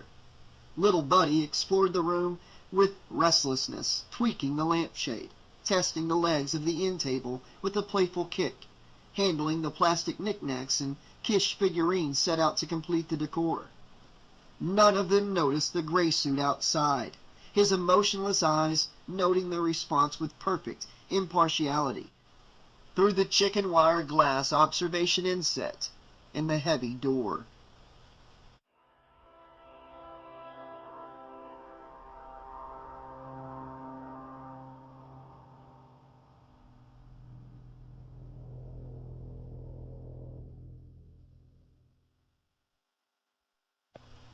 Chapter 12. Buddy was grateful for the momentary comfort. He loosened his ventilated shoes and took a load off. Well, I guess Mr. Cochran will be along, he said resignedly, as he said most everything when no one else was around to hear. Betty plumped up a decorator pillow and leaned across the vergules of the upholstery. I don't like these guys, she confided. They give me the creeps. She tucked her legs up under her full skirt and draped herself as gracefully as possible against the armrest. I have to go to the bathroom, whined little Buddy. He gave up on the model locomotive atop the TV set. He scampered to the door, all the while playing at stamping down the pile of the carpet. It was the latest synthetic blend and bounced back fresh and erect with hardly any lag time. He gave the doorknob an impatient yank. It would not open. Mommy! Relax a minute, will ya? Here in this reassuring setting, Buddy Sr. reverted to the role he had practiced to perfection, that of the put-upon breadwinner who is seldom granted a moment's peace. Mr. Cochran's going to come and everything will be just fine, you'll see. His hand opened and closed on the floral print armrest as his automatic nervous system sought a cold one to go with his afternoon dinner TV. Betty unsnagged the bra strap under her butterneck blouse. You think he's going to give you some more money? She sounded hopeful and dubious in the same breath, not an insignificant feat. Nah, he just wants my opinion about some commercials or something. I'm bored, declared little Buddy. He slithered behind the sofa and drew back the curtains. There was no exit through the mock window, only a ribbed backdrop of gray steel plating. Buddy sank into reflection. I still can't figure out why they won't take my orders for next year. Little Buddy slouched over to the TV set. He twisted the on control. It didn't work. "You know how I like to plan ahead," said Buddy. "It just seems like they're not interested at all." "Maybe they're not going to have Halloween next year," suggested Betty. "Ha ha ha," said Buddy sarcastically. "Very funny." He checked his watch, re-centered his buttocks with some discomfort on the cushion. "Where is he?" Outside the door, the gray suit received a signal. He exposed the control panel in the wall and touched a switch. The TV set popped on. Little Buddy horned into a spot on the shag carpet. The screen snowed over with static, then rolled through a blizzard before locking on a close-up of 3 ecstatic apple-cheeked children. Buddy picked up his pencil without enthusiasm. He winced. "Aw, this same old stuff." Betty sat forward. "No, this one's different." "Wait, no it's not. It's not." He rolled his eyes melodramatically as the same Silver Shamrock version of London Bridge played out a second chorus. Thus diverted, his eyes were snared by something high in the corner, mounted against the ceiling. "Look at that," he said. "A TV camera, by gosh! They don't leave you alone for a minute, do they?" "They probably want to get our reactions," said Betty, primping self-consciously. "Shh," said Little Buddy. "I'm listening." "Watched a lot of TV in my time," said Buddy, "but this'll be the first time it ever watched me." "Now don't get too close," Betty said to her son. "You'll ruin your eyes, honey." But the boy was shaking his silver shamrock pumpkin and dragging it on over his head. He stretched the nose and found the eye holes. The announcer's Irish brogue chanted on. All witches, all skeletons, all jack-o'-lanterns, gather round and watch. Watch the magic pumpkin. Watch. The screen was taken up corner to corner by a vivid two-dimensional pumpkin graphic, electric orange against a neutral background, extreme close-up with broad sawtooth mouth and triangular eyes. There was a high-voltage crackle in the back of the set as the screen went black. Not blank, black. "Now what's this?" said Buddy. "They screwed up the commercial." The pumpkin flashed back on the screen, then black, then the pumpkin. "I think the whole thing is just a big joke," said Betty. The flashing alternated faster and faster, so the pumpkin's after image remained while the background changed. Black through the eye holes, then white, black, white. The pumpkin shimmered and seemed to lift off the screen. As the room strobed with bright and dark frames, Little Buddy's hands crept up to his mask. "Little Buddy?" said Betty. The stroboscopic effect speeded up until the room was blazing under a machine gun assault of orange phosphor. The shamrock button on the back of Little Buddy's mask became activated. It glowed red hot. The boy lurched back from the set, clutching the mask. A strangled moan came from beneath the mouth holes as he attempted to remove it. "Little Buddy!" Betty stood up in shock as the boy pitched forward headfirst onto the carpet. Little Buddy kicked and tried to raise himself. His pumpkin head melted. The orange rubber wrinkled and ran down like dissolving flesh, uncovering his eyes. They were 2 blood-red orbs. His parents were both on their feet, but it was too late. The mask hole, which was his mouth, tore open in a rictus. A wiry appendage poked forth, covered with bristles. It hooked to the carpet and pulled another appendage out after it, another and another. It was a spider the size of a black hand. Betty released a half scream, half whimper, and fell upon her son. The spider sprang to her face. She shrieked in horror as it stung her again and again. Buddy had to do something. He dove down onto his wife, covering her, but already she was twitching into paralysis. Then out of Little Buddy's throat came the writhing extension of something long and impossibly thick, sheathed in slime, like a swollen, blackened tongue, a snake. As it forked the air and unveiled its dripping fangs, Buddy inserted his arms under his son in an attempt to turn him over, to lift him away. But the fangs sank deep into his leg, cutting through his trousers and burying their needle-sharp injection to the bone. His legs numbed and collapsed under him. Little Buddy fell back, mask and face crumbling as one into the discoloring carpet. Like a cripple, Buddy tried to stand. He could not. He confronted the camera in the corner, tears streaming down his face. Damn you, Cochran, you liar! Murderer! Damn you to hell! Damn you! He was pulled down with the rest of his family, as the defiled head of his only son opened like the doorway to another dimension and spewed forth darkness and decay. Buddy Kupfer wept impotently, pounding his fist into the carpet, which now crawled with the unspeakable malformation of nature's underside. His fist rose in a last spastic gesture of defiance, as his physical body and the family he had created, the substance of his life and the world of his choice, all he had lived and worked for, and the only dream he had ever known, degenerated before his eyes into a churning, formless mass of unleashed chaos. Then there was only the sound of two long, pale hands clapping.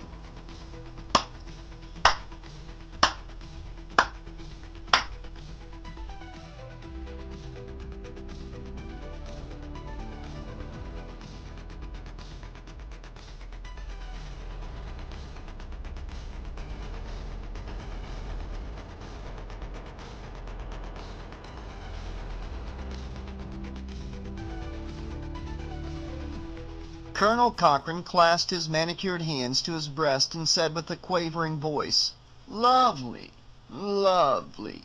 Doesn't it simply surpass one's wildest dreams?" Chalice could no longer look at the screen. His eyes blurred, and a terrible agony clutched his heart. "Children," said Chalice, his words slurring. All the children?" "Yes," hissed Cochran, "the children. A plague is on them. Now think of that. In 50 million homes." "Sacrifices," said Chalice. His cheeks were burning and his body quaked. Strong, black-gloved hands restrained him. "To what pagan god, Cochran? For what purpose?" "God. What a quaint word. I am speaking to you of our way, the one way, the old way as it was done long before your unshorn carpenter from Galilee chose to destroy himself on that rude cross. Do you know anything about Halloween, Doctor?" "I do now," said Chalice. His arms nearly broke as he strained forward. "Tis, my good man. Ignorance is such a convenient excuse for, self-righteousness. No, of course you don't know. How could you? You've thought no further than that strange custom of letting your children dress themselves in morbid costumes and go begging for handouts." He extended his arms to give audience to the entire chamber, as if the technicians in gray suits could hear and understand his words. But he had not bothered to program them for such a function. He was himself his own best audience. Now he spoke to the far reaches of the hall, to the prehistoric stone monolith rather than to its custodial minions, who continued their chipping, multiplying the icon to spread its body across the land. It was the start of the new year in our old Celtic lands. We would wait in our houses made of turf. The barriers were down, you see, between the real and the ethereal. The dead might look in, sit by our bits of fire. It was our glorious festival of Samhain. Oh, the last great one was 3,000 years ago." His eyes glazed with rapture, mirroring some previously unspoken memory. He continued in a faraway voice.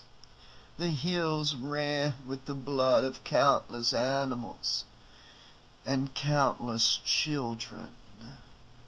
"I don't want to hear this," said Chalice. "Oh, but you really should. It was part of our world, Chalice, part of our craft." "Witchcraft?" "Your term. To us it was a way of controlling our world. The only way, as it is once again." Cochran glowered at the television equipment, the high-tech products which surrounded him. "All this has failed you and your kind, hasn't it, Dr. Chalice? You can't predict with certainty any event in your world. Not even the rudimentary workings of your own bodies. Isn't that so?" "We try," said Chalice. "We're getting better at it all the time." "But will time wait for you? I think not. Even my ancestors were left behind by the machinations of history. They had the power, but they lacked one ingredient, the harnessing and storing of that power, which ironically is what you and yours have now provided us. Times have not really changed, my friend.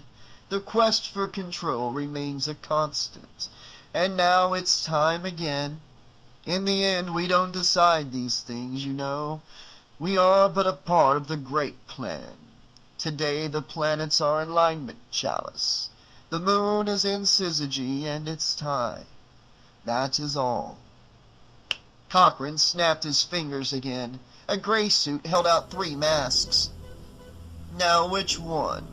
Ah, I think this one will suit you perfectly. It becomes you. It will become you, you know." He selected the painted skull and pulled it over Chalice's head like a hood. "Tell me one thing first," said Chalice. "Why the children?" "Oh, do I need a reason? Oh, I could tell you that they are the easiest prey, and they are, you know. People nowadays no longer listen to them.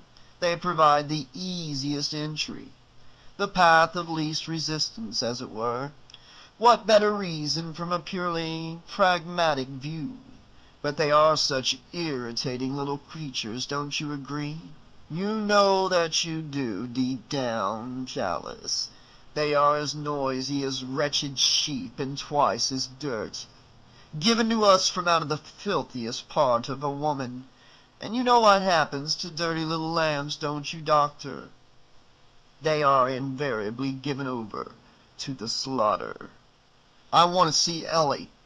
Cochran jerked the mask down. He laughed crookedly.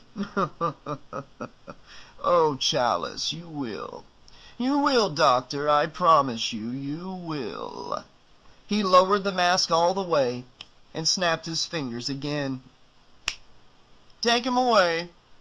It was a small room, not unlike the examination cubicle adjoining his own office at the hospital, except that this one had soundproof walls and a door that locked from the outside. Chalice sat strapped down, his feet bound at the ankles, and his hands taped to the arms of the chair, which was bolted to the floor.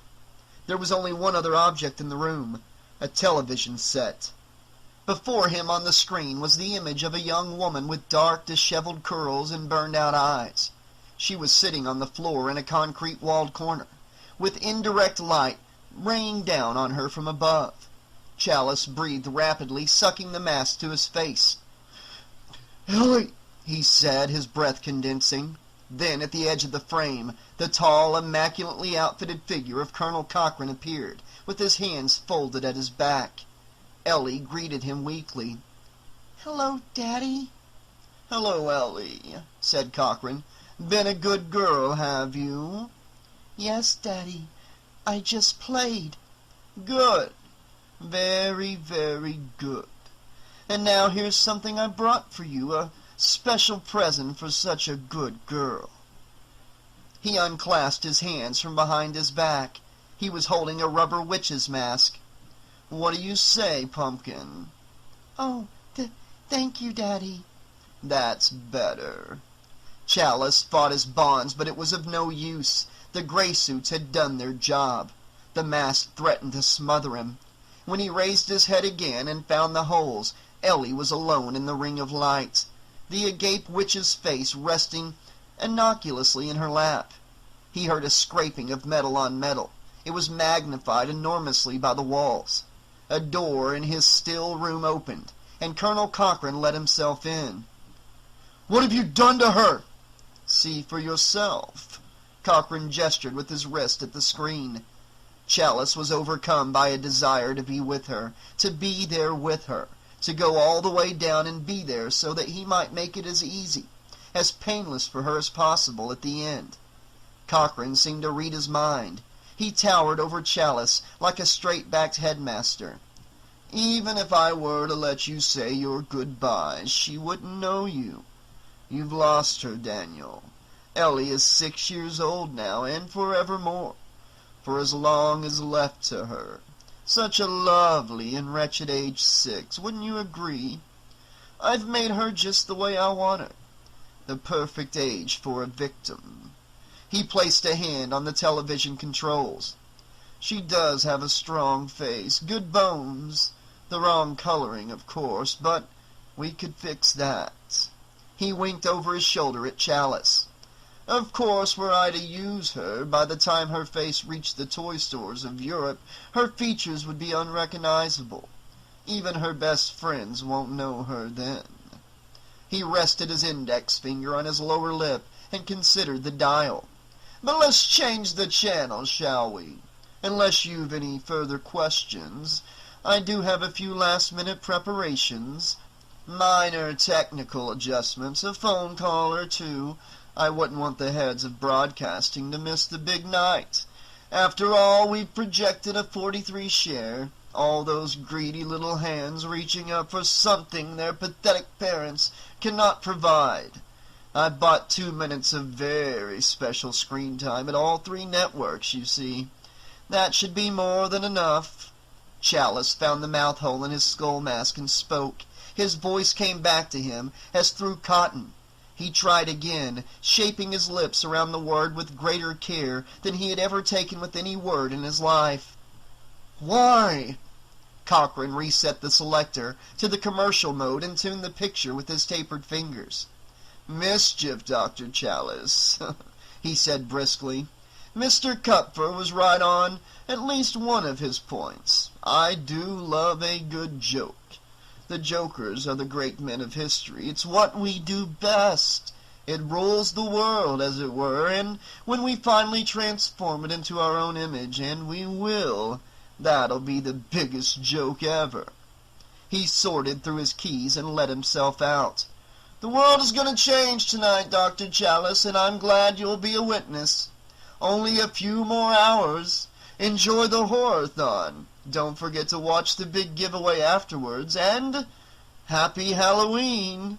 It's almost time, kids. The clock is ticking. Be in front of your TV sets for the horror-thon. Chapter 13. A skeleton, a witch, a pumpkin. Bouncing back and forth in blackness on television screens in a department store window, as the people pass by the screens.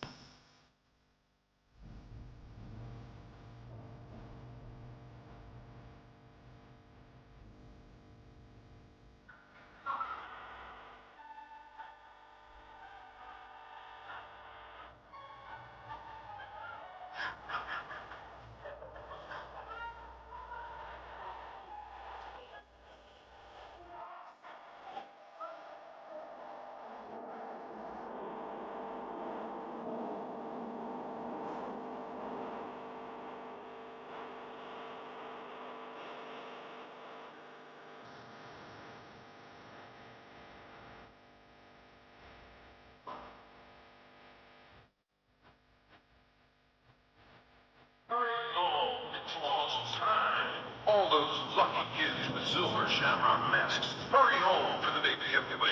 It's almost time. Hurry home.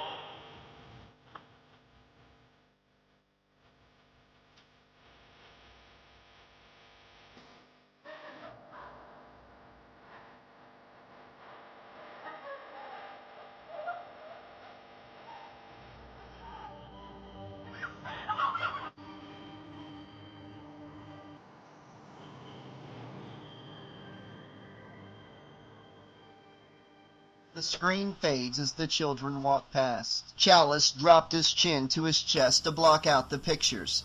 In front of him was a TV monitor. Its sound would not go off. Its maximally adjusted screen recreating images so vivid they seemed to penetrate the overhanging brow of his skull mask.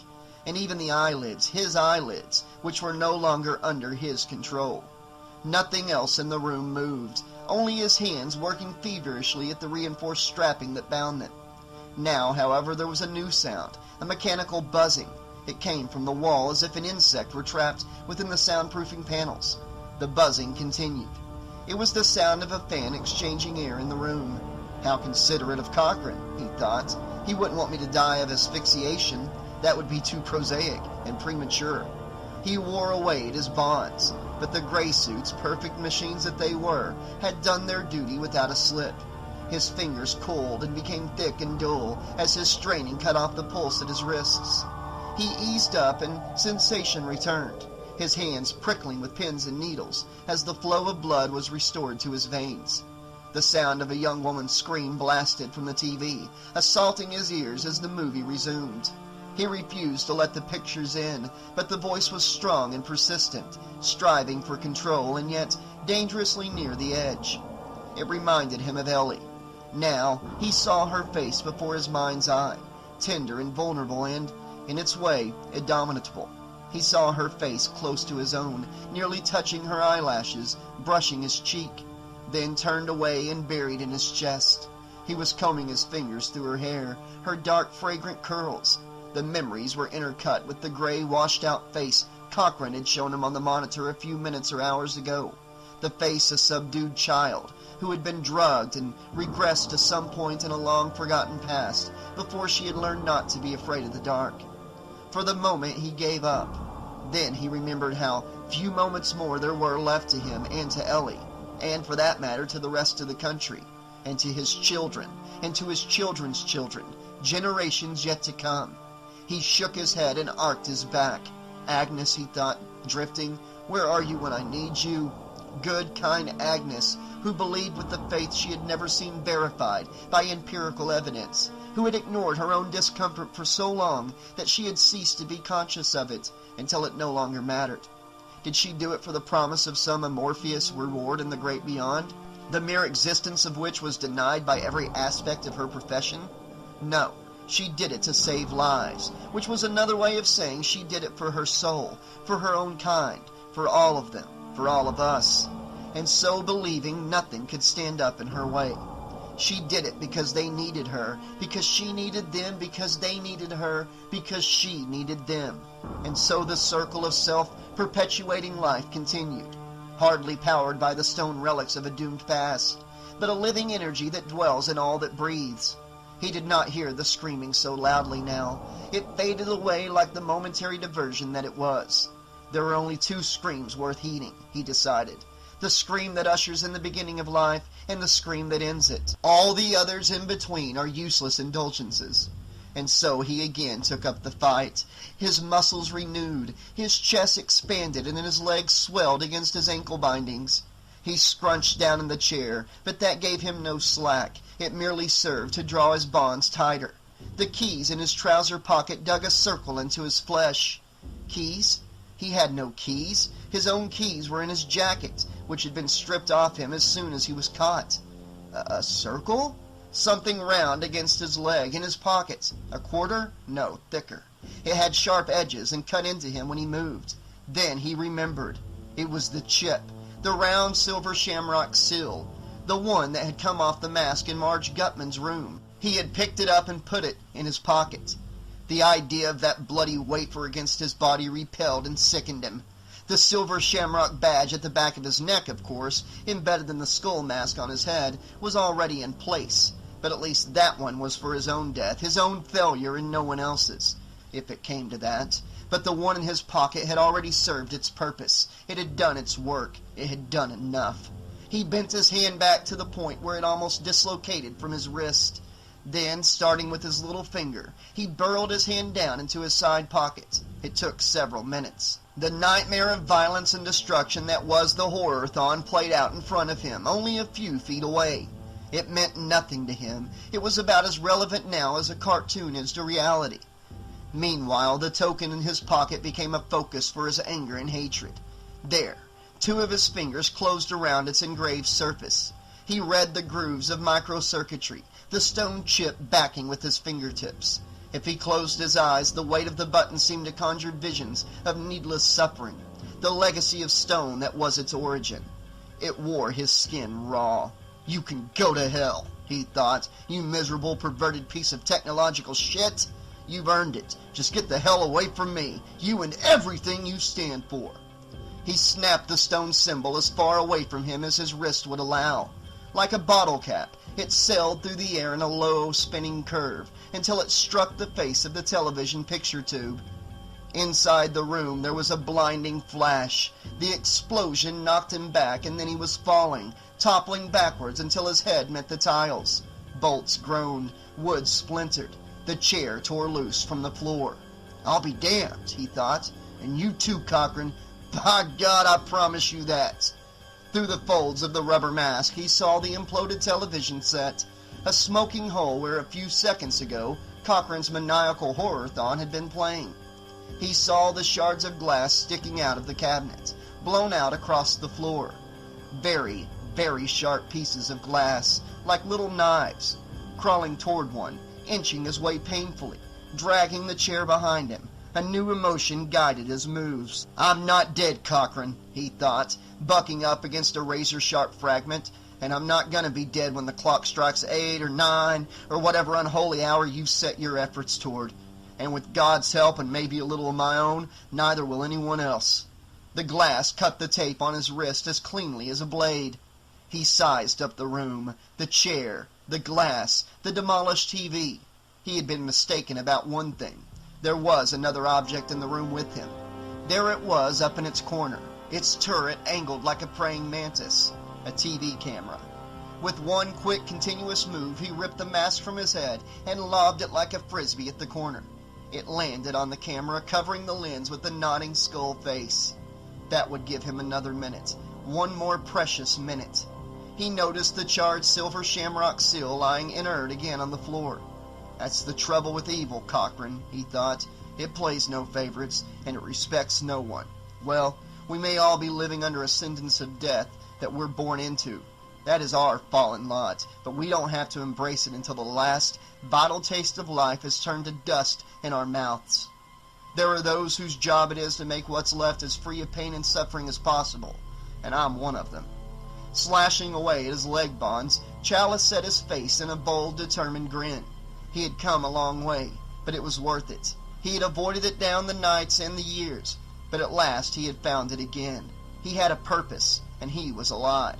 He freed himself, righted the chair, and stretched up to tear the cover off the air conditioning duct in the wall. Wedged into the cramped ventilation duct, Chalice heard a familiar voice. He crawled on. The voice was stronger as the grid lines of another air conditioning panel checkered the tunnel ahead. He elbowed to it. Light and shadow. 100 feet away and 30 feet below, Old Man Cochran was rocking in a contour chair, telephone in hand, enveloped by an array of video monitors and patch panels. "Ah, thank you," the snowy-haired man was saying into the phone. "And it's a pleasure doing business with you, too. So it is. A 47 share, you think? How delightful. Good. Hope the little ones will be watching, and don't forget the big giveaway at 9. You and your lovely wife should watch, too." A technician detached himself from his post in front of the monitors and interrupted with a click of his heels. "Sir?" Yes, I will. Thank you again." Cochran finished his call and acknowledged the technician. "Yes. Malfunction, camera 7? What? We've lost him?" Cochran punched up a rapid-fire montage of surveillance views on his monitor. "Not at all," he said, unperturbed. "You'll see." He turned the control board over to the technician. Then he made another call. "Cochran here," he said. "Is everything ready in New York?" "Yes. We're as ready here as we could possibly be. We've sold nearly 150 million masks. It's quite phenomenal. No, not a sales tool, really. Tonight's just for fun. A sort of thank you to all our good customers." Cochran smiled smugly and rocked as the technician scanned one corridor after another on the monitor. Chalice kept crawling. "You poor damn dumb bastard," he thought. "You've got your electronic wet dream all laid out, haven't you? It's perfect as any mechanical projection of human intelligence can be. Good luck, you'll need it. You forgot one thing. This place, the factory was here before you took it over. Built not by security machines, but by some poor Slav years before television was invented. Like any other human being, he was just one more designer of the moth-proof closet within which dwells the moth. Why? He didn't even bother to cement the soft aluminum ventilation screen into place. He probably installed every one in this entire building the same way. Cochran, you stupid shit, thought Chalice. Nothing can outsmart you, except that fragile bowl of quivering jelly called the brain, and that's the flaw that's going to bring it all down around you. He came to a junction in the duct. 2 ways to go. Needles of light fell across his hands in a pockmarked pattern. He raised his face. A perforated panel above him. He wormed his way up to it. A gentle push was all it took. He emerged onto the roof of the factory under a blanket of low clouds. The air was frigid and gusting across the tarred shingles. Like a tightrope walker, he made his way to the edge. He heard a whirring. Mounted near the rain gutter, a revolving camera. He stooped under it, duck-walked to an old fire ladder, and scuttled down to a secondary roof. Another ladder, a frontage wall, a forgotten access door. One kick and he was back in. He dropped down into a corridor stacked with an obstacle course of shipping crates. The crates, however, provided excellent cover for the passing eyes of 2 gray suits on patrol. It took him a while longer to find Ellie.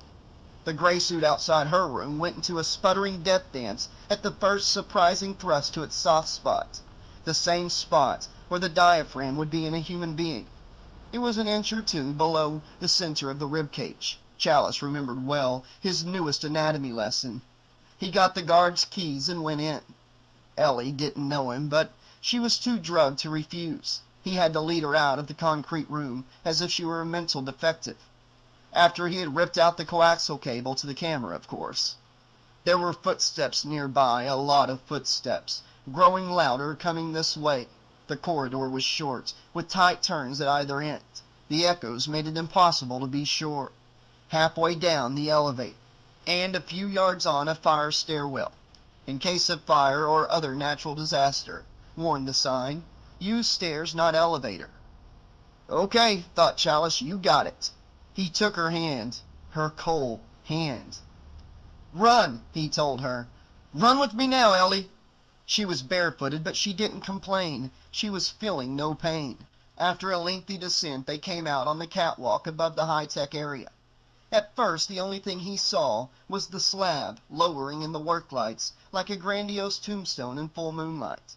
The color of it was that of a human face in the terminal seconds of oxygen deprivation.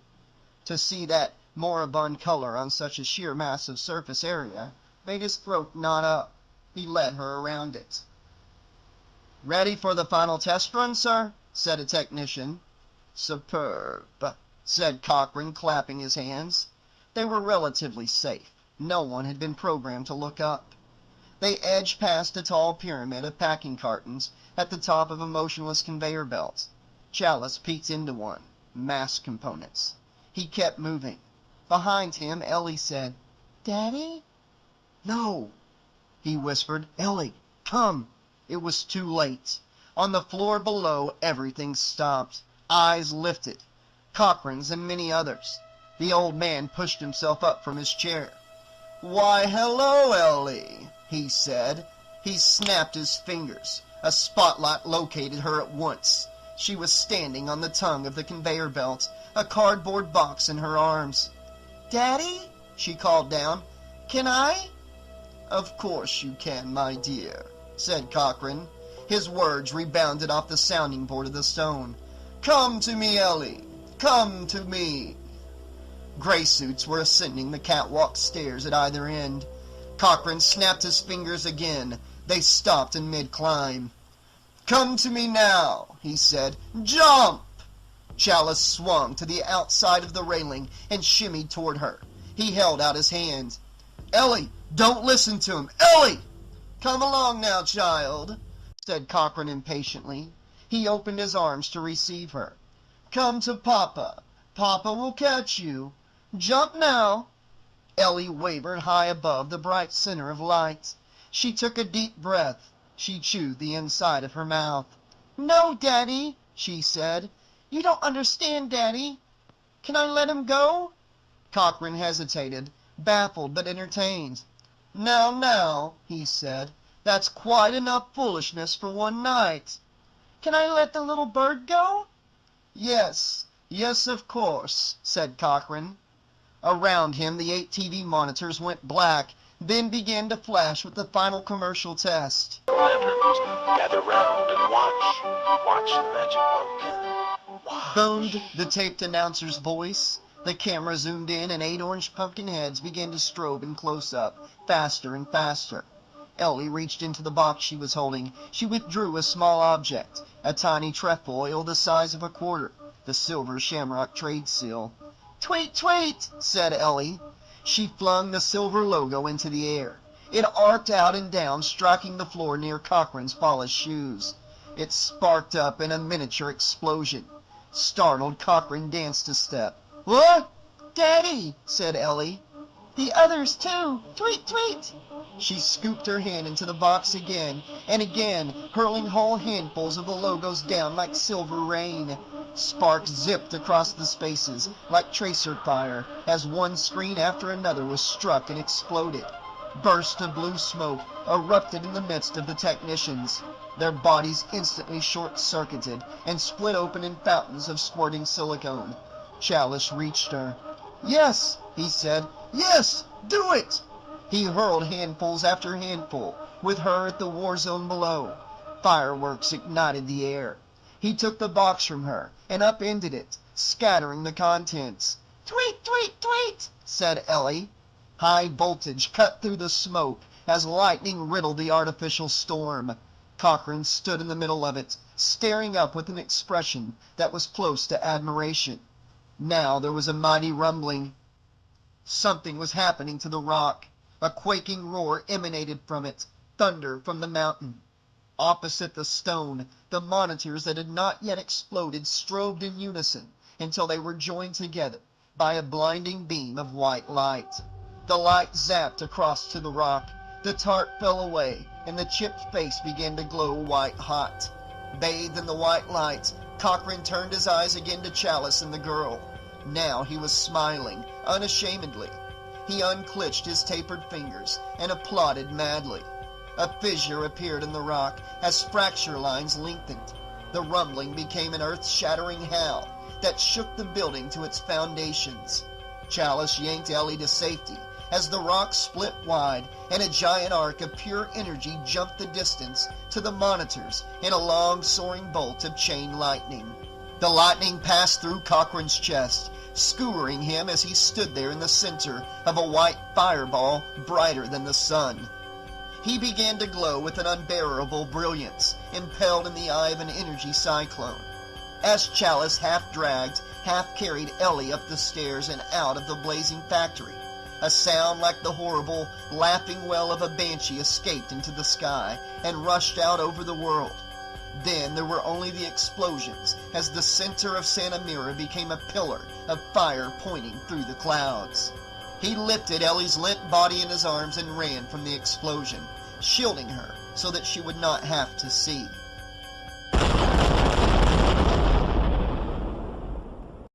Epilogue. Chalice drove Ellie's Cutlass like a madman. As soon as they sped away from the motel and up the access road, the town behind fluttered into incandescence, then shrank to a tiny point in the rearview mirror. A single glowing eye receding rapidly away down a tunnel and gone. Ellie lolled on the seat next to him. It was curious the way a great calm was overtaking him with each mile that he put between himself and Santa Mira. He was returning to the real world, rushing headlong into it and all that it meant. They both were, and that only served to galvanize his sense of purpose. Whatever it held for him, he was ready now. It might take a bit longer for Ellie, but she would make it. In one sense, it was over.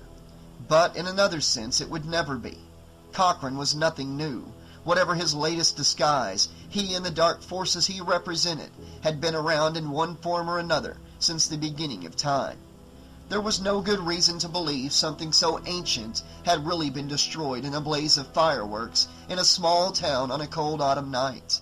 This year's dark venture was like a rerun on the Late Late Very Late Show, an endless loop reenacting the last reels of the same relentless stalking of the heart of the American dream. It had always been so. Variations of figures like Cochran had come up again and again to towns like this all across the country and the world, and would continue to come in endless variety and profusion whenever the days grew short and the true horror of an unburied past returned to haunt the long night of the human soul. He would come to movie theaters and TV screens over and over, and untiring replays for as long as people turned away and pretended he was not really there. For that very refusal gave him unopposed entrance to their innermost lives.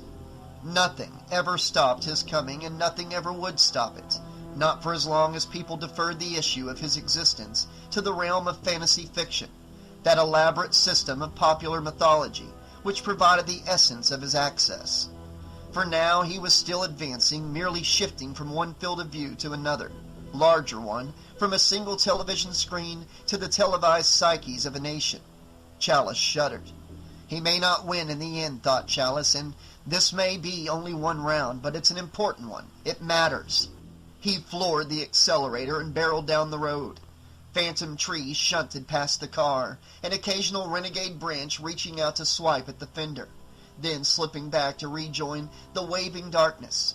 The tiny agate eyes of countless small animals that only come out at night shone back from stunted scrub and half-seen ditches. Once the headlights clipped an opossum or overgrown rat, he could not tell which. Lumbering across the white line, the nude antenna of its tail sprung high in the air. It froze like a shooting gallery target halfway across the road, struck blind by the high beams. Chalice hit the horn with the heel of his hand and swerved before it scurried to safety on the other side. He passed it and bore down the line. As they swung around a curve, Ellie straightened in the seat. Her eyes stared ahead, not at the road, but somewhere beyond the immediate landscape, at the scene they had left behind, or at the larger reality that lay before them. Or perhaps she was seeing none of it, nothing at all. For now it would be easier for her that way. "Take it easy," he said, unable to do more for her at the moment. "Try to rest, Ellie. You ought to rest." She did not answer. "Ellie, can you hear me?" Probably not, he thought, and just as well. He had seen the reaction before. It was a special healing grace, this withdrawal, like downtime on an overloaded computer. Time to process the nightmares so that they don't take over when the sun comes up again. He reached over and pressed her hand. It was still cold. He flicked on the radio. "Expecting overcast skies and 50% chance of rain through tomorrow. It's presently 74 degrees at 7:28 p.m. here on your mighty KAB. This is state..." He jammed the selector button to another station. "I'll make it in time," he thought. "I have to. Don't think about the alternatives." The tail end of an overwrought piece of music blipped by. A country and western tune, about too little love or too much, too soon or too late, in the wrong place or nowhere at all. A first step toward turning the familiar world back on again. He began to tremble, his hands dragging on the wheel. He twisted the radio off and regained control. The clock on the dashboard read 7:30. Just a few more miles, he told himself, grinding his teeth down to bare nerves. We're almost far enough away to be able to call for help to people who will listen. And they will. They've got to. He said it over and over to himself, like a litany, until he was able to hold himself together again. "Ellie, are you all right?" She leaned her head against his shoulder as they jolted around a curve. He held her leg through the jeans. "That's right," he said. "Rest. We'll be there soon. Wherever there is," he thought. "If only I could see a map. But we can't be that far away from civilization. Another turn." Her hand flopped into his lap. He touched her fingers. Still cold, he thought. All those drugs Cochran must have shot her up with. Her metabolism so low her skin's like ice. He put his arm around her and drove with one hand. Her hand crept up to his shirt front. He was relieved. For a second there. But he put it out of his mind. Tried to put it out of his mind. She had been so withdrawn, so lifeless after he had put her in the car. It had taken only a half a minute to kick in the door to cabin 1. But of course her things, including the keys, weren't there.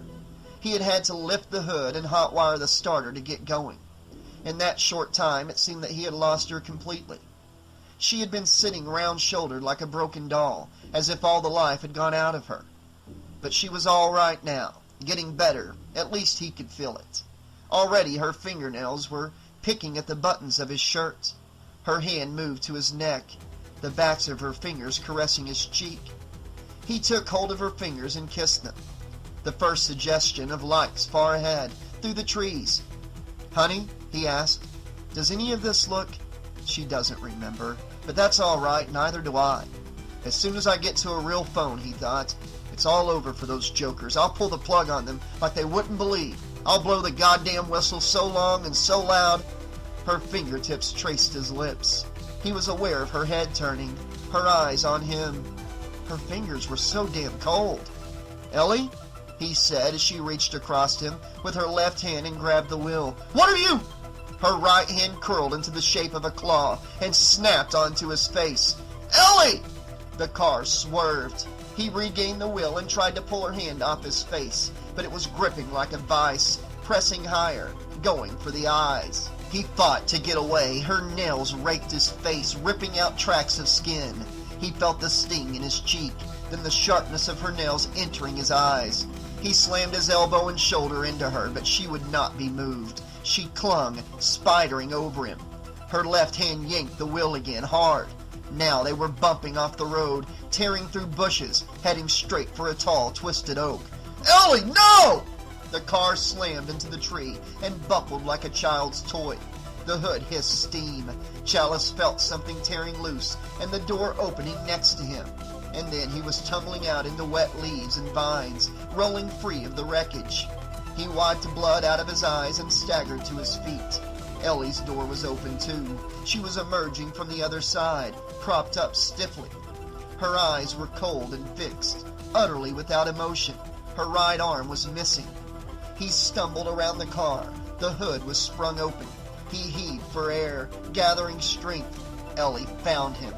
As her one arm snapped out and locked onto his face, he lost his balance and reeled back into the open jaws of the trunk. He grabbed her wrist with both of his hands and wrestled with it, but that did no good. Her arm was a bar, her fingers still, going for his eyes, his nose. He reached behind him. His hand connected with something long, something hard, a tire iron. He swung it down once and twice. There was a crunching sound. Finally broke the grip. He rocked back on stiff legs, her mouth spewing white fluid.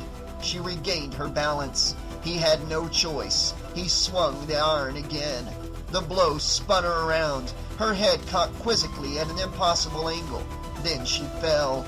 The torn joint where her arm had been continued to pulse for a few seconds more as the electronic work slowed and finally ceased spinning. A feeble jet of silicone pumped into the dirt.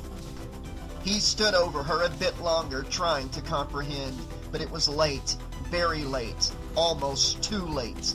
He lurched back to the car. The motor was still running, the fan blades hacking away at the radiator. A fog of steam poured from under the hood as he attempted to back out.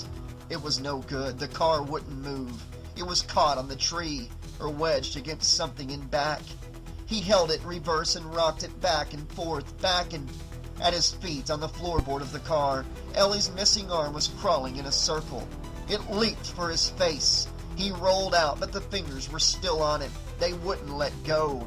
He smashed into the tree again and again until the arm fell loose, and he ran off into the night. The fingers of the severed arm continued to dig their painted nails into the earth, burrowing for prey.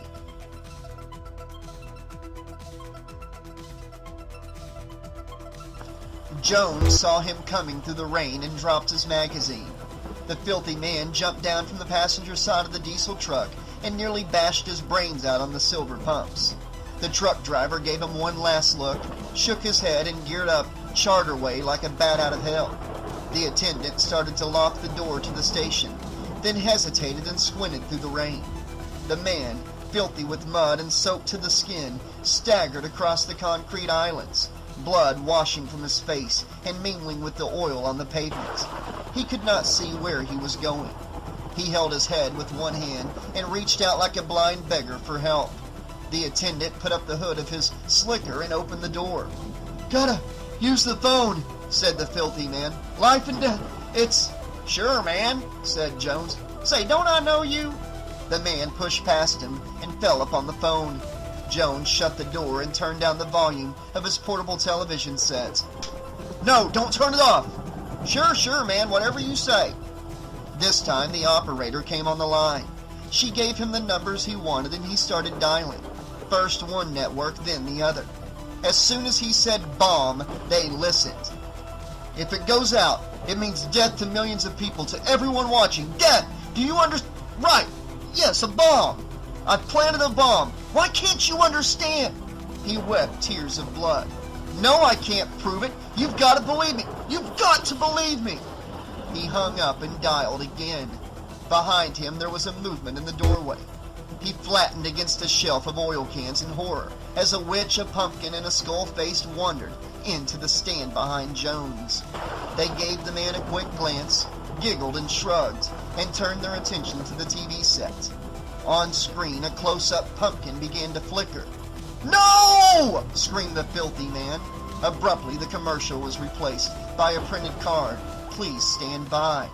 "It worked! It worked!" He fumbled for support and kept himself standing. "Thank God it worked!"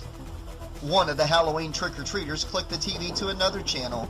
"We are experiencing technical difficulties. Please stand by." The filthy man nodded silently and fell to his knees. Then the witch flipped to ABC, the Silver Shamrock commercial. A jack-o'-lantern began to flicker and strobe in the narrow office. "The other one! The third network!" He tore at the phone dial with his bloody finger. "Get it off the air! Get it up! Get it!" But it was too late. He dialed his home. It rang and rang and rang. He screamed into the useless phone. "Turn it off, Linda! For the love of God, turn it off now!"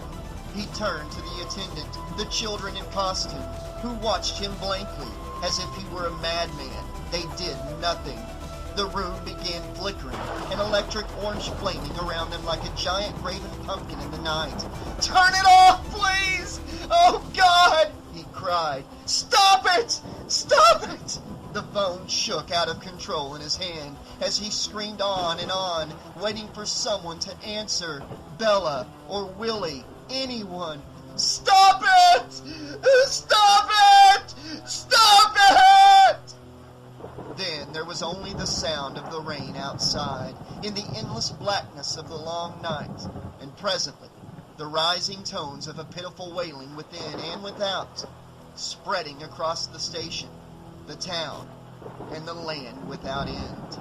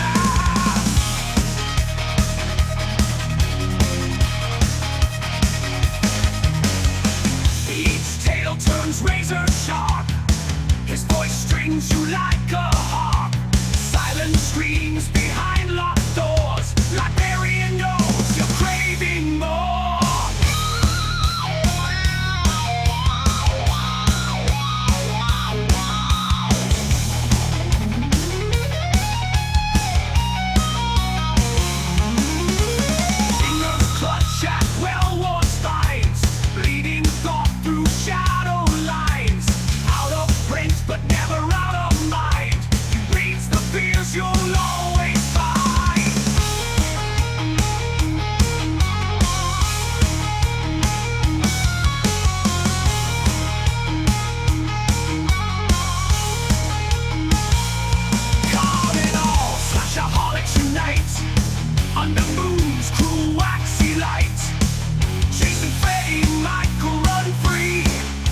He's like a haunting me. Leather pages, bound in crime, out of print, blood frozen in time.